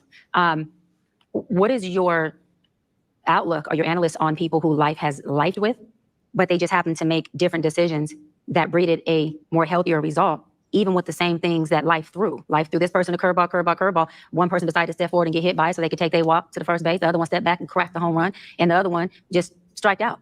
Same curveball, right? So to the person who hit the home run, do you call it, and I'm asking it, but it could be some other answer. Do you call it luck? Do you call it just a strong internal locus? Do you call them just a good decision maker? What do you say for that? Because we always talk about, the people who doing the best they can with their life, the folks who made these certain decisions, and where do we go from there? And that's okay. But what about the people who life lifed, but they just happen to make better decisions? Not be a better person, just make better decisions. So life's results look very different for them, but they came from a place of struggle as well. What about that person? That's a loaded question. I'm trying to answer. Just answer it however you can think to answer it. Yeah, but whether you took a hit, whether you striked out, whether you hit a home run or not, if you have another opportunity at bat, that's all that really matters. What are you going to do then? Because everybody who plays baseball don't always strike out. Everybody who... See, Cam is used to sitting in front of people who buy into his charm, his metaphors. You notice how he likes to use them a lot, right? He didn't answer the question. He didn't. This is showing signs of narcissism. It really is. It is. These riddles, sir, just answer the question. Be direct. And then he's saying she's not direct. She's more than direct. She has depth too. But I'm like, sir, another riddle? When she asks you a question, it's just like, oh my gosh. And then he's used to people like trying to keep up with the gymnastics, right? The metaphors that he likes to use mixed in with some charm and a smile. Oh my God. Could you imagine? Hell no. And he's supposed to be high value. This man is a liability to my mental health. Okay. That compromises my peace. Hell, it's a no. You know, they say like he got money, but all money ain't good money. This ain't good money.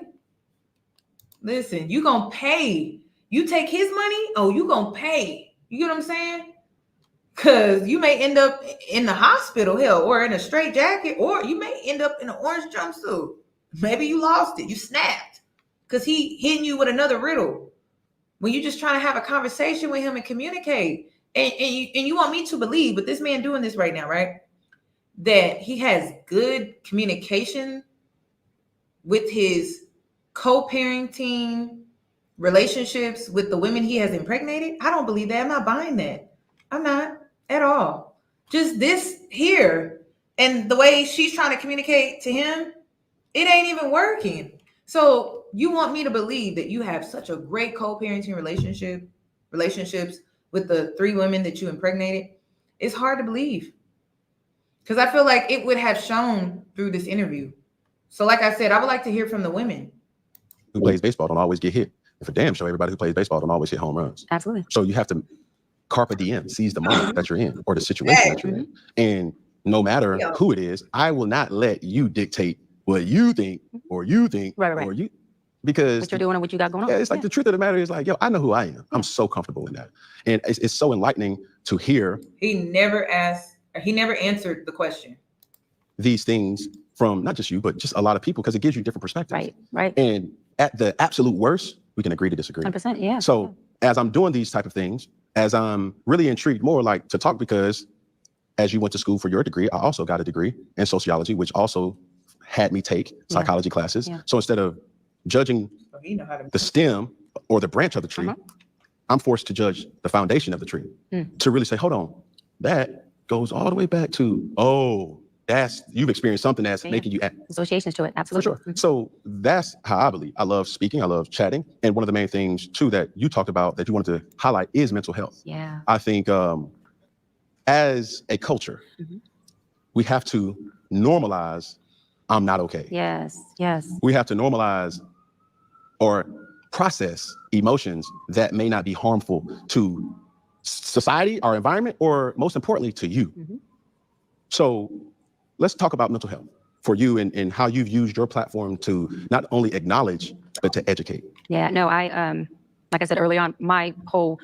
I know he don't want to talk about mental health. He gonna have a woman on Snap. That's what he gonna do. Come on now, like this is crazy. Like, sorry, he never answered the question.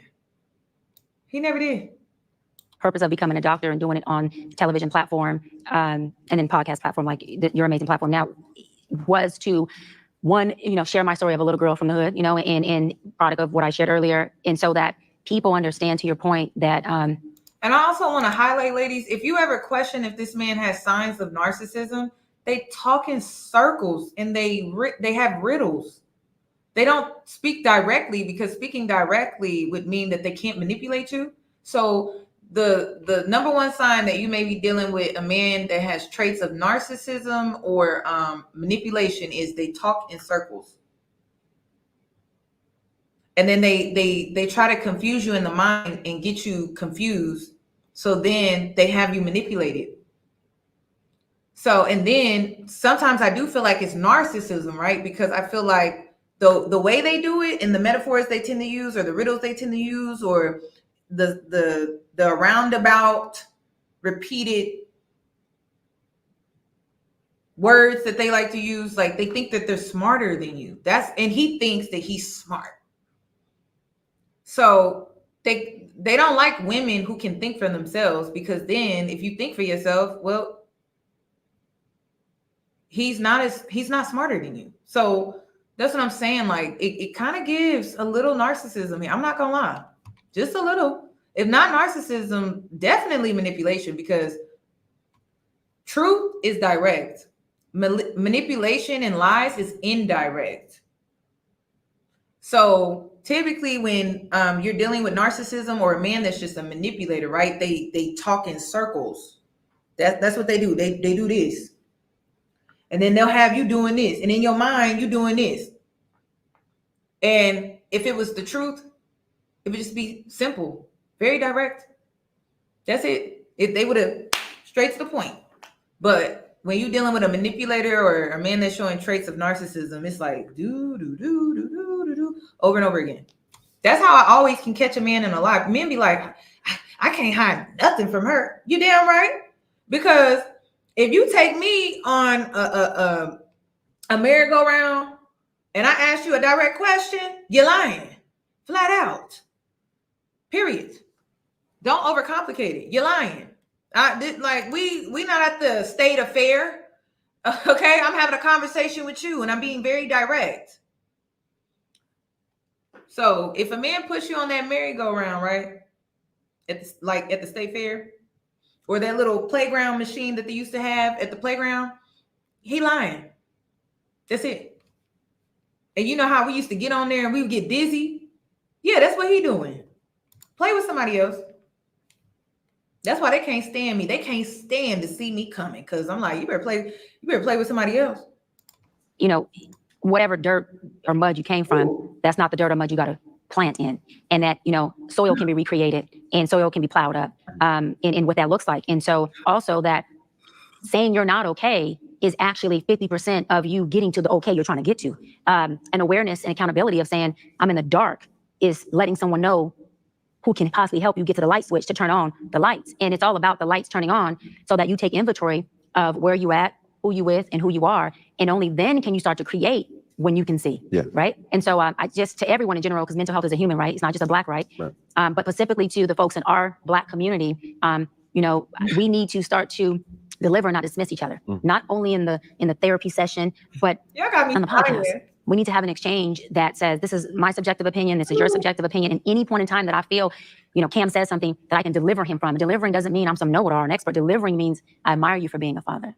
So you are amazing for taking the breadcrumbs and saying, let me go in and make a loaf with this. So that in my perspective, I'm doing everything I can to fool this bread and not have these pieces spread around. So that's the delivery piece. Dismissal is, you know, because of your choices, you low functioning, you ain't nothing. That's dismissing. But delivery is, listen, your decisions created this. All right, so now what are we gonna do with that? And how can I be a part of helping do that with that? How can I be a part? I wanna be an extension of it. How can I help that mold into these beautiful things? So your babies can look back and be like, Daddy helped us do all this, and this is where I went different than him. And listen, one thing that I want to bring to the forefront as well, you see how she communicates? And it's not that some would say she's long-winded. She's not long-winded. She's speaking in depth to seek understanding. And then when he speaks, right, he speaks indirect.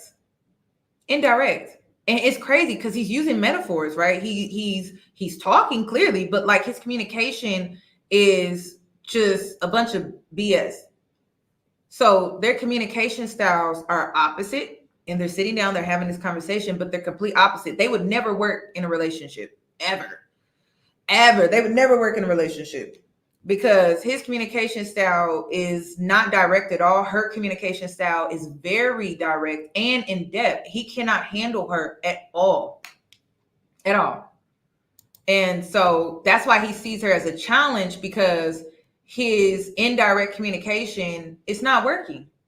And he can't overpower her with that. And that's what he's so intimidated by.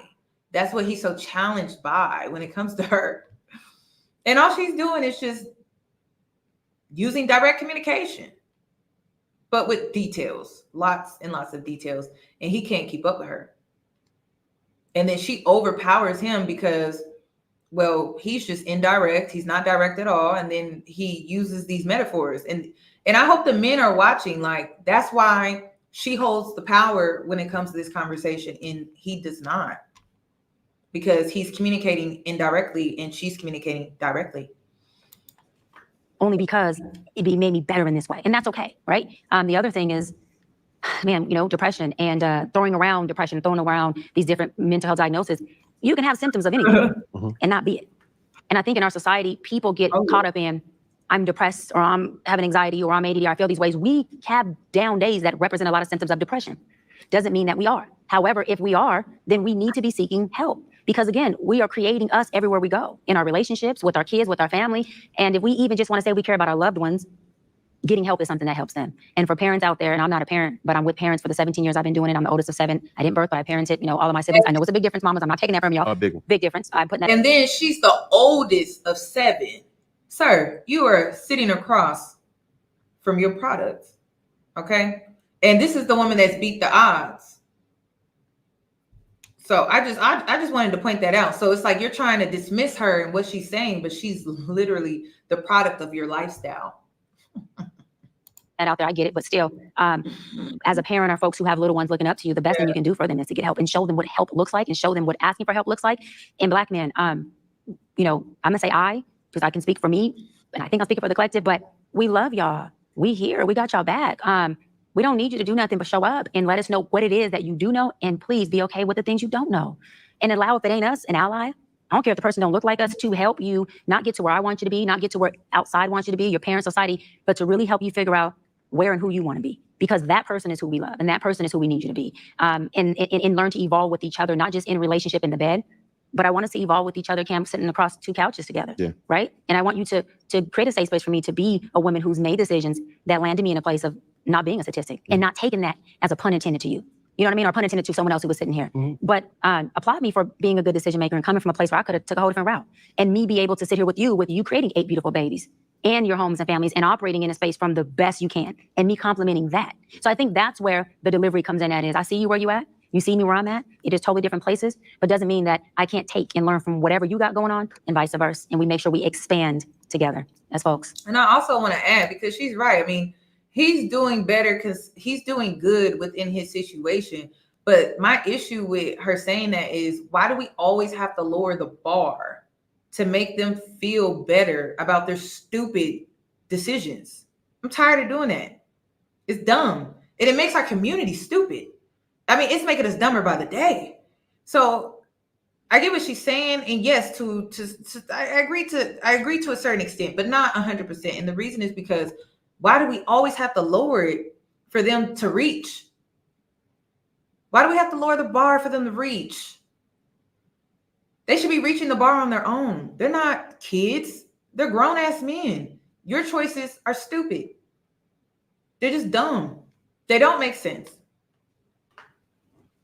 So, but I get it. She is being intentional. And I get it that when it comes to this space, she has to somewhat, you know, handle it with soft gloves. So I get it. But we on my platform. And like I said, I'm tired of that. Like, we always got to lower the bar to make them feel better. And it's just like, no, reach the bars. Like, stand up. The hell? We always got to lower it. Like, here you go. It's like, come on.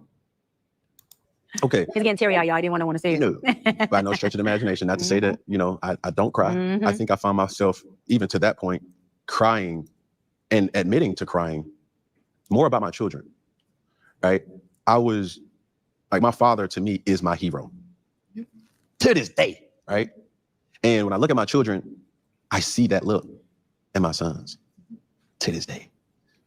And it's certain parenting tools that my father didn't do with me, but the point was pushed across the finish line that I want to give my children. That's not to say that my dad wasn't an amazing dad, which he is. There's certain things that as a son, I wish he would have did certain things different, but our parents aren't perfect. Yeah, but that's all of us as we get older. We aim to do different and better always. So the thing that my children have taught me is unlocking emotions. And also, it's just not my children, it's my partner now. And she does an amazing job with identity. You know what I think is so crazy too? I'm catching it. Cam has daddy issues.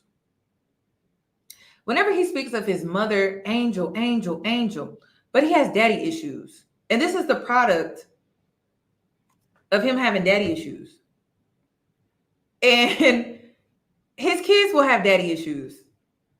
Like, it's just crazy. Like, it's crazy how the cycles are repeating in his family dynamic, even though he came from a 2-parent household. But there's something there with his father. I don't know what it is. I think I kind of got into it in some of my other breakdown videos. But there's something with his father that has really caused some daddy issues. And that is the root cause of him being in this behavior. It's like there's some type of disconnect, which is probably why he never took on his dad's lifestyle. It's because he probably didn't think highly of him. So he took on a different lifestyle. As a preacher's son, he took on a different lifestyle because there's just something there with his dad. And I'm getting daddy issues. And I think he openly kind of admitted to it. So I don't know. It's like something about his dad that he don't respect. But his mother's an angel, though. His mother's an angel. But his dad is always like, And I'm like, so you got daddy issues? Identifying that. It's like, tell your daughter, like, I'm making you better for your daughter. You doing what? Trust me, baby. It ain't no, come down. We not yelling. I'm not yelling, baby. I just want you to feel me. Feel me. Yes. Kuda needs you. Kiri needs you. Tweet needs you. Like, these things is where it's a place of refuge, not a place of war. Right. So as I'm living, I'm not afraid to say, bro, I cried. Man, my sons make me proud. And even though my dad never verbalized that, I knew what he meant. Okay. So now what's different is the patience that my children teach me without telling me, Pop, Dad. So his dad never told him that he loved him. So this is why he doesn't have any emotional attachments. And listen, I'm going to say it. Cam can't give what was not given to him. And his mother's love clearly was not enough. But then in the same sentence, so the cycle repeats. Cam is 35 though. Cam is 35 years old. He's choosing this though. And he's not breaking the cycle. And that's what I have an issue with. So he was never told that he was loved by his father, and the love from his mother was not enough, which is why he's talking about his sons in the way that he is. And he never got that from his father. He got daddy issues. So yeah, he probably is an avoidant personality. Probably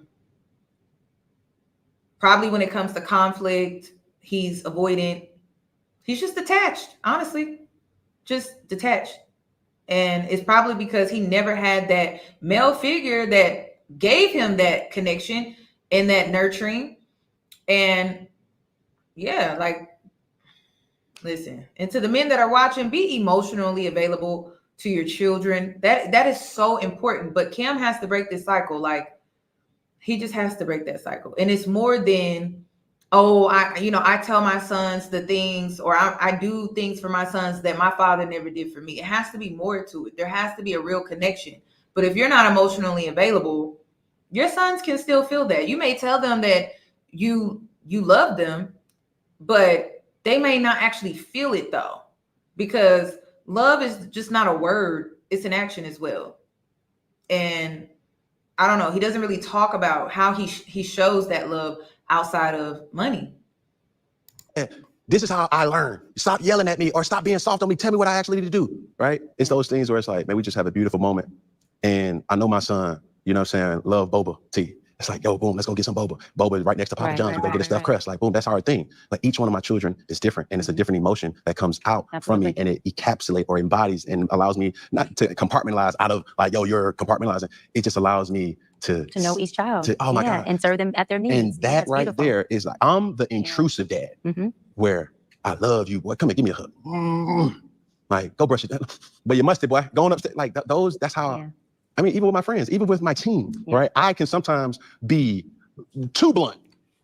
And I'm learning, right? But enough about me. Obviously, when we were talking about your intro, At least he started talking. back in the day, it was like a badge of pride to say NAACP. You know what I'm saying? Black, when Martin Luther King and these activists were people who were so stoic, they believed in something, they stood for something, they spoke for the community. How can young individuals get a part of certain programs or certain things that push the culture forward in a healthy way? I love that. Well, for one, they can become members, obviously, right? And you just go to NAACP.org and become a member, or go to our Instagram, NAACP1069. Also, you have local branches you can be involved in. But at a higher level, what we need also, is to have a lot of the celebrities who tend to enjoy the NAACP Image Awards every year. They like to attend it. They like to be awarded by it. I think they need to contribute more to it. And when I say contribute, I'm not only talking about financially, because we have that. We can always use more. But contribute in the sense of their presence. Even if they don't become a member, come through, put a program in their name. Come through, put a camp, whether it's a baseball camp, a basketball camp, a football camp in the city of, I'm in LA, the city of LA, and put your name on it. That brings kids. Your name also will bring funding. And so even if you don't do nothing but give your name, which is free, give your name, attach it to it, partnership with our NAACP, or get the funding behind it, run that camp, run that scholarship, run the golf tournament with it, whatever it is. We create the whole thing. But I really believe that people who have not even so much money, but the name and the face and the status recognition, the way they can help is attaching themselves to our NAACP. And we have a lot of celebrities that are already attached to it. We got Denzel Washington, we got Viola Davis, we have big. Even the baby did a lot of work with us 4 years ago with the Biden administration as far as campaigning. He was really amazing with that. But I'm saying that to say, other celebrities, reach out. I'm _ Dr. Bryant. You can Google me, reach out to us, or any other NAACP. We need to bring more of the community aspect back into the community so that we get the young kiddos and the adolescents and the teenagers learning how to be okay in their blackness, and also learning career, socioeconomic. Yes, no more brokenness. We need the community. Economics literacy, learning what mental health really is. You have so many kids, adolescents, Cam, who are in the inner city, in the hood, who don't even know that they have mental health illness. Yeah. Then they become victims of crime when they're not victims of crime. They're victims of mental health. And so I wrote a whole resolution for NAACP nationally that's about mental health diversion in the courtroom. So you have someone come in and they commit a crime, and there's a mental illness attached to it that they haven't been diagnosed, that state has to pay for a psychologist to come in and assess them. And if they need to diagnose them, they divert their prison time to mental health diversion, to mental health treatment and help and assistance, so that we can help this kid recreate and reprogram who they are, their choices, their decisions, and we can stop the criminal recidivism rate, meaning going back to jail over and over again, and break that cycle, which is modern day slavery. And so we can take them back and say, look, we're gonna get you mental health, resources, and put you in a place where you can make different decisions. Because most of the time, our babies are not criminals. They literally have mental health illness, or they're suffering from abandonment or attachment disorder or anxiety disorder or ADHD, or they're not ADHD. They just ain't got shit to do. You know what I mean? And they have a lot of energy, and there's a place they need to be able to put it. So those things for me are really important on just getting our young boys and girls and adult boys and girls to identify with what they got going on, so they can start to get the resources to help themselves get out of that. And so, yeah. Listen, my last thing here is, you published a book titled Mental Detox, right? And I must say the whole title: The Power and Guidance to Implement Peace, Joy, Balance, and Financial Abundance in Your Life. What was that process of doing that? Are we looking out for another publishing from the Dr. Cheyenne, Nicole, Bryant? What's next? Yeah, so my next book, the ABCs to Wellness, is a book about the tools from A through Z on what wellness is, what mental health is, how do you obtain it, and how do you maintain it when you're there, and it takes you from A to Z to do that. Looking forward to be available September 2024, coming out really soon. My literary team is working on it now. Great team. And I gotta say this, shout out to my boy 50 Cent, Curtis Jackson, for literally coming in and believing in me and putting a whole literary team around me. Yeah. I mean, literally 50 came in and was like, yo, what? Like, hold on, huh? Like, dude, like, you're amazing. Hold up. Team. I mean, and he did it like this. And so I just want to say thank you to 50 for doing that. Really, really amazing. But writing my first book, it was a... Listen, 50 Cent is a great businessman. He is. He's a great businessman. I've seen him I think he was here buying property here in Houston, I think.